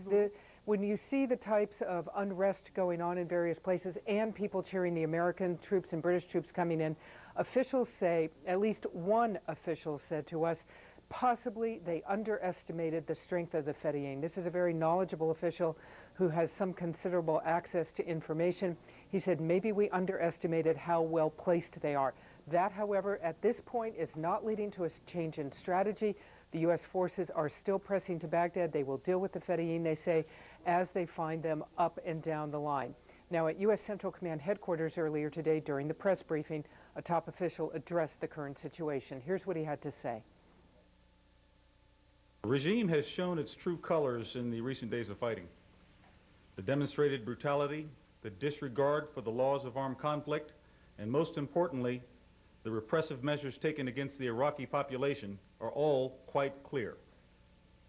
Our men and women demonstrating courage and resolve in removing this regime from power, and we are mindful of our own fallen comrades and their families. The general gave some other examples of what he said is Fedayeen treachery that the U.S. perhaps had not immediately expected. Fedayeen fighters wired with explosives, wearing clothes that the U.S. would not automatically recognize who they are, faked surrenders, and even marching civilians out ahead of them as they are firing, using civilians as human shields. So a lot of concern growing here about this insurgency movement, counterinsurgency fighting that may be developing actually as these paramilitary militia and irregulars begin to cause the U.S. additional problems. They say they can deal with it, no change in strategy, but an awful lot of attention being paid to it. Paula? And we know you'll be keeping track of all this for us. We'll be coming back to you shortly. Thanks so much, Barbara. Now back to Bill in Kuwait City, who has some breaking news. Bill? Yeah, Paula, some disturbing news as well. Al Jazeera, the Arab network, and now showing a short time ago some videotape apparently of 2 dead soldiers and also 2 prisoners of war, all said to be British. So again, this is 4 in total. 2 dead soldiers, 2 prisoners of war, again, all said to be from the British military. Not much more information after that. This just crossing a few moments ago. Walter Rogers, meanwhile, deep in Iraq, not quite sure exactly, but Walt yesterday was giving us some amazing videotape and some amazing reports about the progress of the 7th Cav. Also, it looks like in many respects, Walt is standing on Mars, given the amount of dust right now that's collecting in central Iraq. And Walt, we say hello and good evening again to you. Last briefing, Walt. Hello, Bill. The situation here appears to be increasingly tense. A few moments ago, out on the horizon, not very far ahead of the U.S. Army's 3rd Squadron, 7th Cavalry, we heard more than a few explosions. It sounded like close air support out there, again, in front of the U.S. Cavalry. That means the Air Force is striking out there. The difficulty for us is in determining the size and scope of the hostile force in front of the 7th Cavalry.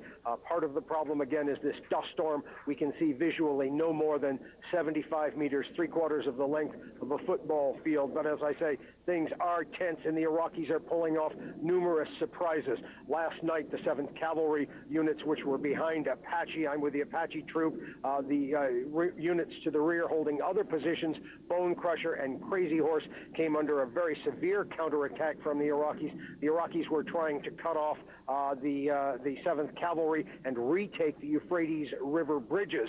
Now, Bone Crusher and Crazy Horse troops put up rather heroic fights and were able to drive off the Iraqis. But again, the Iraqis counterattacked last night, and the situation here is, again, one full of surprises. The Iraqis are changing their tactics constantly.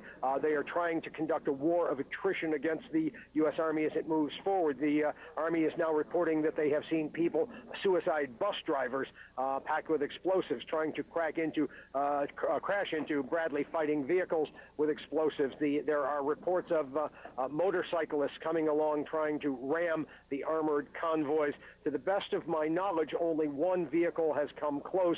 That was a bus of some sort that rammed a Bradley. And again, that represents a new tactic. The Iraqis at this point are still using basically guerrilla tactics against a conventional U.S. Army force. Those guerrilla tactics are aimed at conducting a war of attrition, weakening U.S. forces as they push farther north towards Baghdad. Bill? Walt, we heard from Barbara Starr at the Pentagon saying that a lot of U.S. military officials did not estimate that the strength of the Fedayeen would be as strong as it is given a paramilitary. I'm not suggesting this is Fedayeen members coming at your group there, but the members of the military you're traveling with, did they anticipate this type of response?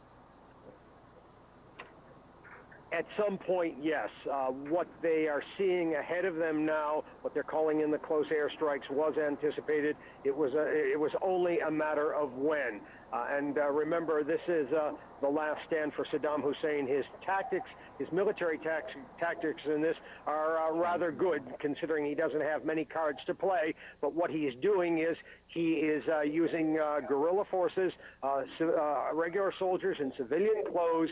They're conducting a war of attrition, trying to wear down the Army, take out a tank here, a number of soldiers there, and then weaken them so that when it comes to a major force-on-force battle against the Iraqis, as this unit moves closer to Baghdad, under those circumstances, it would be a somewhat weakened U.S. force up against the Iraqi crack Republican Guard units. Bill?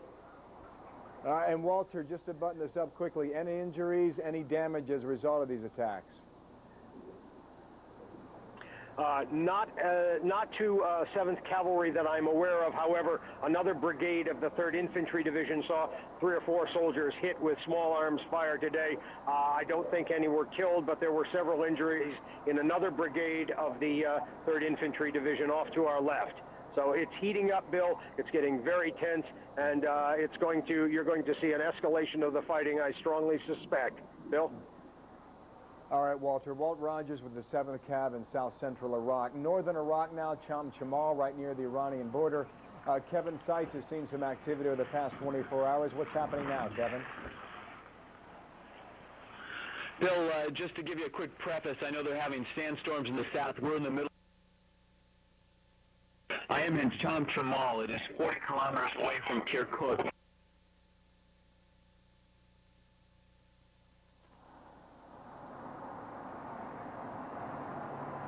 All right, listen, Kevin, I think we're losing you there. I apologize for that. The signal dropped out. Kevin was on video phone.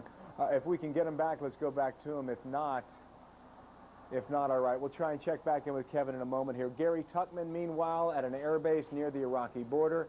Gary, good evening. What do you have for us? Bill, hello to you. And a week into this war, the United States Air Force says it's very pleased with its performance. Officials saying they're in complete control of the skies. We come to you from a base right near the Iraqi border. You can see behind me, these are the tents where many of the 8,000 servicemen and women lived during this war. Behind that is the bunker. That's the bunker where they go when they hear the air raid sirens. They rush in there with their gas masks and their chemical suits. Over the last 18 hours, we can tell you the number of flights leaving from here have decreased. That's because the weather has been very bad.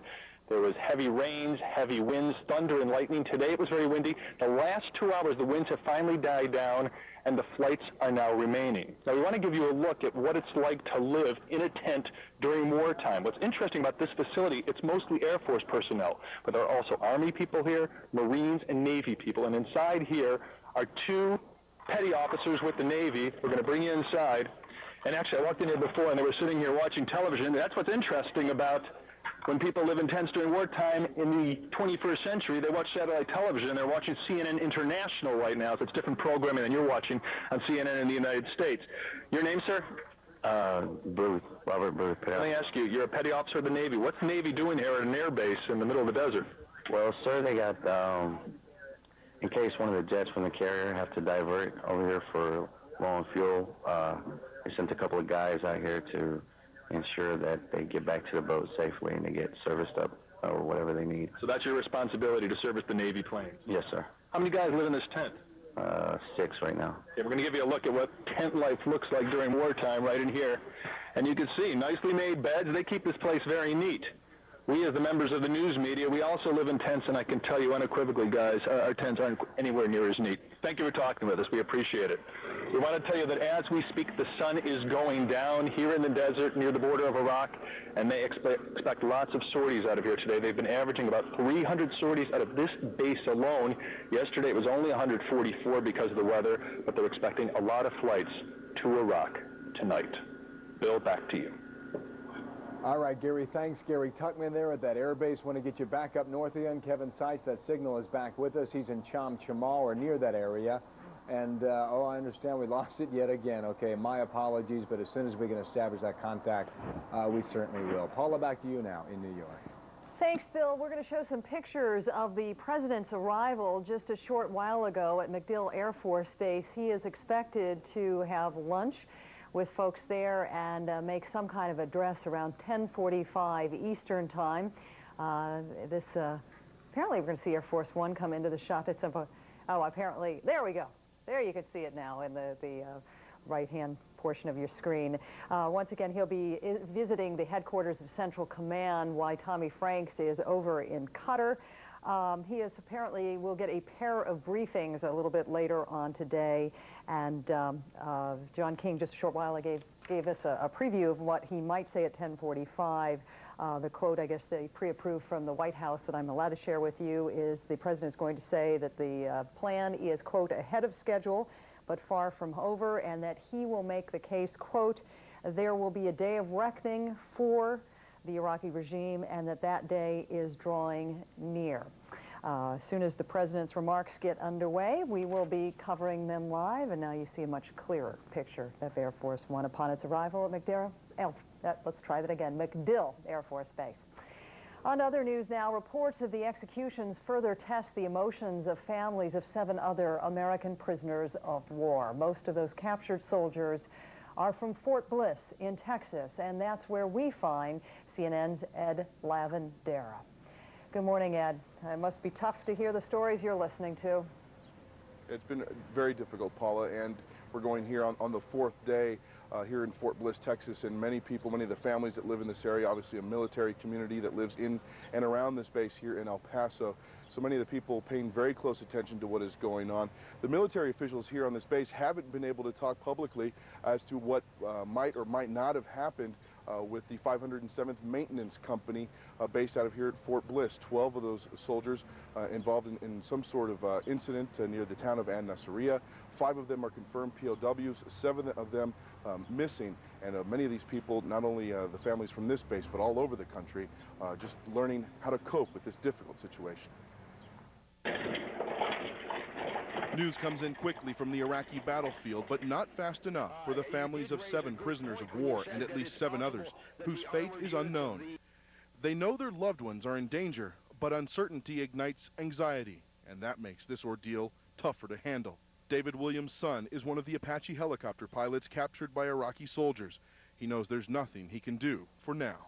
It's very difficult, but it's something that I know that I have enough support through friends and family and through God, I said, for support, that I'll be able to make it along with our families. 20-year-old Jessica Lynch is part of the 507th Maintenance Company out of Fort Bliss, Texas. 5 of her fellow soldiers are confirmed POWs. She's listed as missing. All her family can do is hope. She was excited about going to Kuwait. You know, everybody else was worried about her, but she wasn't a bit worried about it. She said, I've been trained to do a job, and I'm going to go do it. Very proud kid. In Edgar Hernandez's hometown of Mission, Texas, yellow ribbons decorate the street where his family lives. It's heartbreaking, but at the same time, you feel a sense of pride. The community is coming together and pulling for the family. As these families wait for news from the front lines, they look at the pictures of their loved ones in captivity and try hard to imagine what they must be thinking. He seemed to be in good spirits, and, you know, I'm sure he doesn't like being there, but I'm sure, you know, the situation, he'll make the best of it. Paula, we've heard a lot from these families that are involved in this very difficult situation over the last couple of days, and military officials are starting to express some concern about the number of interviews that these family members have been giving to the news media, and concern because they're convinced that the Iraqi government is watching what they're saying. So they're very concerned that in some way, perhaps their comments could be used against them as some sort of a form of propaganda, if you will, or at least just taking their comments out of context and perhaps putting their loved ones in even more danger. So that is something military officials are stressing to these families to be very careful about what they say publicly. Yeah, that makes a lot of sense, Ed, and I guess we'll all be as sensitive as we can possibly be knowing that.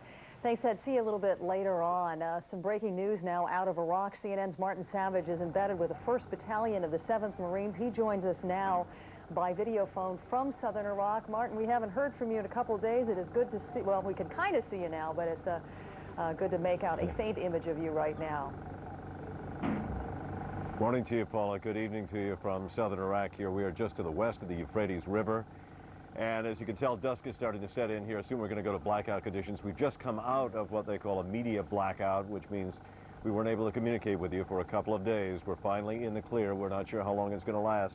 You caught us in our evening routine. We're with the Marines every night. Every time we stop, we must dig in. The hole's got to be big enough for 4 of us.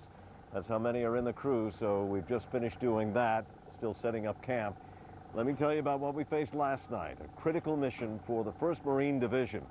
As you know, the supply lines, the logistics stretch all the way back to northern Kuwait. There are very tenuous supply lines that come into southern Iraq. Everything, bullets, beans, Band-Aids, but above all, fuel. And the problem was, for the 1st Marine Division, they were running low on fuel. A critical issue came up. Now, getting the fuel in over those supply lines. Well, there are forces that are loyal to Saddam Hussein that have been sniping along those supply lines. They needed to get in 250,000 gallons of diesel last night. And the 1st Battalion, 7th Marines was the group that was tasked with keeping that supply line open. We were warned going in last night after that terrible dust storm that we would face being sniped at, shot at, RPGs, that is rocket-propelled grenades, and possibly even mortar along that line. You can imagine what that could have done to truckloads of fuel trying to get in. Sure enough, the Marines went along that route, and we were hit last night. It was sniping, it was gunfire, and for many of these young Marines, the first time that they have ever faced hostile fire, and the first time that they have ever fired back, and they did plenty of that. It was almost pitch dark last night. Night vision goggles were of no use because of the conditions and the fact that it was so dark. The armored personnel carrier we were riding in slammed into a Humvee. Then we were hit by another armored personnel carrier, nearly knocked over on its side. And then to top that off, we ran into a house. Fortunately, nobody was inside the home. Nobody was injured. This was an engagement that went all night long. When daylight came up in the morning, you had a number of armored vehicles that were upended in huge craters and ditches and moats that are in this terribly rough terrain. Everyone is all right. Nobody was injured, and the best news of all, at least for the Marines, the fuel got through. The huge trucks came rolling in, and that means they can continue now, after having to pause, the push north, the push towards Baghdad. Paula? I know, Martin, these troops train very hard to encounter these kind of situations, but can you give us any sense of what any of these Marines told you about their first real experience in combat, particularly given the kind of fire you were talking about? Well, it's a couple of things that run through their minds. First of all, they hear the chatter on the radio from the advance units that are going in, so they brace themselves mentally. They know they're going to face fire, and they have a fairly good idea what kind and from where. But still, despite that training and advance information, there is nothing like suddenly seeing the muzzle flashes and watching an RPG. And this is the second time an RPG nearly took out our broadcast Jeep in about as many days. It cut right between an armored vehicle and the Jeep in front. And so this is something where there is a moment of truth for those Marines, and initially there's a split-second hesitation, but then the training kicks in, as they knew it would, and they open fire on the targets that they could identify, and that's something they stress. If they can't tell where the fire is coming from, they do not shoot indiscriminately. And as far as we know, there were no civilians that were hit in any of this fighting that took place. And as we say, the end result was the fuel got through, and that was mission success for these Marines. Paula? And Martin, in a personal sense, you had to go through some training yourself to be able to take this job as an embed. Just describe to us what you were thinking. How automatic was any of that training? Well, you know, I don't think, despite the amount of training that we've gone through, that we were prepared for the sort of conditions we faced. You can't see me, which is probably a good thing, because we're absolutely filthy. We live in the dirt. That is the way that the Marines exist out here. And the conditions as far as when the gunfights break out, well, we've been through those before in other conflicts, so perhaps in some respects we have more experience than many of the young men and women that are out here. There were some of those that were working the supply lines, driving the fuel trucks, that actually broke down in tears because they were so afraid of what they faced out there alone, keep in mind, in huge fuel trucks behind enemy lines in the darkness. And it wasn't until the Viper teams, which we're part of, rode up on them and said, look, we are here. Be assured that you will be safe as long as you follow our directions. The Marines were very precise about that, and as far as we witnessed, they were right. Paula? Martin, I'm just still trying to put all these pieces together, and the descriptions you've just shared with us when you're talking about basically being blinded by this fierce sandstorm. You talked about some of these pieces of equipment running into each other, others running into a house. Are you able to tell us, you know, without compromising any of the plans of the Marines you're with, how it's possible that you were even able to get in this 250,000 gallons of diesel fuel? Well, that's something like 25 truckloads. If you imagine the kind of fuel tankers that run down the highway, it is the same sort of thing that was operating here. And the problem is, of course, a bullet, an RPG, a rocket-propelled grenade, a mortar round in the wrong place would send one of them up. Once one goes, well, then you've got clear targets to get the rest of them. So it was vital that suppressing fire, that's how the Marines refer to outgoing fire to try to protect the trucks, was ongoing, and that they actually had to shield these trucks and lay down a barrier with their own armored vehicles. It really was quite amazing that none of these vehicles were hit and that the fuel did roll through. So that's the critical job, and in fact, this was considered the priority mission last night for the Marine Division. If the fuel didn't go through, then the Marines wouldn't go forward, Paula. All right, Martin, you've been competing with a split-screen image of the President and the First Lady now arriving at MacDill Air Force Base. What you have told us is remarkable, and I got to say, we are so relieved to have made contact with you after almost a 48-hour blackout period. The President will be spending a fair amount of time at the Air Force Base today, of course, the headquarters of Central Command. The Top General, Tommy Franks, is running the war against Iraq from headquarters in Qatar. Bush, apparently, the President will be getting a pair of briefings from the Central Command brass. He will have lunch with the troops. He will also be giving a speech, we are told, in which he will remind personnel, military personnel, that the United States leads a huge coalition in the war to unseat Saddam Hussein. Let's listen. As rendered by Ms. Cheryl Lynn Strickland.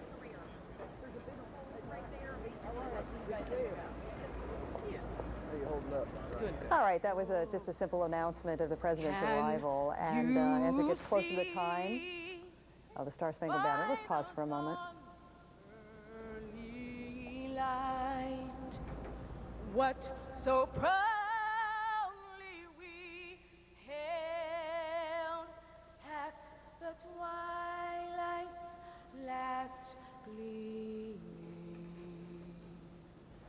whose broad stripes and bright stars through the perilous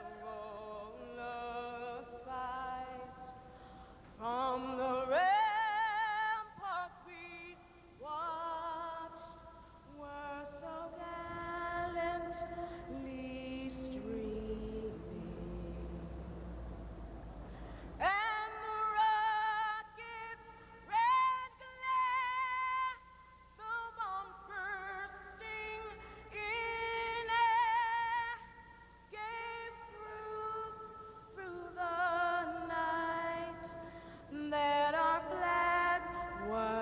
still there.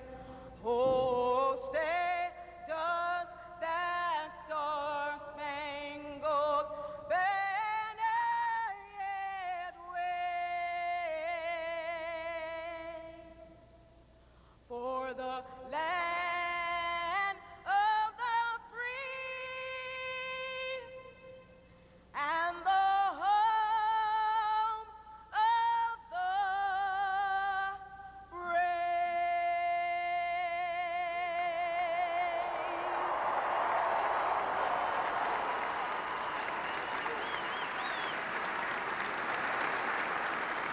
Now, if that spectacular edition of the Star Spangled Banner doesn't stir you, I don't know what will, particularly at this crossroads that this country now faces. We will be going back to that live shot at MacDill Air Force Base live. We expect the president to make a speech at about, I guess, 13 minutes from now. When it happens, we will carry it. In Iraq, a two-pronged effort. One mission relies on strength, the other, compassion. The United Nations says a humanitarian crisis is building within Iraq's borders and threatens to spill into neighboring countries. In a few minutes, we're going to take a look at what's being planned and what is still to come. In search of danger, we're going to go aboard a ship that's actually sweeping Iraqi waterways for mines. Right now, those mines could serve as the greatest obstacle to humanitarian aid. And as we said, the president has left the White House. He is now in Florida. In a few minutes, he'll deliver some important remarks from Florida's MacDill Air Force Base. We'll be there. We'll be right back.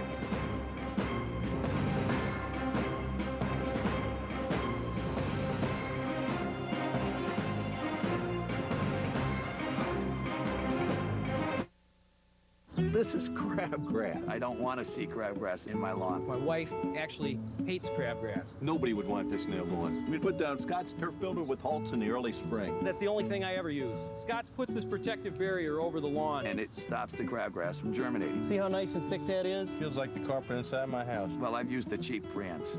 And it's like anything else. You get what you pay for. Steve doesn't have any crabgrass, which makes him a good human being, basically. Turf builder with Holtz. The best defense against crabgrass.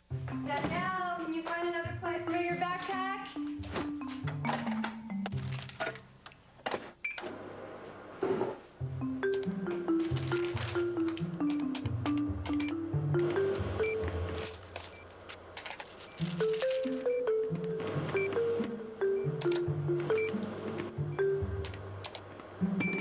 Unlimited online bill paying. Free from Bank of America. Right there. Higher standards. CNN Tonight at 7, a special report. U.S.-led forces face intense fighting with Iraq's Republican Guard. Reports that Saddam may be ready to use chemical weapons. As troops approach Baghdad, we're live from the front lines. CNN Tonight, 7 Eastern.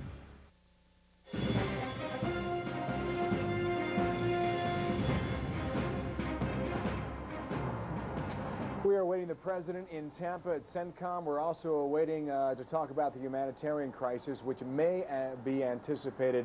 We're hearing possibly in a month from now. We'll talk about that in a moment with a spokesperson from the World Food Program.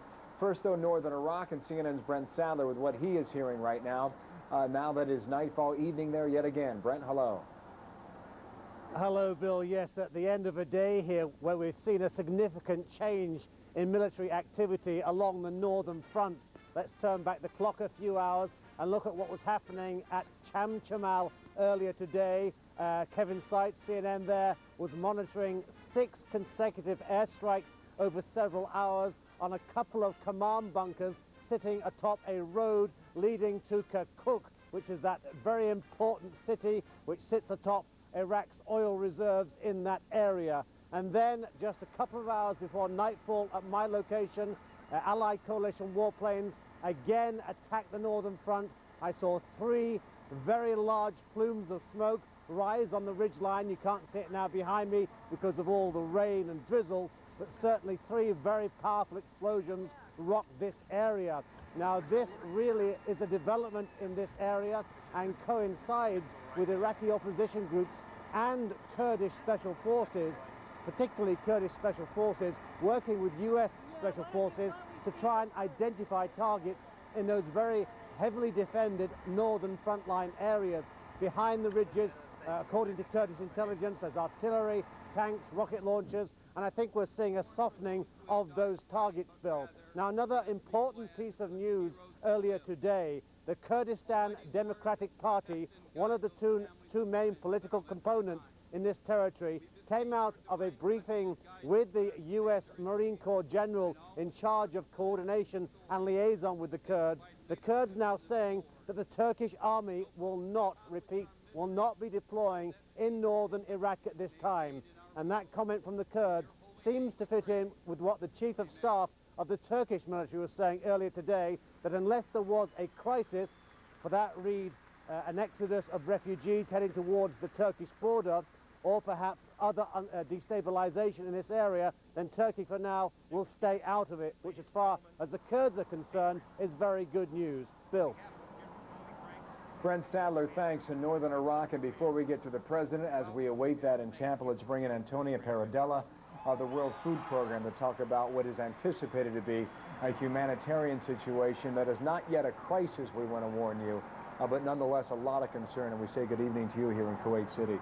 Your concerns in Iraq are what right now? Right now, water is a very pressing issue. People can live longer without food than without water, but food will eventually become a big source of concern. Basically, we know that Iraqi families should have food to last them until the end of April, and the worry is that if they don't get food by this time, the country will be facing serious difficulties. What is the logistical problem right now getting into Iraq? It is far too dangerous to get into Iraq right now. There is fighting going on almost everywhere in the southeast area, which is the area we can reach from Kuwait.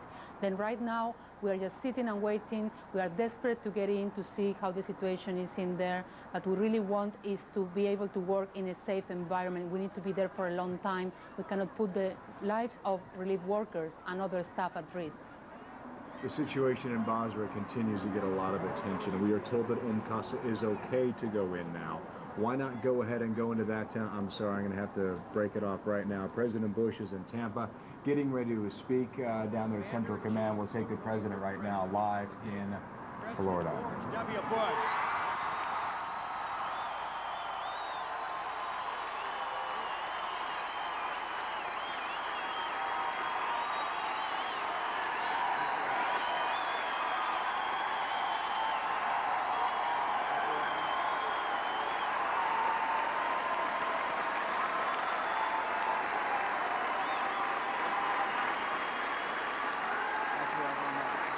Thank you all.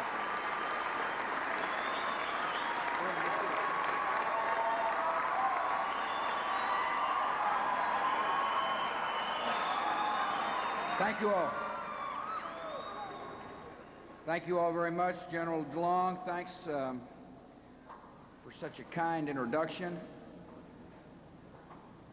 Laura and I are really proud to be here with the good men and women of CENTCOM and MacDill Air Force Base, Florida.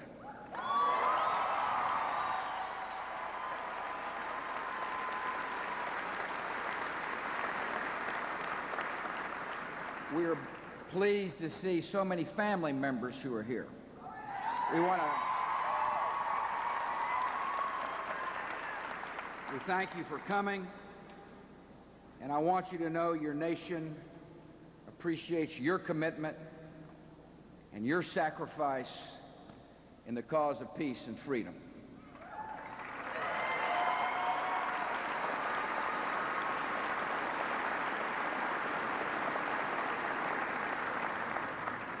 We're also proud to be here today with our friends and allies, a representative of the 48 nations across the world who have joined America in Operation Iraqi Freedom.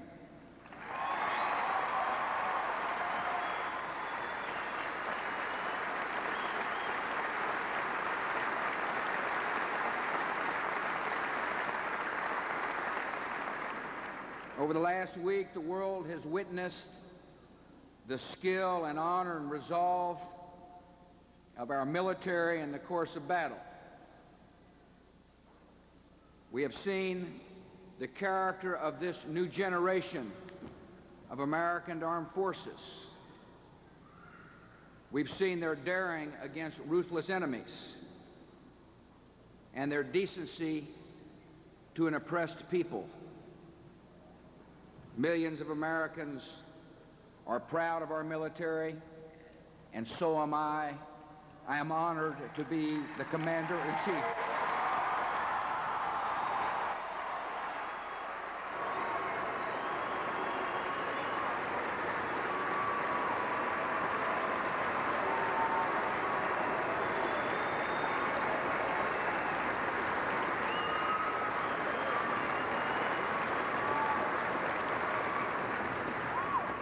I appreciate very much General Peter Pace, Vice Chairman of the Joint Chiefs of Staff, who has joined us from Washington, D.C. today. He is representative of the caliber of our generals. He's one of the finest people I know. I'm proud you're here, General Pace. Thank you for representing the Marine Corps so well and all the fighting men and women.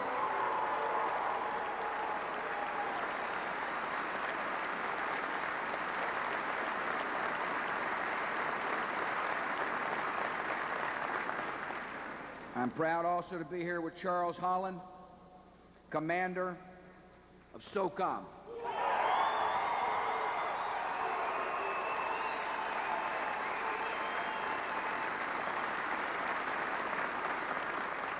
The Wing Commander of MacDill Air Force Base, Colonel Tanker Snyder.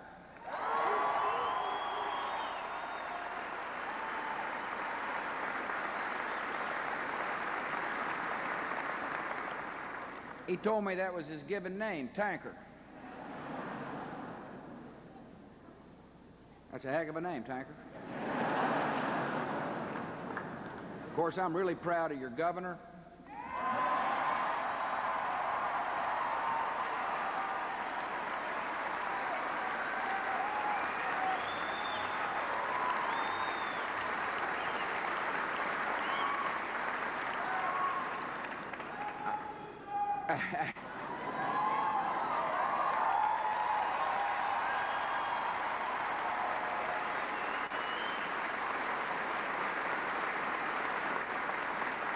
I want to thank members of the Florida congressional delegation who flew down with us today on Air Force One.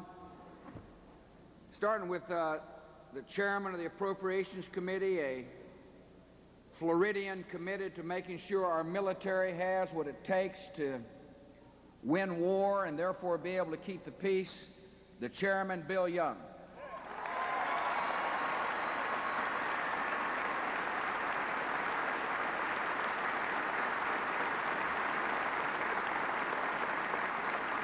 As well, Congressman Jim Davis, Mike Bilirakis, Adam Putman, and Catherine Harris came down today.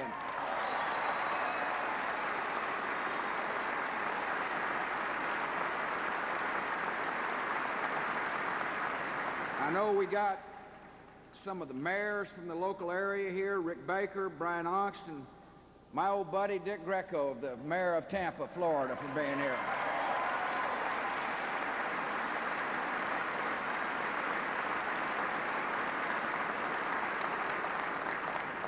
I want to thank everybody in uniform who is here today. Thank you for your service, your sacrifice, and your love of America.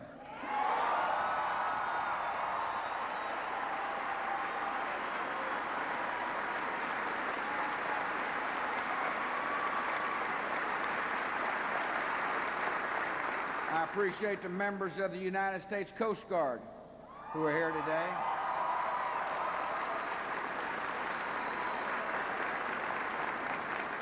Our Coast Guard is deployed in the Middle East. At the same time, it protects this homeland of ours. And you're doing a fine job on behalf of the American people all up and down the coastlines of this great country. I want to thank members of the Florida Army National Guard who are here.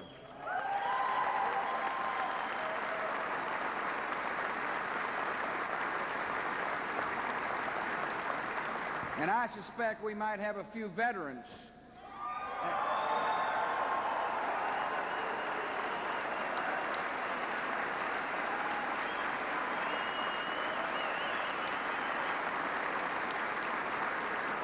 As well as retired members of our military. I want to thank you all for your service, for setting such a clear example for future generations of those who wear our uniform.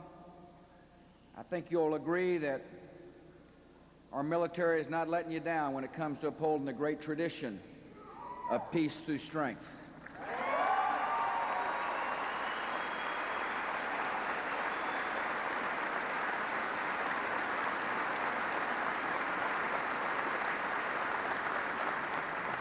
One of the problems of being the president is you always end up being the last guy here. So I'm sorry I didn't get to hear Toby Keith and Darrell Worley, but I want to thank you all for coming and providing your talents today in support of our efforts to make the world a more peaceful place. I also want to thank Chaplain Stone. I appreciate your words of prayer for our men and women in uniform, especially for your prayers for the loved ones of American and British troops whose lives were lost. People across this country are praying. They are praying that they hope those families and loved ones will find comfort and grace in their sorrow. We pray that God will bless and receive each of the fallen. And we thank God that liberty found such brave defenders.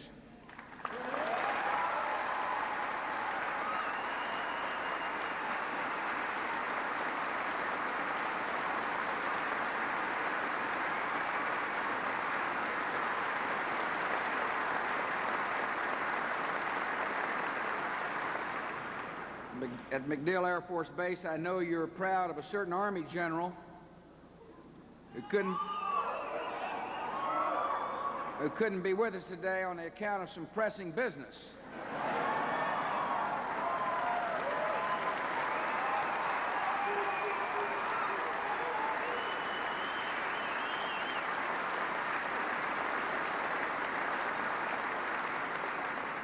Tommy Franks has my respect, the respect of our military, and the thanks of the United States of America.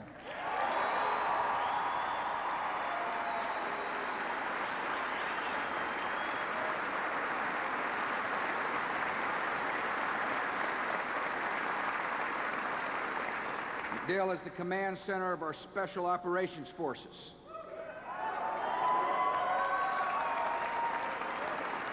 The silent warriors who were first on the ground there in Iraq. And here at CENTCOM, you're coordinating the work of a grand coalition that is disarming a dangerous enemy and freeing a proud people.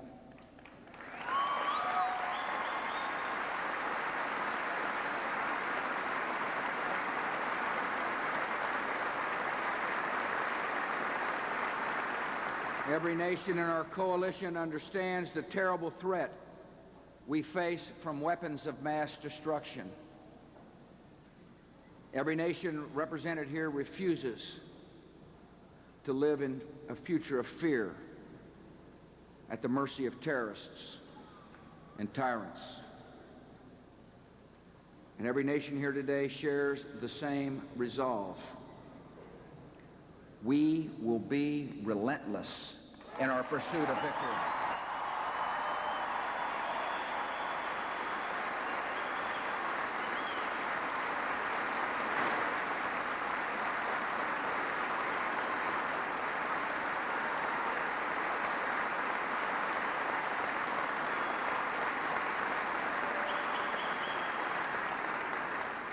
Our military is making good progress in Iraq, yet this war is far from over. As they approach Baghdad, our fighting units are facing the most desperate elements of a doomed regime. We cannot know the duration of this war, but we are prepared for the battle ahead. We cannot predict the final day of the Iraqi regime, but I can assure you, and I assure the long-suffering people of Iraq, there will be a day of reckoning for the Iraqi regime, and that day is drawing near.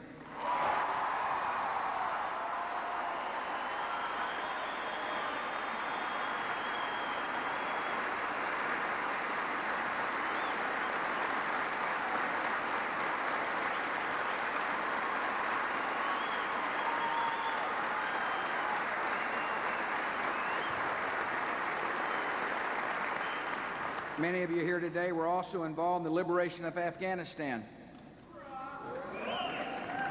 The military demands are very different in Iraq. Yet our coalition is showing the same spirit, the same resolve. That spirit and resolve that destroyed the Al-Qaeda terror camps, that routed the Taliban, and freed the people of Afghanistan.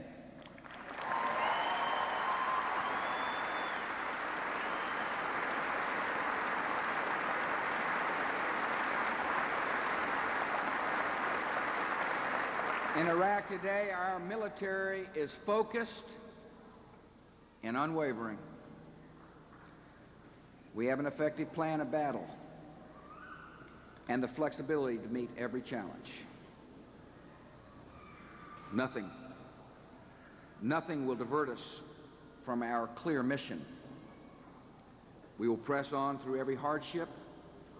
We will overcome every danger, and we will prevail.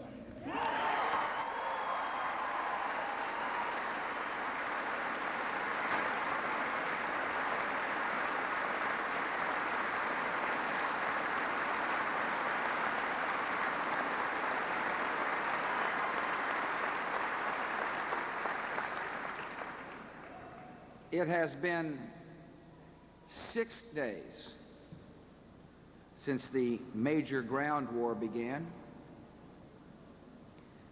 It's been 5 days since the major air war began. And every day has brought us closer to our objective. At the opening of Operation Iraqi Freedom, Special Forces helped to secure airfields, bridges, and oil fields, to clear the way for our forces and to prevent sabotage and environmental catastrophe. Our pilots and cruise missiles have struck vital military targets with lethal precision. We've destroyed the base of a terrorist group in northern Iraq that sought to attack America and Europe with deadly poisons. We have moved over 200 miles to the north toward Iraq's capital in the last 3 days.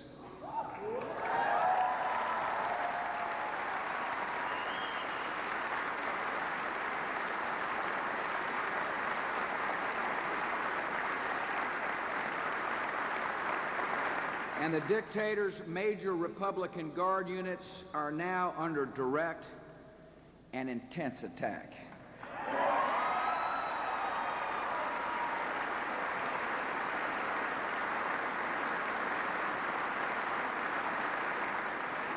Day by day, Saddam Hussein is losing his grip on Iraq. Day by day, the Iraqi people are closer to freedom.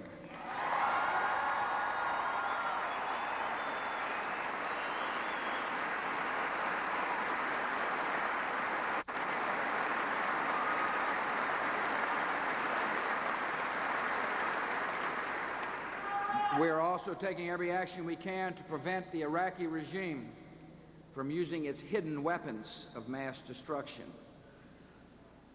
We are attacking the command structure that could order the use of those weapons. Coalition troops have taken control of hundreds of square miles of territory to prevent the launch of missiles and chemical or biological weapons. Every victory in this campaign and every sacrifice serves the purpose of defending innocent lives in America and across the world from the weapons of terror. We will not wait to meet this danger with firefighters and police and doctors on the streets of our own cities. Instead, we are meeting the danger today with our Army, Navy, Air Force, Coast Guard, and Marines.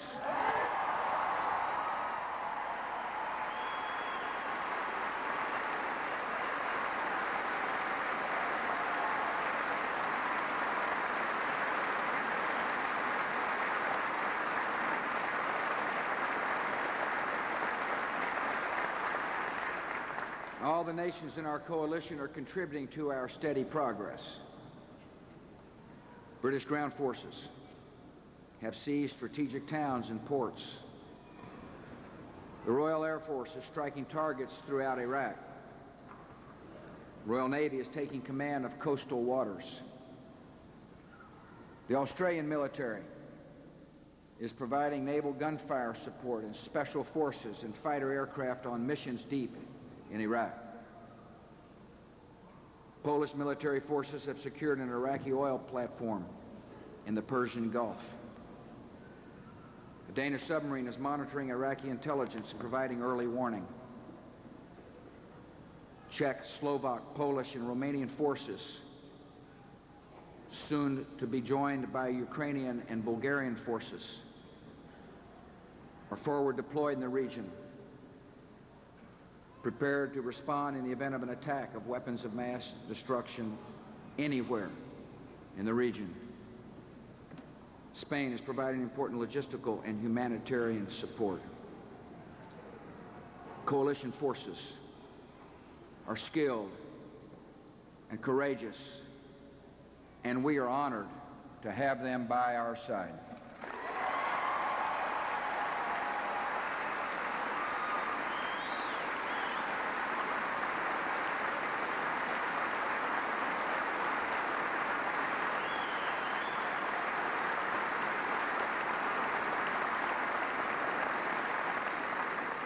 In the early stages of this war,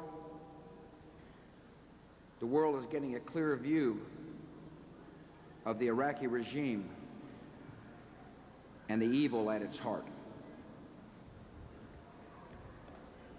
In the ranks of that regime are men whose idea of courage is to brutalize unarmed prisoners. They wage attacks while posing as civilians. They use real civilians as human shields. They pretend to surrender, then fire upon those who show them mercy. This band of war criminals has been put on notice. The day of Iraq's liberation will also be a day of justice.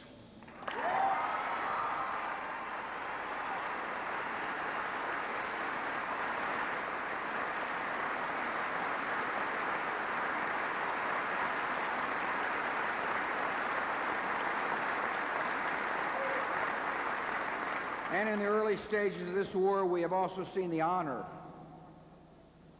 of the American military and our coalition. Protecting innocent civilians is a central commitment of our war plan.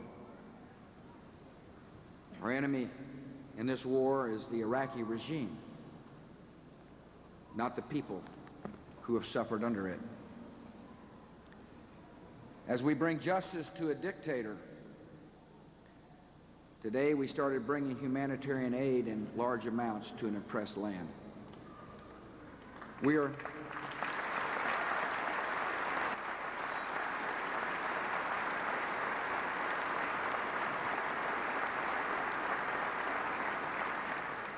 treating Iraqi prisoners of war according to the highest standards of law and decency. Coalition doctors are working to save the lives of the wounded, including Iraqi soldiers. One of our servicemen said this about the injured Iraqis he treated: "We can't blame them for the mistreatment that their government is doing to our soldiers. I'm all for treating them. That's what we do. That's our job."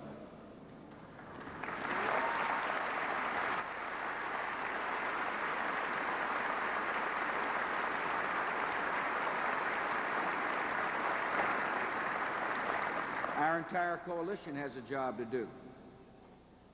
And it will not end with the liberation of Iraq. We will help the Iraqi people to find the benefits and assume the duties of self-government. The form of those institutions will arise from Iraq's own culture and its own choices. Yet this much is certain: the 24 million people of Iraq have lived too long under a violent criminal gang calling itself a government. Iraqis are good and gifted people. They deserve better than a life spent bowing before a dictator. The people of Iraq deserve to stand on their feet as free men and women, the citizens of a free country.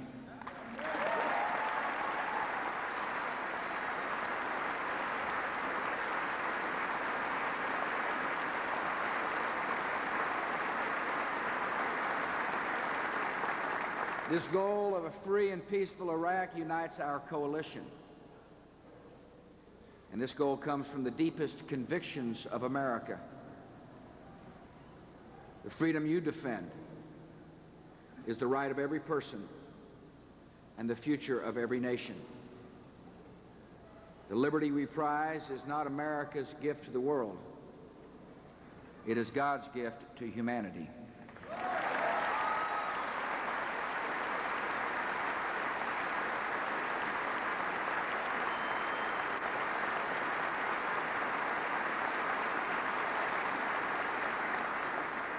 The Army Special Forces define their mission in a motto: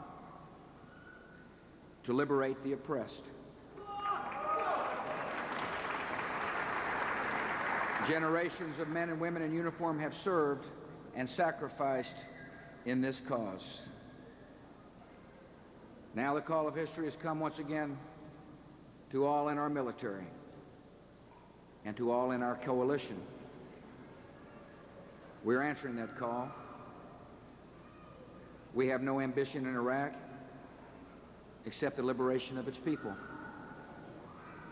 We ask no reward except a durable peace. And we will accept no outcome short of complete and final success.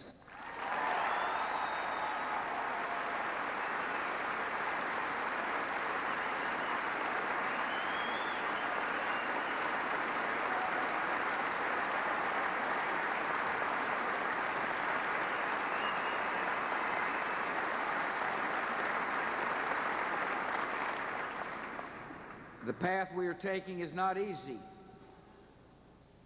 and it may be long. Yet we know our destination. We will stay on the path, mile by mile, all the way to Baghdad and all the way to victory.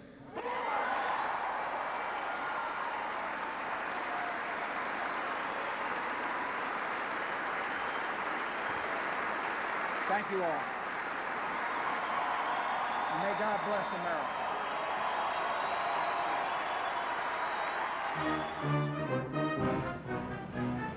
He is the commander-in-chief, the commander of a country at a time of war, and clearly this speech is designed to show that he is in command. The most fiery and the most enthusiastic we have heard from the president to date since this war broke out, trumpeting the successes. 6 days of an air war already, he says, only 5 days into a ground war, talking about coalition forces already moving 200 miles deep into Iraq, and also talking about the Republican Guard being, quote, under direct and intense attack. At the outset, the president said, this is peace through strength.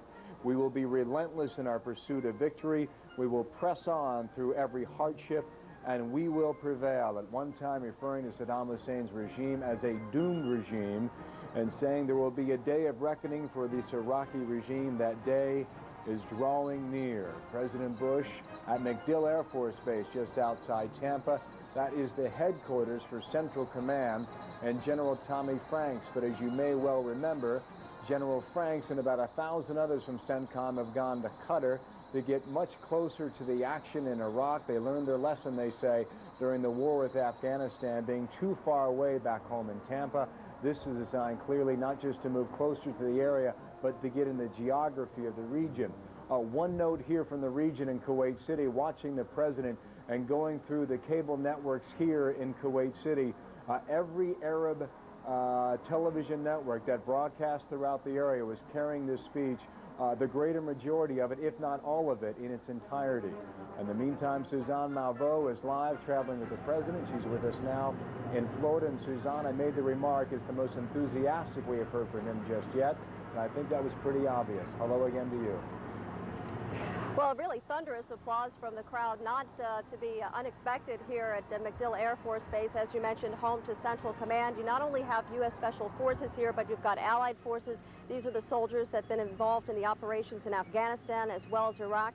You may note that the president said with only day 6 of ground operations, the administration answering a number of questions, even criticism this week. Were they expecting that this would be so difficult? Did they prepare the American public? And were they too slow in offering humanitarian aid? Well, the president addressing many of those questions and that criticism, saying here that they outline the purpose. We are ahead of schedule. The war is far from over. There will be a day of reckoning for the Iraqi regime, and it is drawing near.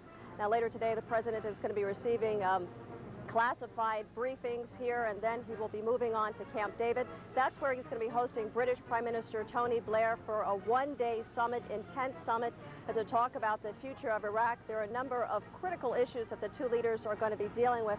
First of all, the role of the UN in a post-Saddam Iraq. Now, British Prime Minister Tony Blair believes that the UN should be involved right away, that you should go from the military operation to the UN and then transfer to that power to the Iraqis. Well, the administration is somewhat divided on this, a robust debate. The Pentagon believes it should have a short-term military occupation, should then the administration form a civil administration by the Americans, and then transfer that gradually, eventually, to the Iraqis. State Department says, let's do that more quickly. Let's transfer that power. This will be something that will be a lot more popular in terms of international support, political support, and financial support. Bill? Suzanne Malveaux traveling with the president. Many thanks for that. That wraps up our coverage in Florida. The president will meet with Tony Blair, the British Prime Minister, later on Wednesday evening. Tony Blair will arrive in the U.S., and they'll continue their meetings later tonight and into Thursday. But for now, back to Paula now in New York. Thanks so much, Bill. I guess as I was watching the president's speech, I was struck by his voice cracking with emotion and tears in his eyes when he said, "I am so proud to be Commander-in-Chief." Let's check in with David Grange, General David Grange, who joins us from CNN Center, our military analyst, to talk a little bit about the president's appearance at MacDill Air Force Base, and we'll keep our cameras trained on him as he waits through the crowd. General Grange, the president's speech comes at a time when coalition forces are suffering deaths, battle deaths, and casualties, and at a time when many pointed questions are being asked about the effectiveness of the battle plan. How will a speech like this affect morale? Well, Paula, it's the President of the United States, but also, as was stated, the Commander-in-Chief of the Armed Forces of the United States of America. And so that's the senior military leader for the armed forces. And when there's a coalition involved, also, responsible to some extent for the lives of coalition forces involved in this war as well. And so when the troops from all services and nations hear a talk like this of commitment, you see the biggest problem in past wars is that there's no resolve for commitment that convinces the troops if someone dies, they do not die in vain. So it's very important that the leader expresses accomplishment of the mission that you set out to accomplish. General, where do you sense the morale is right now, all across the armed forces? I believe the morale's high. There's going to be pockets where morale is low. I mean, that's to be expected. But when you're in a unit that experiences death or injury or periodic letdowns in the operation, it affects your morale. But the units pick up pretty quick and continue to drive on to their objectives if the leadership expresses resolve and commitment to the cause. General, the President doing something that he's very comfortable doing, having one-on-one contact not only with people who are serving in the military, but their family members as well. You always see the degree of comfort he has in working crowds. You talk about the impact battle deaths obviously have on the morale of troops that are fighting. I wanted to share with you some statistics just released by the Pew Research Group, the center, and they showed a big difference in opinion, a big swing from Friday to just Monday. On Monday, when polled, just 38% of the American public said the conflict was going well. Now that is compared to 71% on Friday. What kind of challenge does the President have in convincing the American public, as you say, that this is a true commitment? Well, the United States is a nation of expectations that objectives are accomplished swiftly. In other words, we have a 100-meter dash mentality instead of a marathon mentality, especially when it comes to conflict, when it comes to war. And these commitments at times take a while. I believe the combat phase won't take a long time, but there'll be hostile requirements that must be taken care of probably for some time to come, just like they are in Afghanistan, just like they are in peacekeeping operations in the Balkans.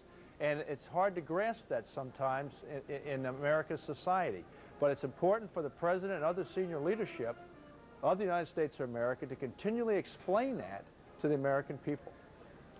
David Grange, thanks so much. Please stand by because we'll be calling on your expertise a lot today. Back to Bill now. Bill, I know you and I have discussed this a lot, just about how easy the President is with working crowds. I remember his father, the former President, once told me that his son certainly had a gift that he never thought he himself had had. He's very proud of his son's ability to be able to get out there in this crowd and be so at ease. Yeah, and so many times we have seen him in public be such a different person. It appears to us anyway, watching him through the television screen. But obviously, being in that presence there in Tampa, the other military members there, he was a man who seemed quite pumped up about it. Listen, Paula, before we got to the President, you were talking with Marty Savage, giving us a fascinating look as to what he is doing right now with the Marines. And Marty's back with us live in southern Iraq, and I believe it's by way of night scope. Marty, I can't see you from my location here, but you've had some pretty tough going the last couple of days. You have surfaced. You've essentially come up for air right now. Give us some more on an update about what's happening with you and your unit. Well, you're right, Bill. We are with the 1st Battalion, 7th Marines. We are west of the Euphrates, still in southern Iraq, but pushing north. You're looking at us, as you mentioned, through a night scope, which is why I probably have weird eyes if you're watching this. It's the only way we can show you any sort of image at all. We are in total blackout conditions. It is pitch dark out here, and we are rumbling and stumbling about as we try to continue to broadcast for you. The embargo we were under was lifted just as sunset was coming on, and now darkness has set in, so we're trying to continue to fill you in as much as we can. Let's tell you about what happened in the last 24 hours. We've been up for about 24 hours on this latest mission. It became a mission critical in the eyes of the 1st Marine Division for fuel.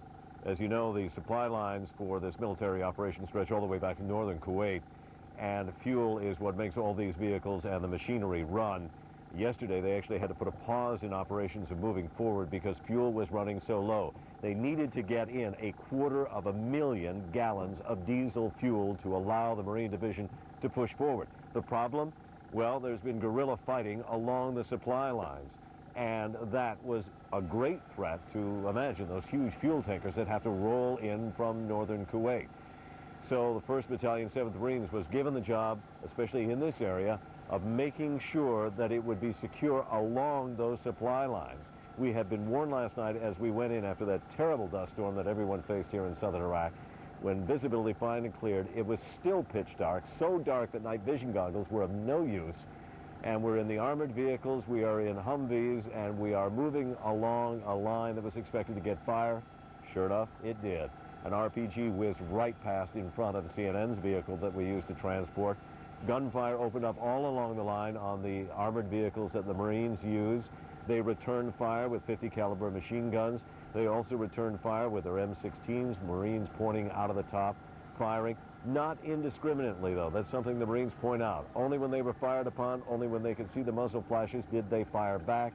RPGs, Kalashnikov fire. There was concern about mortars. We didn't see any, and it was a pitch battle that went on and on all night long, trying to keep that supply line open and clear. They did, but not without a cost. The armored car we were in ran into a Humvee. It was so dark, then got hit by another armored car that nearly slammed us over on our side.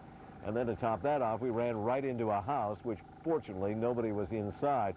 But it gives you an idea of the, if you want to call it that, chaos that was out there in the battlefield. When light finally came up, 3 of the armored vehicles were upended in huge crater holes and trenches out there.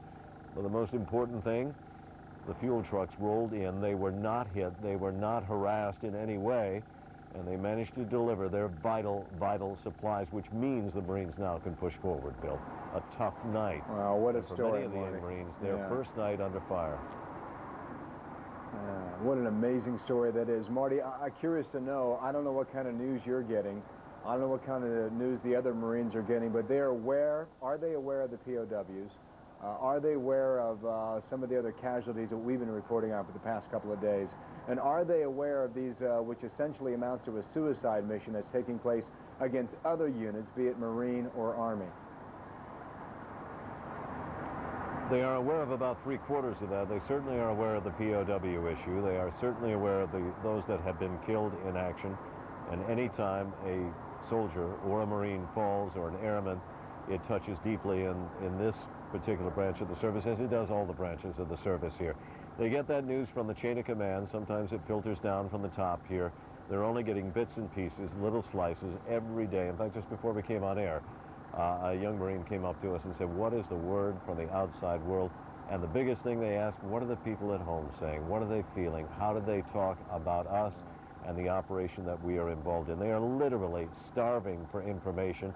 We try to pass it along as best we can, but when we are under blackouts, the only access we have to the outside world is through a shortwave radio, which we tune in regularly and try to pass word on to those Marines here.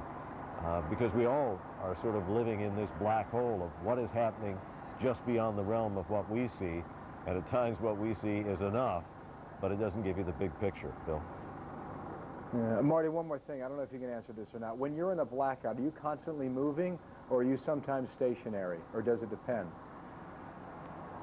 It's a bit of both. Sometimes we're blacked out because we are moving, and as you understand, any time that we transmit, we're like a beacon out there, obviously.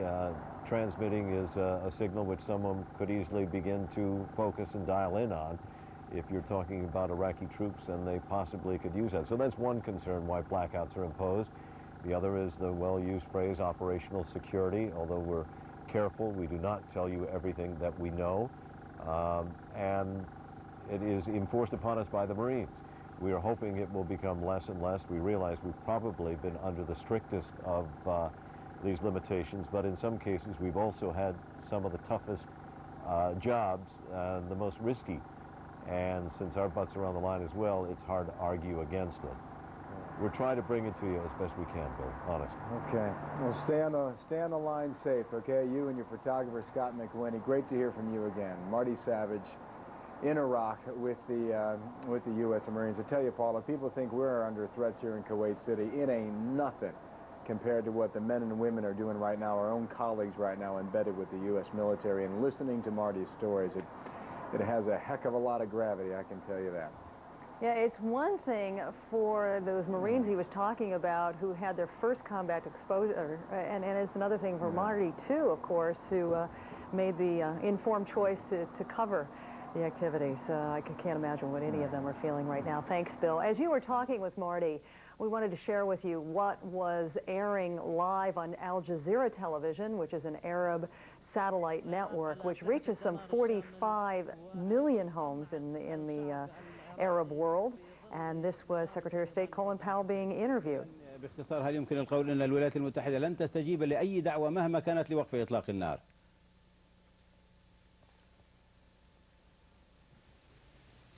نحن لا نرى أي مؤشرات على دعوة مثل هذه تأتي من الأمم المتحدة. سنرى ما سوف تفعل. At one point, it's interesting to note that the administration once shunned Al Jazeera television, thinking or saying it was perceived as anti-U.S. reporting, but obviously they now believe it does have some influence, and that's the reason why I'm told that Secretary Powell is doing this interview, just did this interview minutes ago with Al Jazeera television. Back to the Pentagon now for some more breaking news. Boy, Barbara Starr, I know every time we check in with you, you have something new to report. What's the very latest from there? Well, Paula, I think the theme that seems to be emerging here today in the war is steady progress towards Baghdad, but also beginning to take just a little look back towards where they've come from. Officials here telling us they are taking a hard look at these Fedayeen fighters, these guerrillas, paramilitary groups, Ba'ath Party officials, these fighters that have been plaguing them all the way up and down the line. This paramilitary unit, for example, 40,000 people, and it is believed they have been the source of much of the sporadic fighting since the war began last week. One official well-placed here in the Pentagon telling us, look, maybe we underestimated, he says, how well-placed, how dispersed these fighters were before the war began. There is a view here that they believe that these fighters had been dispersed by the regime of Saddam Hussein prior to the war beginning, that they are all up and down the line, but from Qasr through Basra, through Nasiriyah, Najaf, all the cities that the forces are moving through, that these forces have been throughout this region, placed there by the regime to enforce what is called regime discipline. A lot of evidence, like, for example, down in Basra, as we have seen the fighting there, that these fighters are holed up in the city, that they are trying to use the people there as some sort of shield between themselves and the British forces, which are trying to assist the local civilian population. Down in Basra, the fighting has been very intense. The British now trying to restore water supplies to Basra, trying to get these fighters separated out from the local civilian populations so they can begin to move in humanitarian relief. But officials here now taking a very hard look at these fighters, how many are out there, where they still are. They say it won't change strategy. They will continue to press to Baghdad, but these people are now a big concern to them. Paula? Barbara, how can it not change strategy? Well, the goal really still remains, the key goal of this war strategy is regime change. And from everything we are told, from everything we listen to here, regime change means getting to Baghdad and getting the regime of Saddam Hussein and his top leaders out. They believe the only way they can do that is by getting to Baghdad. They say they can deal with these fighters as they come up along the line. And now that they understand better after several days the tactics that these people are using, the fake surrenders, the use of U.S. uniforms possibly to fake out U.S. soldiers, the use of civilian human shields. Now that they realize what's going on, they feel they can really deal with it. And indeed, U.S. units are being warned all up and down the line to be very careful when civilians approach them, make sure they really are civilians and they're not these guerrilla fighters in disguise. So a lot of caution. No indication yet that there's any macro change in the U.S. war strategy. Thank you so much, Barbara. We'll see in a little bit. As Barbara was telling us, U.S. forces still preparing to make their move on Baghdad.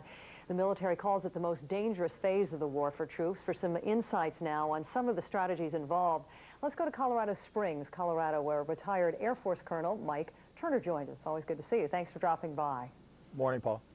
First of all, share with us some of your reaction to some of what Barbara just reported from the Pentagon, an official acknowledgement that, in fact, there was an they underestimated the strength of some of these paramilitary groups.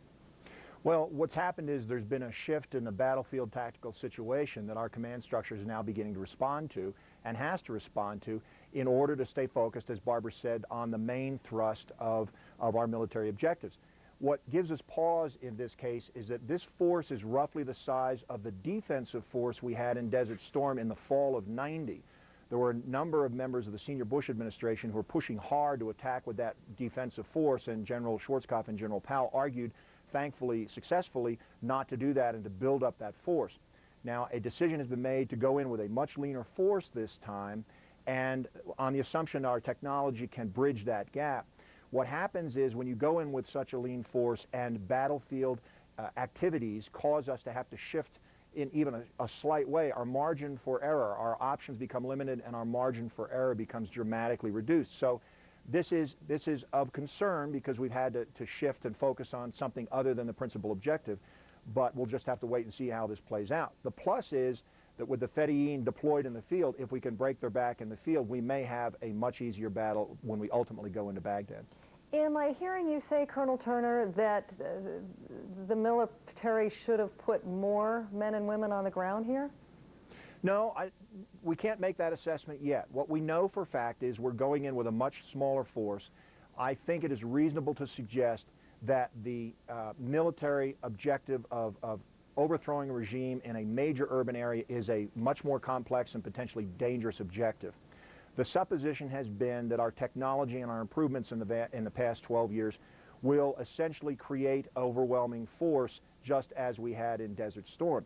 But that is a projection of known data, and it is a risk. There's a risk element involved here, particularly when you begin to encounter unknowns on the battlefield and shifts in the tactical situation that perhaps may have been anticipated, but maybe not to this extreme. And so it's a cause for concern, but we'll need to see and keep an eye on it and see how it develops. But how do you really successfully take on the Fedayeen if they're doing what Barbara just said, where some have stolen British and American uniforms, some are in civilian clothes, and they are widely dispersed? That's one of the real serious downside risks of this scenario that we're engaged in right now. This cannot come as a shock to the administration. This simply can't. Saddam Hussein has no lower limit to the atrocities that he will commit. He simply will not. He was fighting for survival. He will not follow any kinds of Geneva Convention rules. And so we just need to accommodate what changes in that regard, but have no illusions that Saddam will do anything and everything to try and slow us down and defeat us. Yesterday, General Myers acknowledged in an interview that the Pentagon's strategy to shock and awe the Iraqi regime with a dramatic early air barrage didn't work exactly as planned or yeah, I guess that's exactly what he said. What did you make of the strength of the air campaign? Well, I think what he's referring to is the fact that everything I've seen on camera and in the newspapers and in the media reports suggests that we have struck the targets that we plan to strike, that we have conducted the air campaign precisely as we intended to conduct it, but it has not had the result, the outcome that we expected, and so we're having to adjust there also.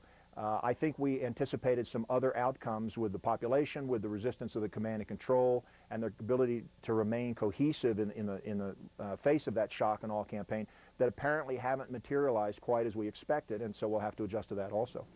Colonel, please stand by because we are hearing that not only is Reuters but Al Jazeera television reporting signs of some airstrikes in the southern part of Baghdad. I wish I could give you more context than that, but Colonel Turner, the administration has made it clear that there are a number of strategic targets they still haven't hit, right? Military ones. Yeah, they'll continue to work through the fixed target list and the deep interdiction campaign, but as I mentioned a few days ago, now that we have troops beginning to come into contact around the outskirts of Baghdad, they will shift that focus of that air campaign to fielded military units, the Republican Guard units, and really begin to soften that battlefield in preparation for the onslaught into Baghdad. So now you're beginning to see a bigger mix of types of targets and a more fluid air battle going on. Colonel Mike Turner, thanks so much. Once again, breaking news out of Baghdad. According to Reuters and Al Jazeera, airstrikes have resumed in the southern part of the city. As soon as we have more information, we'll bring it to you live. Are we going back to Bill now? We are going to hit Bill Hemmer, my colleague in Kuwait City, in just a moment. Before we get to that, coming up, we're keeping an eye on the skies over Baghdad. We will keep you up to date on the latest developments in the war in Iraq. Also had the eyes and ears for the world. We're going to hear from some of our many CNN reporters embedded with the U.S. military. Our special coverage of the war in Iraq continues after this short break.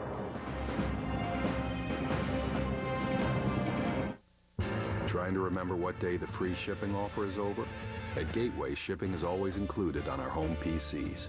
Plus, Gateway desktops have everything you need built right in from the start. A fast processor, big hard drive, CD burner and DVD drive, lots of memory, and a big monitor. And shipping's always included on our home PCs. Call, click, or come in. Gateway. Gateway 500 series PCs feature Intel Pentium 4 processors. Think all mortgage lenders are the same? Think again.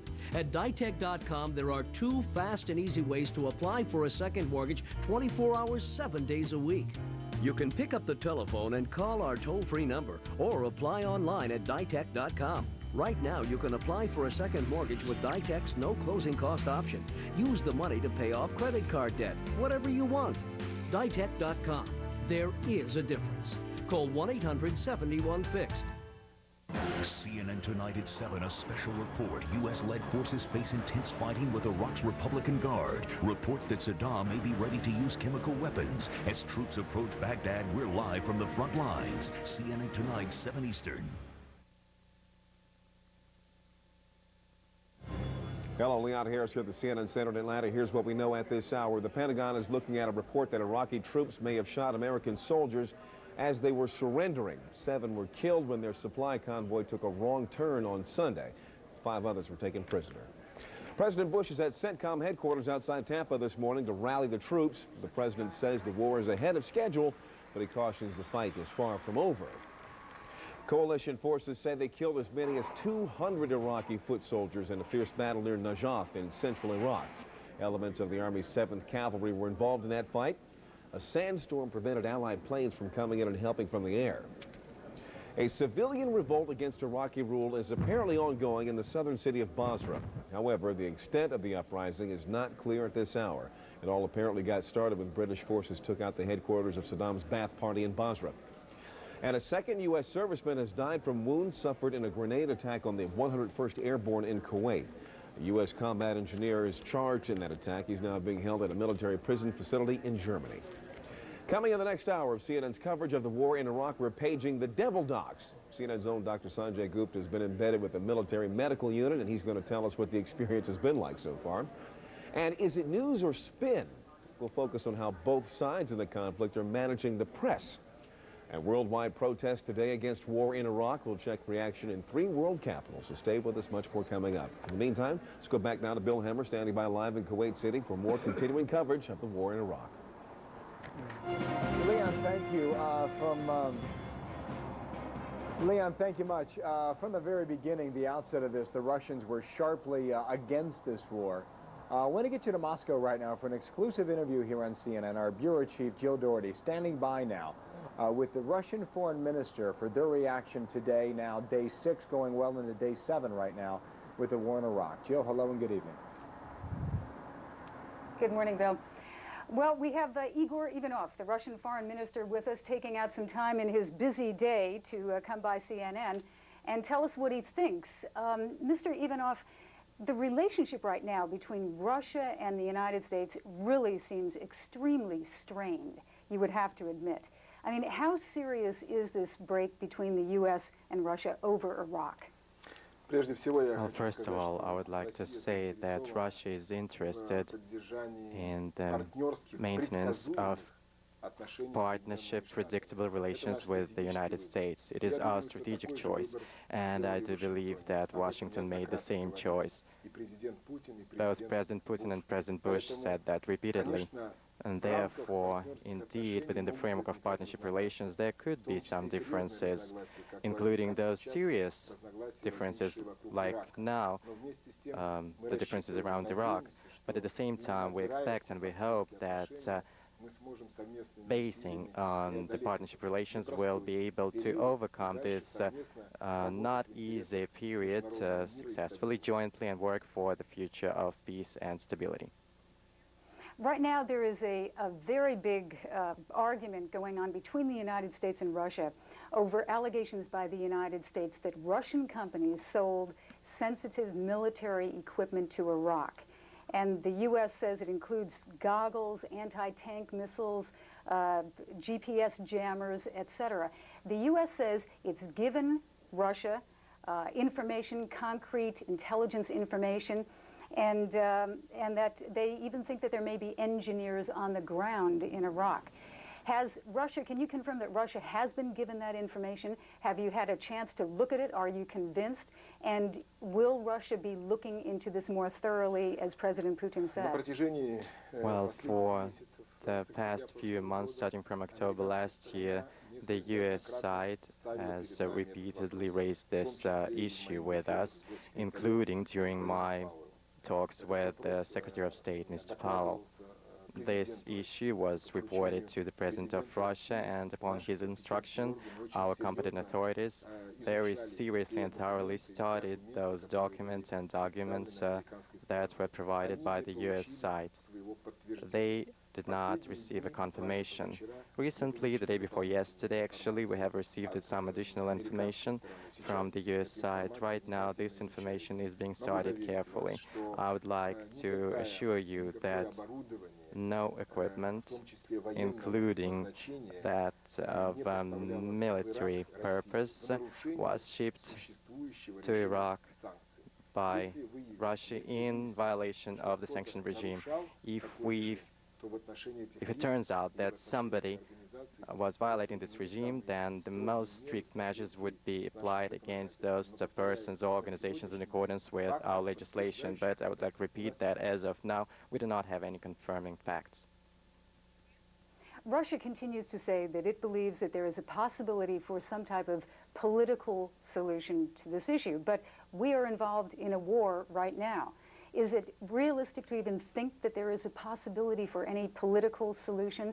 And what are your next steps going to be at the United Nations? When President Putin said that the war against Iraq is a big mistake, he was thinking not only about Russia, but the United States as well, because today one can see that this war brings some victims, both among the Iraqi population, the US and the UK military die as well, and we're quite sure we could avoid this war because there was a way to political settlement, and we believe that still, the sooner we stop this war, the sooner we sit at the negotiation table in the UN Security Council, the faster we'll be able to solve the problems that are of concern both for Washington, Moscow, and the international community. We, as well as Washington, are interested that there is no mass destruction weapons in Iraq. We're interested in this region being stable, and we are quite sure we can achieve that through acting jointly. Thank you very much, Mr. Ivanov. Thank you for giving us the time to CNN. I appreciate it very much. And Bill, we're going to throw it back to you. All right, Jill, thanks. Jill Doherty, there's perspective today from Moscow in that exclusive interview with the Russian foreign minister. A lot of issues to digest, and again, not from Moscow, but also from Paris, France, going all the way back to Washington, D.C. While we were listening to that, Ryan Chilcote now checks in, 101st Airborne Division, 3rd Brigade, somewhere in Iraq. Ryan, what do you have tonight? Sure, actually in central Iraq, at a forward operating base with 101st Airborne's 3rd Brigade, where 5 Iraqi soldiers just surrendered to the 101st. They drove up to a position at this forward operating base in a white SUV with red stripes, well known in this area for being the vehicles of choice for the militia fighting in nearby villages, and said that they want to surrender. Also today, at a different base in southern Iraq, 7 EPWs. Now, EPW is the term that the U.S. military uses to describe the prisoners of war that it takes. POW is the term they use to describe when they themselves become prisoners of war, but they call EPWs the enemy prisoners of war that they take. 7 were apprehended at a base in southern Iraq as they were allegedly trying to infiltrate that base. Now, they're being interrogated right now. It's not entirely clear what they were doing. They may be perfectly innocent, but they were captured, apprehended, if you will, and are now being interrogated. So a total of 12 enemy prisoners of war, if you will, 12 POWs taken by the 101st today in central and southern Iraq. All right, Ryan, thanks. Ryan Choco checking in again from the 101st Airborne Division. To our viewers at home, you know that we're on the air 24 hours a day, 7 days a week, covering the war in Iraq. When you're away from your television, just a reminder here, online at CNN.com, the most highly visited website on the internet for news and information. It's up 24 hours a day as well. We've got a war tracker online for you to help you keep up to date. You can follow our correspondence reports from there as well at CNN.com. Also, you've heard a lot about the talk of fog of war, some pictures now, some images of war that become quite clear. Have a look here. We're back with more in a moment in the war in Iraq.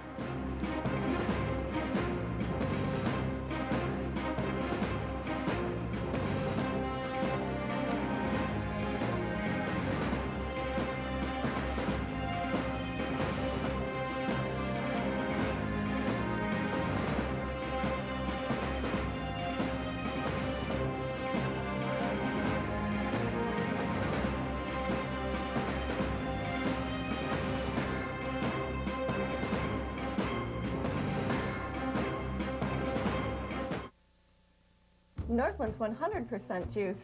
Northland Cranberry Grape has the refreshing goodness of 4 times as much cranberry juice as their cran grape juice drink. And Northland is refreshing. Northland, 100% juice. Northland, 100% juice, 100% refreshing.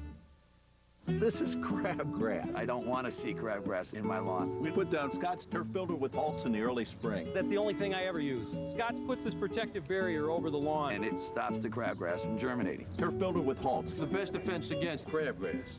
Before Freestyle, blood glucose testing was barbaric. It hurt worse than my insulin shots. I saw Freestyle. I said, this is unbelievable. So we go and we buy it. I test my arm and, okay, where's the pain?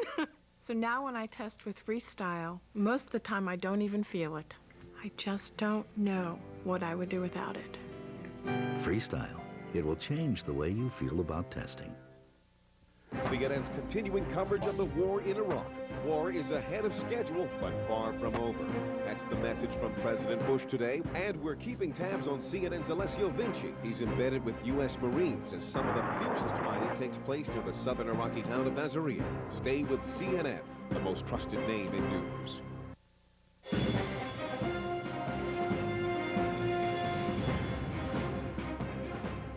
We've heard from a lot of administration officials, including the president, just a short while today, preparing the American public for a long and sustained campaign. We've already seen a shift in public opinion of how they view the outcome of this war quite dramatically from Friday to Monday, and a new poll by the Pew Research Group. Let's check in with Bill Schneider, who's standing by in CNN Center to educate us about that and some other polling that's been done. Good morning, Bill. Good morning, Paula. Well, that Pew Center poll was, in fact, showed a very serious drop in the percentage of Americans who think that the war is going very well. It's dropped from 69% on Saturday to 38% on Monday. Does that mean that Americans' morale is flagging? Not necessarily, because in the same poll, they show that 74% still say that military force, using military force, going to war against Iraq was the right decision. So while Americans are becoming more sober and realistic about what's going on in this war and about how tough it's going to be, their support for the war has not flagged. There's also some new polling, brand new polling from the New York Times that you've had a chance to analyze. What does that poll tell us? Well, it's a warning sign to President Bush, because there's some very serious questions with very disturbing answers. The New York Times reports this morning that when Americans were asked over the weekend, do you think the Bush administration has clearly explained how much money this war is going to cost? 67% of Americans say no. Have they clearly explained how long it will last? 61% no. Have they clearly explained how many American military personnel may be killed? 71% no. Americans feel as if they haven't been told the facts. That's a warning sign, because that's the beginning of a credibility gap. That's a Vietnam word that we don't want to ever hear again. But it does show that Americans think the Bush administration has not been entirely forthcoming with the American people. And while the administration has said repeatedly they don't rule by polls, clearly someone is looking at these polls on a day-to-day basis. What do you think is the most serious lesson to be learned? That credibility gap you just expressed, The or credibility is there something gap. else? Americans want the president, the administration to be straight with them. They want to tell them the facts. But basically, they want to hear two things: a realistic picture of how long it will take, what the cost may be in terms of lives and money, but they also want to make sure that the president knows and says to them, we're on the right track, we know what we're doing, our objectives are clear, and we're getting there. It just may cost more and take longer. But if the administration starts going down the road of being optimistic all the time, things are great, things are terrific, the public just isn't going to believe them, and that could be very dangerous. You got a lot of numbers dancing around in that smart head of yours. I'm just curious, when you're off, if you're still crunching numbers. All the time. I bet you are. I also speak to people, though, and get the view from various people about what they think is going on. Spoke to a lot of people in London yesterday about Tony Blair and what he's planning to do. We'll talk about that later. You can give us an idea. Some of the public opinion has bounced back, right? Yeah, well, in Britain, very interesting thing. Tony Blair is famous for being a poll-driven politician. He turned the polls around in Britain. The percentage of the British who say he's doing the right thing in Iraq has gone up to 55%. So he's really rallied the public behind him. He's here in Washington today because he wants to try to heal the breach between the United States and Europe. That's his primary mission. He does not want to see the U.S. and Europe divided, which, frankly, is what he's worried the French and the Germans and the Russians want to do. Bill Schneider, thanks so much. We knew we could count on you to help us better understand all those numbers out there today. Thanks again. Paula. Back to Bill now in Kuwait City. Yeah, Paul, listen to Marty Savage talk about the one question the Marines ask him the most is how the American people feel right now about the military operation. Quite interesting, that insight that's happening right now inside the battlefield in Iraq. Speaking of Iraq and the battlefield, Renee San Miguel back with us with the General today to talk about the latest military movements and the strategy that might be forming right now on the battlefield. Renee, hello again. And hello to you, to Bill. And we're going to be talking about Martin Savage, those riveting reports he's been giving us over the last hour concerning some of the activity that he's been seeing on that resupply line that he is in. Joining us now is CNN military analyst, retired Army General David Grange. The closer the coalition gets to Baghdad, the longer that supply line stretches out, the more dangerous it becomes, I guess. Absolutely. And, you know, if we can go to the map board here, and just a reminder to everyone that's watching, the red icons are Iraqi units. They're very generic in nature. The blue icons are coalition forces. And what you have is, for instance, up here by the Najaf and Kabbalah area, the forward line of maneuver forces, just imagine 200 miles from the rear of that all the way back towards Kuwait. Hundreds of miles of area that's resupply columns are moving with fuel, with bullets, with water, and it's quite an effort. And we saw some video of just, you know, truck upon truck upon truck, just rows of them, just stretched out across the desert. Speaking of other ambushes that have been going on, Lisa Rose Weaver is with the Army's 52nd Air Defense Artillery Brigade. She talked about an ambush going on somewhere in central Iraq, somewhere just, you know, to be generic, in that area right there. It's going to be a dangerous situation. Right. This area, you know, it's north of, we think, Nasiriyah, may not be, but then short of the Republican Guard Division deployment up through here by, again, the Kabbalah Al-Qut line. And this area is no man's land. And so Iraqi forces are going to use ambushes as a economy of force measure to try to destroy as much of the resupply that the forward coalition forces need to continue the attack. And when you say Iraqi forces, you may be talking also about the paramilitary, the Fedayeen Saddam, the thugs, as you've called them before, that are in pickup trucks with, you know, with rocket-propelled grenades in the bed of the truck. Yeah, and this is quite a mix. And I think this has to be understood that when we're talking about the thugs of this, we're talking about in the cities manipulating people. Out here in the countryside, we're talking about special forces, Iraqi special forces, and other paramilitary organizations. Okay, well, while we're on the subject, let's go to Basra. Let's go some satellite imaging provided by earthviewer.com and digitalglobe.com, talking about the uprising that is supposedly going on here. Tony Blair believes there is a limited uprising of sorts, but what's limiting it is the help that they're getting from U.S. and British forces. How important is that? It's very important. In fact, the civil affairs activities, that means civil affairs means fixing water resupply sources, working with the infrastructure to get roads open, to get food in. Those are civil affairs type operations. And the British are doing a yeoman's job, from what we know, trying to make that happen at the same time fighting paramilitary forces using unconventional warfare in the city. Because if the coalition can get this going, and this may spread to other cities, other areas where maybe the populace will take up arms against the Iraqi regime there. Right. This is winning the hearts and minds, at the same time destroying enemy forces. Gotcha. General Quite Grange. a challenge. General Grange, thanks a lot. We'll be talking with My you more. pleasure. Back to you, Bill. Very good, Renee. Love listening to that stuff. Great job there at the CNN Center. And there certainly, Paul, is a lot to talk about. This battlefield just gets bigger by the day, and we saw it increase yet again today. Day 6, well into day 7, working our way there. Bill, we're not going to let you off so easily. We have a couple minutes here. I can spend chatting with you. We haven't had a whole lot of time to talk about what exactly is happening in Kuwait City. You've had a chance to get out and about in the city and talk with folks. What do their chief concerns remain to be at this hour? Yeah, I tell you, Paula, yesterday I noticed the traffic was back, not to a great degree, but much more so than we had seen over the past 5 or 6 days. But, you know, you talk to Kuwaitis here, and we knew what their position was, the greater majority of them, before this conflict began.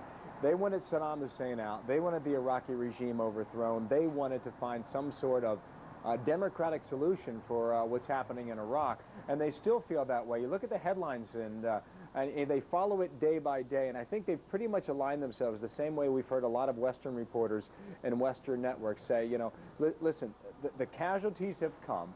They've braced themselves, and it all came to a shock to many of us here.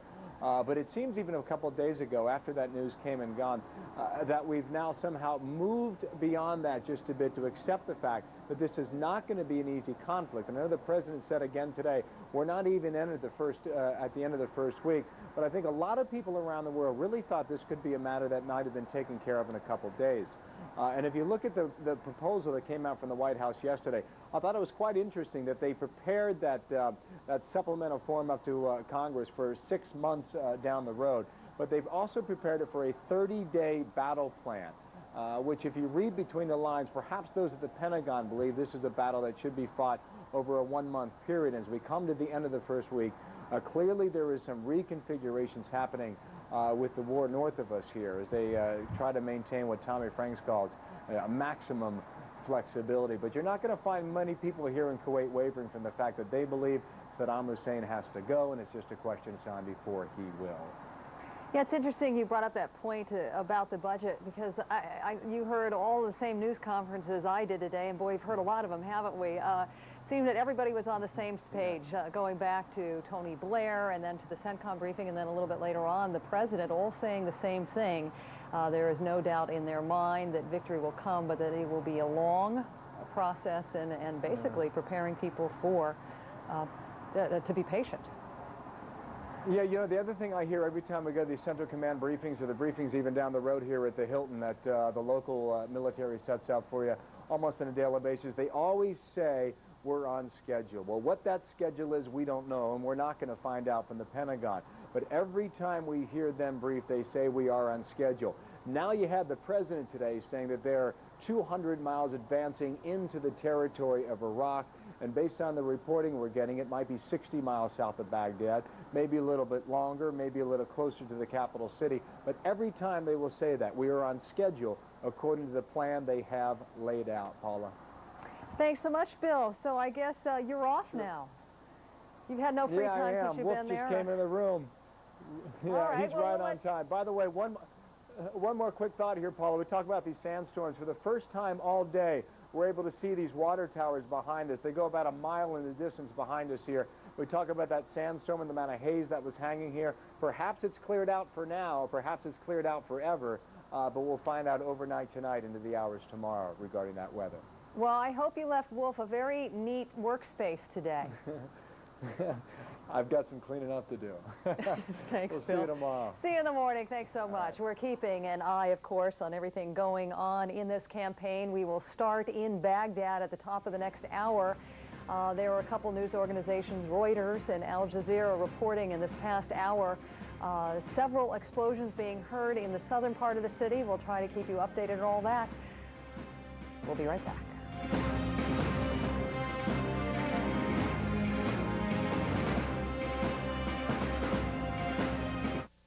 The war in Iraq continues, and no one takes you closer than CNN, live throughout the day. Stay with CNN, the most trusted name in news. When it comes to business, Cumberland County, New Jersey has more to offer. Strategically located in the heart of the Northeast Corridor, we offer a wide array of financial incentives, below-market land costs, a skilled, available, and reliable workforce, and a superior transportation network.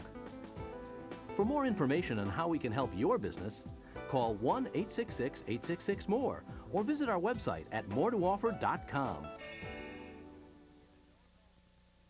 Brandau's sales team is hyped and ready to make huge markdowns. It's March Markdown Madness at Brandau Chrysler Jeep. New 037 passenger Voyagers, just $11,990. 2003 Jeep Liberty Sports, only $12,990, or an unbelievable $69 a month. Plus, every brand new Chrysler or Jeep is equipped with a 7-year, 70,000-mile warranty. It's March Markdown Madness at Brandau Chrysler Jeeps, 2 great 5-star locations in Warminster and Jenkintown. CNN, the most trusted name in news.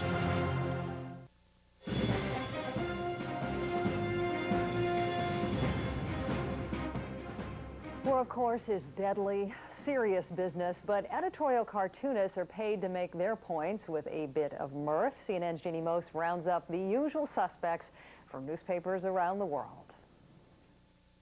Saddam Hussein's recent TV appearances are drawing fire from those who draw for a living, but you had the makeup artist executed, says a cartoon in the Honolulu Star Bulletin. From the Cincinnati Post, victory will be ours. How was that take? Several cartoonists were taken with Saddam's resemblance to Groucho Marx. If you're hooked on the war coverage, you'll appreciate Walt Handelsman's view. Mom and Dad are embedded with the troops.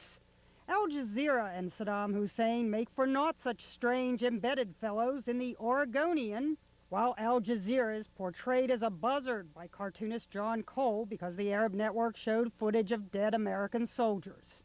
As for all those embedded reporters rattling off military lingo, returning Iraqi AAA, the CAS missions, the close air support missions. Then in the distance we could see the MLRS rockets. Cartoonist Stuart Carlson depicts a jargon-spewing reporter with a viewer's laconic comment, "Good to see he hasn't been co-opted." Overseas, the Daily Tribune in the Philippines showed a missile with the caption, "Say hello to American democracy." The French paper Le Monde portrayed Iraqis greeting coalition tanks by waving skulls. The caption reads, "The overjoyed crowd." And from the Christian Science Monitor, a kid watching the bombing says, "Gosh, I sure hope nobody ever liberates us." USA Today showed Oscar spitting on American POWs. Long time gone. The Dixie Chicks drew fire from the Dallas Morning News. Using pigeons to test for poison gas is bad enough, but calling us Dixie Chicks, that hurt. As for filmmaker Michael Moore's anti-war comments, "Shame on you, Mr. Bush." The New York Post depicts Moore as a missile incoming. Jeannie Mo, CNN, New York. And that is it for this hour of our coverage. We leave you with a live picture of downtown Baghdad. This just 40 minutes after both Reuters and Al Jazeera were reporting multiple explosions in the southern part of the city. We'll bring you up to date on all of that at the top of the hour. We'll be right back.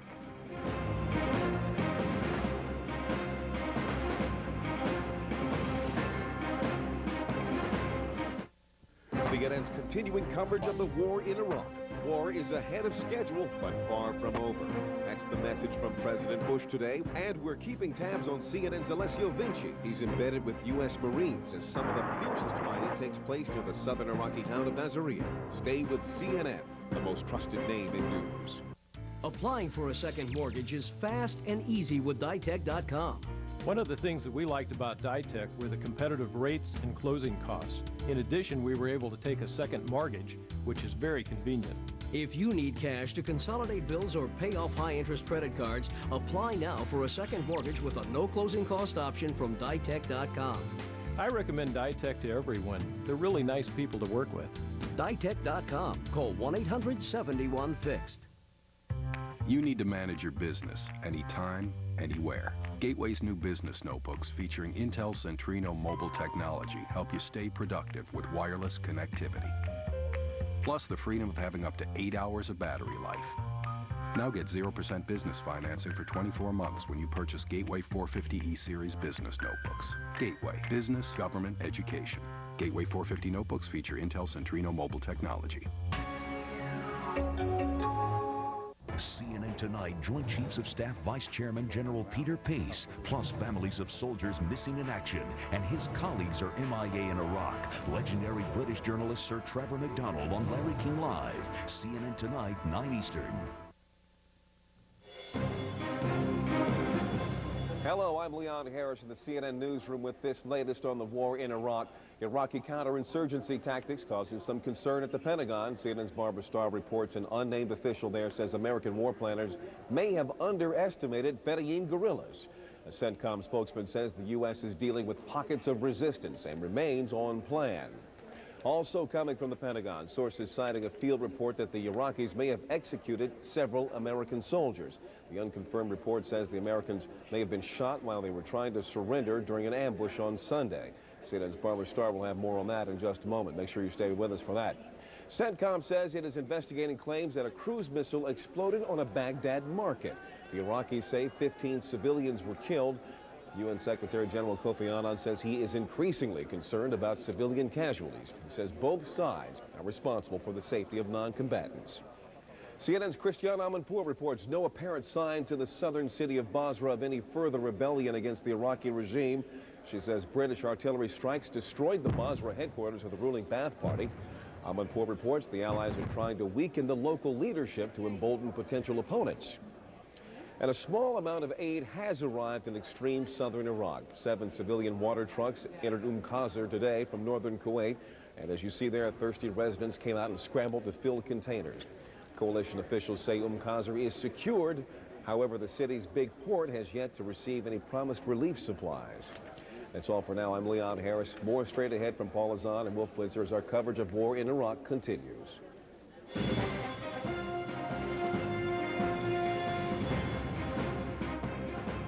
Iraq today, our military is focused and unwavering. We have an effective plan of battle and the flexibility to meet every challenge. Nothing will divert us from our clear mission. We will press on through every hardship. We will overcome every danger, and we will prevail.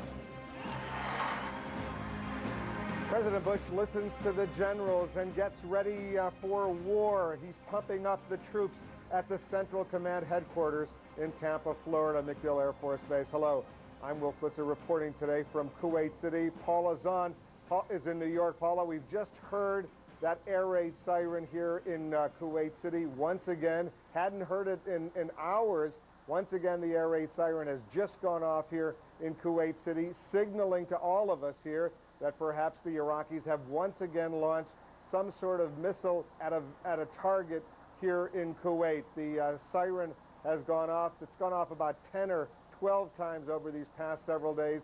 So far, Paula, all of these missiles have either gone into the water, in the desert, fallen harmlessly, or they've been successfully intercepted by this new generation of Patriot air defense missiles. But the sirens have indeed gone off. We're waiting for the all clear once again here in Kuwait City. Hello, so Wolf, Paula. I don't want people to think you're being careless in any way. There is a very important system you have in place when you hear that siren sound, right? We have all the protection we need. We have not far away, in fact, right near me, I have the gas mask, the chemical gear, anything else you could possibly need. Certainly, if there were a missile, so far all the missiles have just had conventional warheads, and so far we're told by Kuwaiti and U.S. military personnel, none of the missiles have actually been those Scud missiles that were launched against Saudi Arabia, Israel, one missile into Qatar during the 1991 Persian Gulf War. All have been those shorter range missiles, including those El Samud missiles that have come in earlier today. We did hear at that briefing at the Central Command from General Brooks. He said that one of the missiles, though, did have more than that 150-kilometer range that is permitted under the terms of the 1991 ceasefire agreement. He said that missile had gone 190 kilometers, landed harmlessly, though, inside the waters of the Persian Gulf. But it's an issue, obviously, that people in Kuwait have to deal with, and those of us here who are in Kuwait City, we deal with it as well, and there's very, very good security precautions to make sure that no one gets hurt. But once again, Paula, those sirens have gone off, and we're just waiting for the all clear. I anticipate we'll get that momentarily. Well, I'm glad to hear you take all these precautions, but, you know, in spite of what you tell us about Patriot missile batteries knocking some of these out and some landing harmlessly in the desert, you got to admit your blood pressure goes up every time you hear that, doesn't it? Well, you know, it's not the most pleasant experience to have to live through in the world, especially in the middle of the night. Sometimes you hear those sirens go off, and, you know, you deal with it. Actually, it's been surprising. I think it's been a good 20 hours or so, 24 hours since we've heard it. What it does suggest, though, this last siren that just went off, and hold on a second, I think I'm hearing the all clear. Let me just listen. Yeah, we are hearing the all clear. That means any danger is over with. So the all clear has now been issued. But it does suggest that the Iraqis, even as they retreat, or even as U.S. and British forces move up from the south into the central part of Iraq and move closer towards Baghdad, the Iraqis apparently still have some capability to launch missiles at Kuwait. And as you know, the Iraqis, no love lost between the Iraqis and the Kuwaitis. But I'm happy to report that all clear has now been sounded. We're relieved for all of you. Thanks, Wolf. See in a little bit, more battles, more prisoners, more bombings, more casualties, and more almost certainly to come as Baghdad looms in the distance. Today, some food arrived in Qasr, but elsewhere, disturbing indications Iraq may be planning chemical warfare. Helping us keep track of these and many other developments at this hour are Suzanne Malveaux with the President in Florida, Barbara Starr at the Pentagon, and retired Army Brigadier General and CNN military analyst David Grange at the CNN newsroom in Atlanta. Good to see all of you. Thanks so much for being with us. We'll get back to you as quickly as we can. As we mentioned, the Commander-in-Chief got a briefing today at CENTCOM's stateside headquarters ahead of talks tonight and tomorrow with his chief international ally. Let's quickly go back to Suzanne Malveaux, who's traveling with the President. Suzanne? Hi, Paula. The President received a thunderous applause here at the air base here at the home of U.S. Central Command. This is home not only to Special Forces, but also to Allied forces, those soldiers who participated in conflicts in Afghanistan as well as Iraq. The President really boosting their morale here to thank them for their service. Also, it may be noted that it's just 7 days into this bombing campaign. The administration has been faced with a number of questions. Were they prepared for this? Did they think it would take as long as it has? Did they prepare the American people for this? And are they responding to the humanitarian needs in a timely way? Well, the President, determined to answer those questions today, said that we are ahead of schedule, the war is far from over, and that there will be a day of reckoning for Iraqi regime, and it's drawing near. This band of war criminals has been put on notice. The day of Iraq's liberation will also be a day of justice.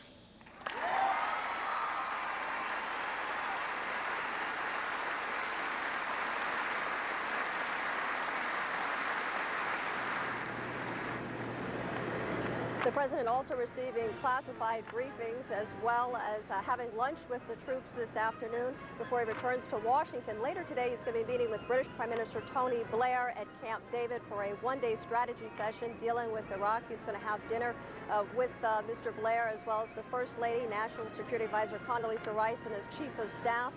We are told they're going to discuss a number of critical issues, including the role of the UN in a post-Saddam regime, the role of Iraqi oil and humanitarian need, and of course trying to bridge the gap of those differences between the U.S. as well as allies, and as well as the roadmap for Middle East peace. Paula?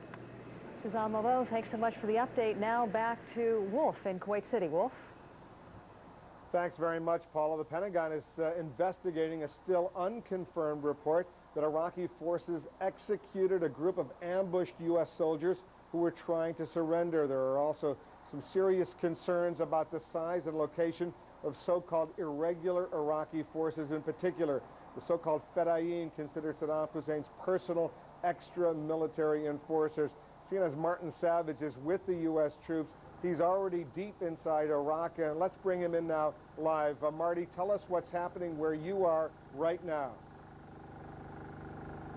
Well, we've already had a run-in with what the U.S. Marines believe was the Fedayeen and how they are launching guerrilla tactics against the supply line. You have to remember that there was a very long and tenuous supply line that stretches from northern Kuwait, where, of course, the military operation on the ground kicked off, to where we are now, which is west of the Euphrates River, and to other units that may be even further along the line. So keeping those supply lines open is vital, because everything comes in that way, whether it be ammunition, whether it be food, and whether it be, in one particular case, fuel. Yesterday, fuel, talking about the 1st Marine Division, they actually had to have a pause in operations because they were running low on fuel. And the critical mission became, for us, with the 1st Battalion, 7th Marines, making sure that that supply line remained open and that the fuel trucks, and we're talking a lot of fuel here, well, 250,000 gallons of diesel fuel had to come in order to support a continued drive to the north for the U.S. Marines in the 1st Division. The Fedayeen, though, have been launching these attacks, that is, using, well, gunfire and also using mortars and RPGs. And they have been hitting along some critical areas of that supply line, very much in the area where we are now. So you've got this massive amount of fuel in huge lumbering tankers coming in, obviously a prime target. And how do you protect it? Well, that's what we were out on all last night. And for a long time, it was a running pitch battle of the armored vehicles and the part of the Marines and the Humvees racing through the night, opening fire with Marines firing out of the top of those armored vehicles, returning the fire that they were receiving from the other side in the pitch black darkness. And that's something to point out. This is the marshland area. Very tough, difficult terrain. Night vision goggles were of no use last night because it was just pitch black. You need some illumination. And so you have gunfire going off. You have vehicles racing through the night. The one vehicle we were on ran into a Humvee, and then after that we got backed into by another armored vehicle that sent us all flying inside. And then we ran into a building, ran into a house, actually ran over it. Fortunately, nobody was inside the house. When we finally got daylight back this morning, at least 2 armored vehicles upended in the swampy terrain here, but everyone was all right. The gun battle came to an end, the Fedayeen disappeared, and the fuel got through. And of course, for the 1st Battalion, or for the 1st Marine Division, that was the most important issue of all. The fuel has made it in, which will now allow them to drive forward. Wolf? Has the weather stalled the advance as far as you can tell from your relatively narrow vision of this war, Marty? Put a hold on it last night, no question. Obviously, we knew these fuel trucks were coming and were very anxious to get security forces out along the route that they were going to follow. But as you probably already know, yesterday was the mother of all dust storms. I have never seen any sandstorm like what we endured for about 12 hours yesterday. It was brutal, high winds. The sky was orange to the point that it looked like you were walking on the planet Mars, choking, breathing it in, had to seek shelter inside the armored vehicles, and that wasn't much shelter at all.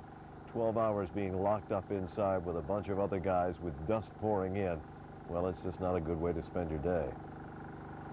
All right, let's hope the days that come are a little bit easier.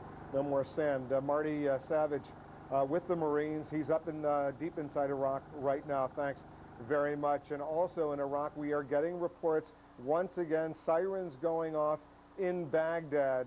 Sirens suggesting more bombing, more explosions taking place. U.S. and the British clearly looking for what they call targets of opportunity. They've been doing this now for days, trying to go after these Republican Guard encampments outside of Baghdad, as well as other targets that are deemed to be military strategic targets in the Iraqi capital. We're going to follow these developments, keep showing you the pictures, the live pictures from Baghdad, but let's bring in our Pentagon correspondent, Barbara Starr. She's got a little bit more on perhaps what's going on right now. Barbara? Well, Wolf, Pentagon and military officials out at the Central Command have been looking at the Medina Republican Guard Division south of Baghdad for some hours now. They see them repositioning, moving into more defensive positions around the Karbala area because they believe that the Medina Division understands fully that the U.S. military force is headed their way. Now, in terms of what Marty was talking about, the Fedayeen fighters, the insurgents that have been causing so much trouble on the road all the way from Qasr all the way north, Pentagon officials are saying they are taking a very hard look at this situation, especially as there's been fighting with them in Basra and other areas. They believe that maybe, they say, they underestimated how well dispersed the Fedayeen were all up and down the line, that these irregular paramilitary forces clearly dispersed themselves before the war began, in those days right before the U.S. crossed the border into Iraq, and that they are all throughout all the cities, towns, and villages along the way trying to enforce what the U.S. refers to as regime discipline. A lot of concern about some of the tactics that these forces are up to. Earlier today at the Central Command news briefing, the General Brooks talked about some of these Fedayeen tactics. Here's what he had to say.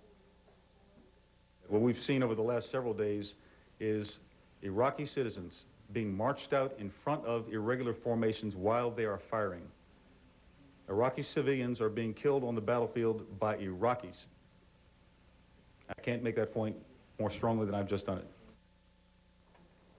And finally, Wolf, this picture, of course, that we have shown, still picture, no identification, but of American soldiers killed in Iraq. There is now an unconfirmed report the Pentagon is looking at that these people who died in the ambush of the supply convoy last week may have been executed by Iraqis when they came out of their trucks with their hands up trying to surrender. They may have been shot. Sources emphasizing strongly to us this is a single unconfirmed report, but they are looking at it. Wolf? Barbara, we know last night, your time, early morning, here in the Persian Gulf, Iraqi television was off the air for a while, apparently the result of some sort of U.S. bomb. Is it now a legitimate military target to go after Iraqi radio and Iraqi television to hamper their ability to communicate not only with the public but perhaps with military forces? The Pentagon's view on that is yes, that they believe that Iraqi media is state-run, that it is sponsored by the regime of President Saddam Hussein, and according to Pentagon war planners, it is their belief that then it is a legitimate target that they can strike in order to basically strike and take out another communications link between the regime and the Iraqi military, these Iraqi paramilitary forces, the whole Iraqi regime organization. However, they also tell us, like anything else, they will target these areas with precision, that they will do everything they can to avoid any civilian casualties. Wolf? Barbara Starr at the Pentagon, thanks very much. And other officials, U.S. officials, have said to me that one of the reasons they might be perhaps reluctant to go ahead and take out Iraqi television and Iraqi radio, while it might serve a short-term goal, in the long term, assuming the U.S. goes into Baghdad, reaches the Iraqi capital, and tries to engage in reconstruction and some sort of political reforms, they'll need those communications capabilities in order to help them and their Iraqi opposition supporters. We'll continue to watch what happens there. We're going to have a chance to hear directly from the Pentagon in about an hour or so from now. There's a briefing for reporters scheduled for 1:30 p.m. Eastern. Of course, CNN will have live coverage. Paula? Thanks so much, Wolf. We've talked a lot throughout the day about the status and fate of the POWs being held by the Iraqis. No one is more concerned about what happens to members of the 507th Maintenance Company than folks at Fort Bliss, Texas. That's where that unit is based, and that's where we find CNN's Ed Lavandera right now. Ed, what's the latest from there? Well, Paul, the latest here is that the military officials who are in charge of this base and who have been trying to get the opportunity to talk publicly about what happened on Sunday to this maintenance company. Still haven't gotten the go-ahead from the Pentagon. It's been 4 days since this maintenance company took a wrong turn near the town of Nasiriyah, and 5 POWs were taken. The fate of the other 7 members of that 12-member group isn't clear at this point, so a lot of people paying very close attention. There are 5 confirmed POWs that come from this base. There are also the 2 prisoners of war that were flying the Apache helicopter over Iraq as well that were taken into custody as well. So for these 7 family members of these 7 POWs, it's very difficult times right now as they continue to await word. Many of the family members that we have spoken with say that they just haven't been able to get a lot of information out of military officials, and I think a lot of that has to do with the fact that the military officials here say they just don't have a whole lot of information to pass along at this point as well. But one of the issues that many family members are hoping will to resolve itself very soon, and one of the things that they're paying close attention to, is the status of the Red Cross and whether or not officials from the Red Cross will be able to get in to see these prisoners of war quickly. Many of the family members say, we understand that negotiations are underway. Red Cross officials are trying to not only get in to see the American POWs, but the Iraqi POWs as well. And we had the chance to speak with the father of Shoshana Johnson a few days ago, and he says that the most important thing on his mind right now is to get that Red Cross in to be able to see his daughter and the other 6 POWs, because it's very important. That's the only way we're going to have to be able to determine, they say, whether or not these prisoners were properly treated while they were in custody. Pretty much what other parents of POWs have told us about the Red Cross being their lifeline as well. Just keeping their fingers crossed that those contacts will happen soon. Ed Lavendere, again, thanks so much. Back to Wolf in Kuwait City. Thanks very much, Paula. All morning, CNN has been receiving pictures from inside Baghdad of damage done, of people injured, of defiant citizens. Iraqi officials say U.S. cruise missiles targeted a popular marketplace there, killing at least 15 Iraqi civilians and injuring another 30 or so.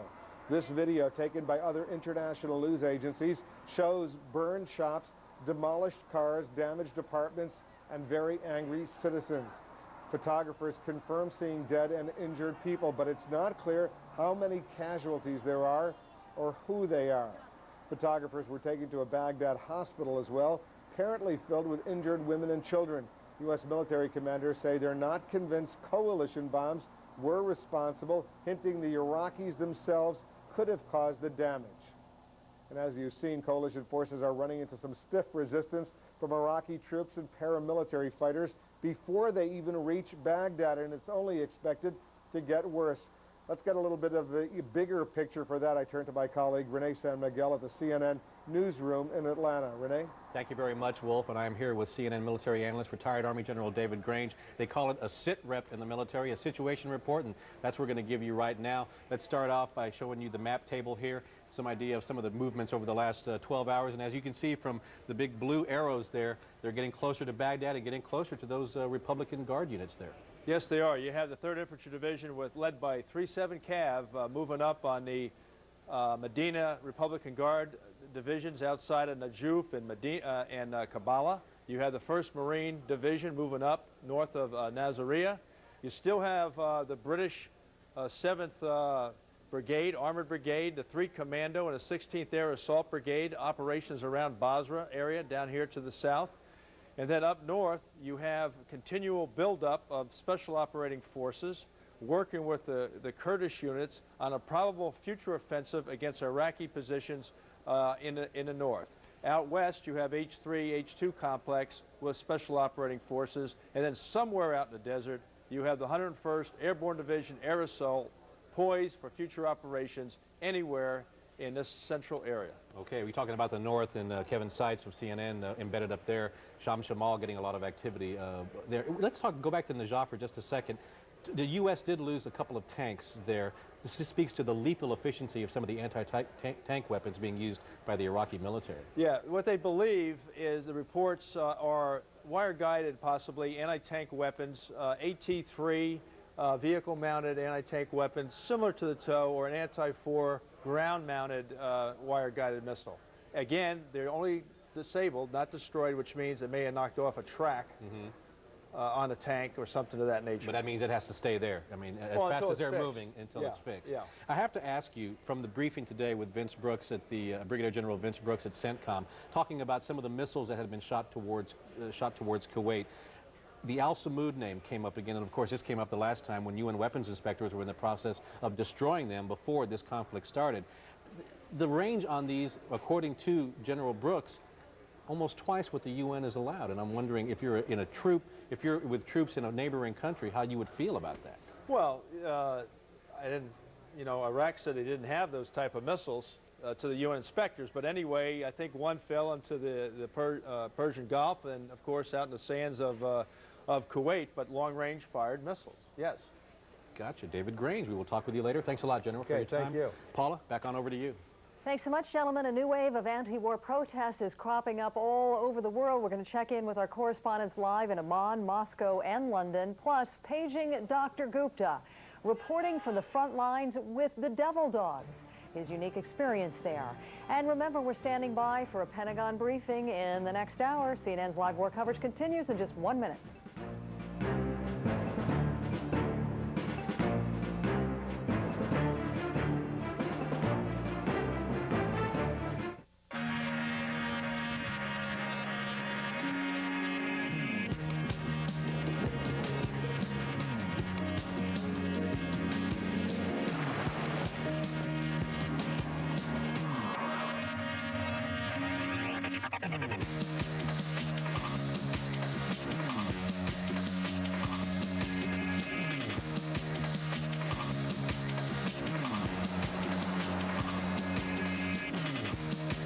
Think all mortgage lenders are the same? Think again. At ditech.com, there are 2 fast and easy ways to apply for a second mortgage 24 hours, 7 days a week. You can pick up the telephone and call our toll-free number or apply online at ditech.com. Right now, you can apply for a second mortgage with Ditech's no closing cost option. Use the money to pay off credit card debt, whatever you want. Ditech.com. There is a difference. Call 1-800-71-FIXED. CNN Tonight at 7, a special report. U.S.-led forces face intense fighting with Iraq's Republican Guard. Reports that Saddam may be ready to use chemical weapons. As troops approach Baghdad, we're live from the front lines. CNN Tonight, 7 Eastern.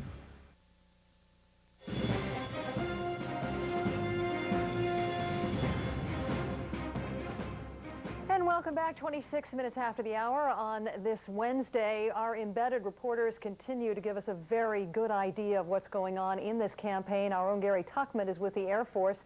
He joins us now by video phone from an air base in the Persian Gulf. Gary, I don't know if you can hear me, but you can start your report now. Paula, hello. Okay, Paula, hello to you. And just like in Kuwait City, we just a short time ago had a missile alert. The sirens went off, and at these military bases where the coalition troops are and the airmen are and the Marines and the sailors, they immediately make you put on your chemical suits and your mask, and you go into the bunker. Took 5 minutes, and then we got the all clear. But as we speak, people are just coming out to the flight line behind me.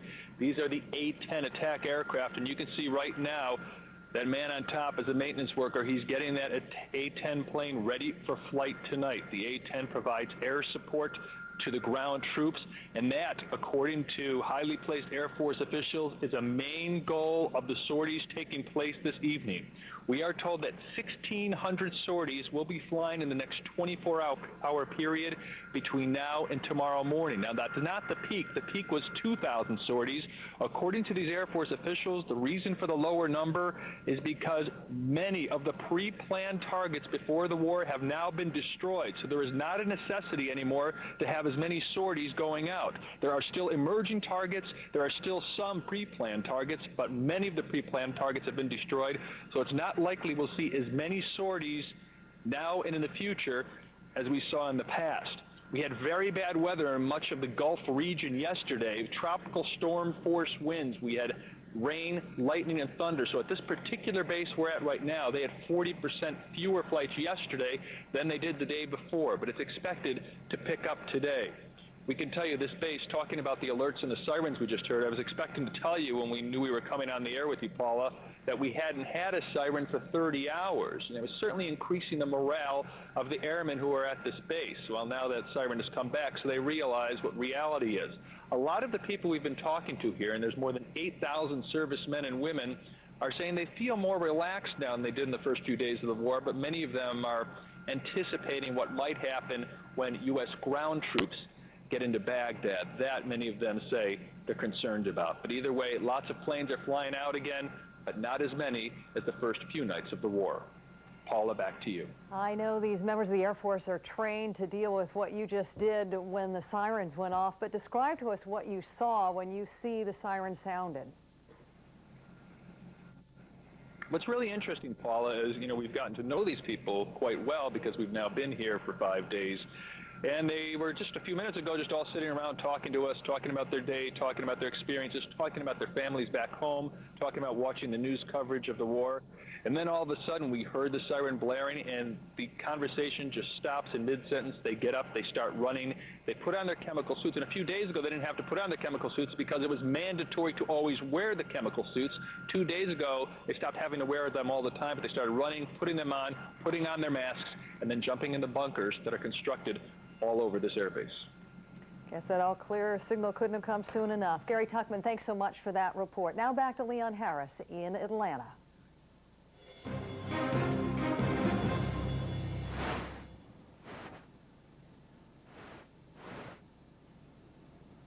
Harris at the CNN Center in Atlanta with another update on the war in Iraq. The nation's commander-in-chief rallied the troops in person today. President Bush told the forces at MacDill Air Force Base in Florida that a day of reckoning is coming for Iraq, but he said that the war is far from over. CNN's Martin Savage reports the delivery of crucial fuel has made it through the U.S. forces on the front lines, I should say. U.S. Marines protecting the convoy faced 2 tough days of sniper fire, artillery shelling, and vicious sandstorms. And the 250,000 gallons of diesel fuel means frontline forces can now continue to advance toward Baghdad. More reports coming that Baghdad is booby-trapped. CENTCOM says U.S. intelligence reports the bridges leading into the Iraqi capital may be set with explosives. Brigadier General Vincent Brooks told reporters, quote, "This regime will go to extraordinary lengths to protect itself." U.S. Central Command defended the use of its high-tech weapons in the war in Iraq. The deputy director showed reporters a video of one such weapon taking out a vehicle under a bridge in western Iraq. You see the video there. The bridge wasn't touched. The vehicle is gone. Well, the weapons demonstration follows international criticism over an apparent bombing of a popular Baghdad market. Iraqis say 15 civilians were killed in the incident. CENTCOM says it can't confirm that coalition forces are responsible for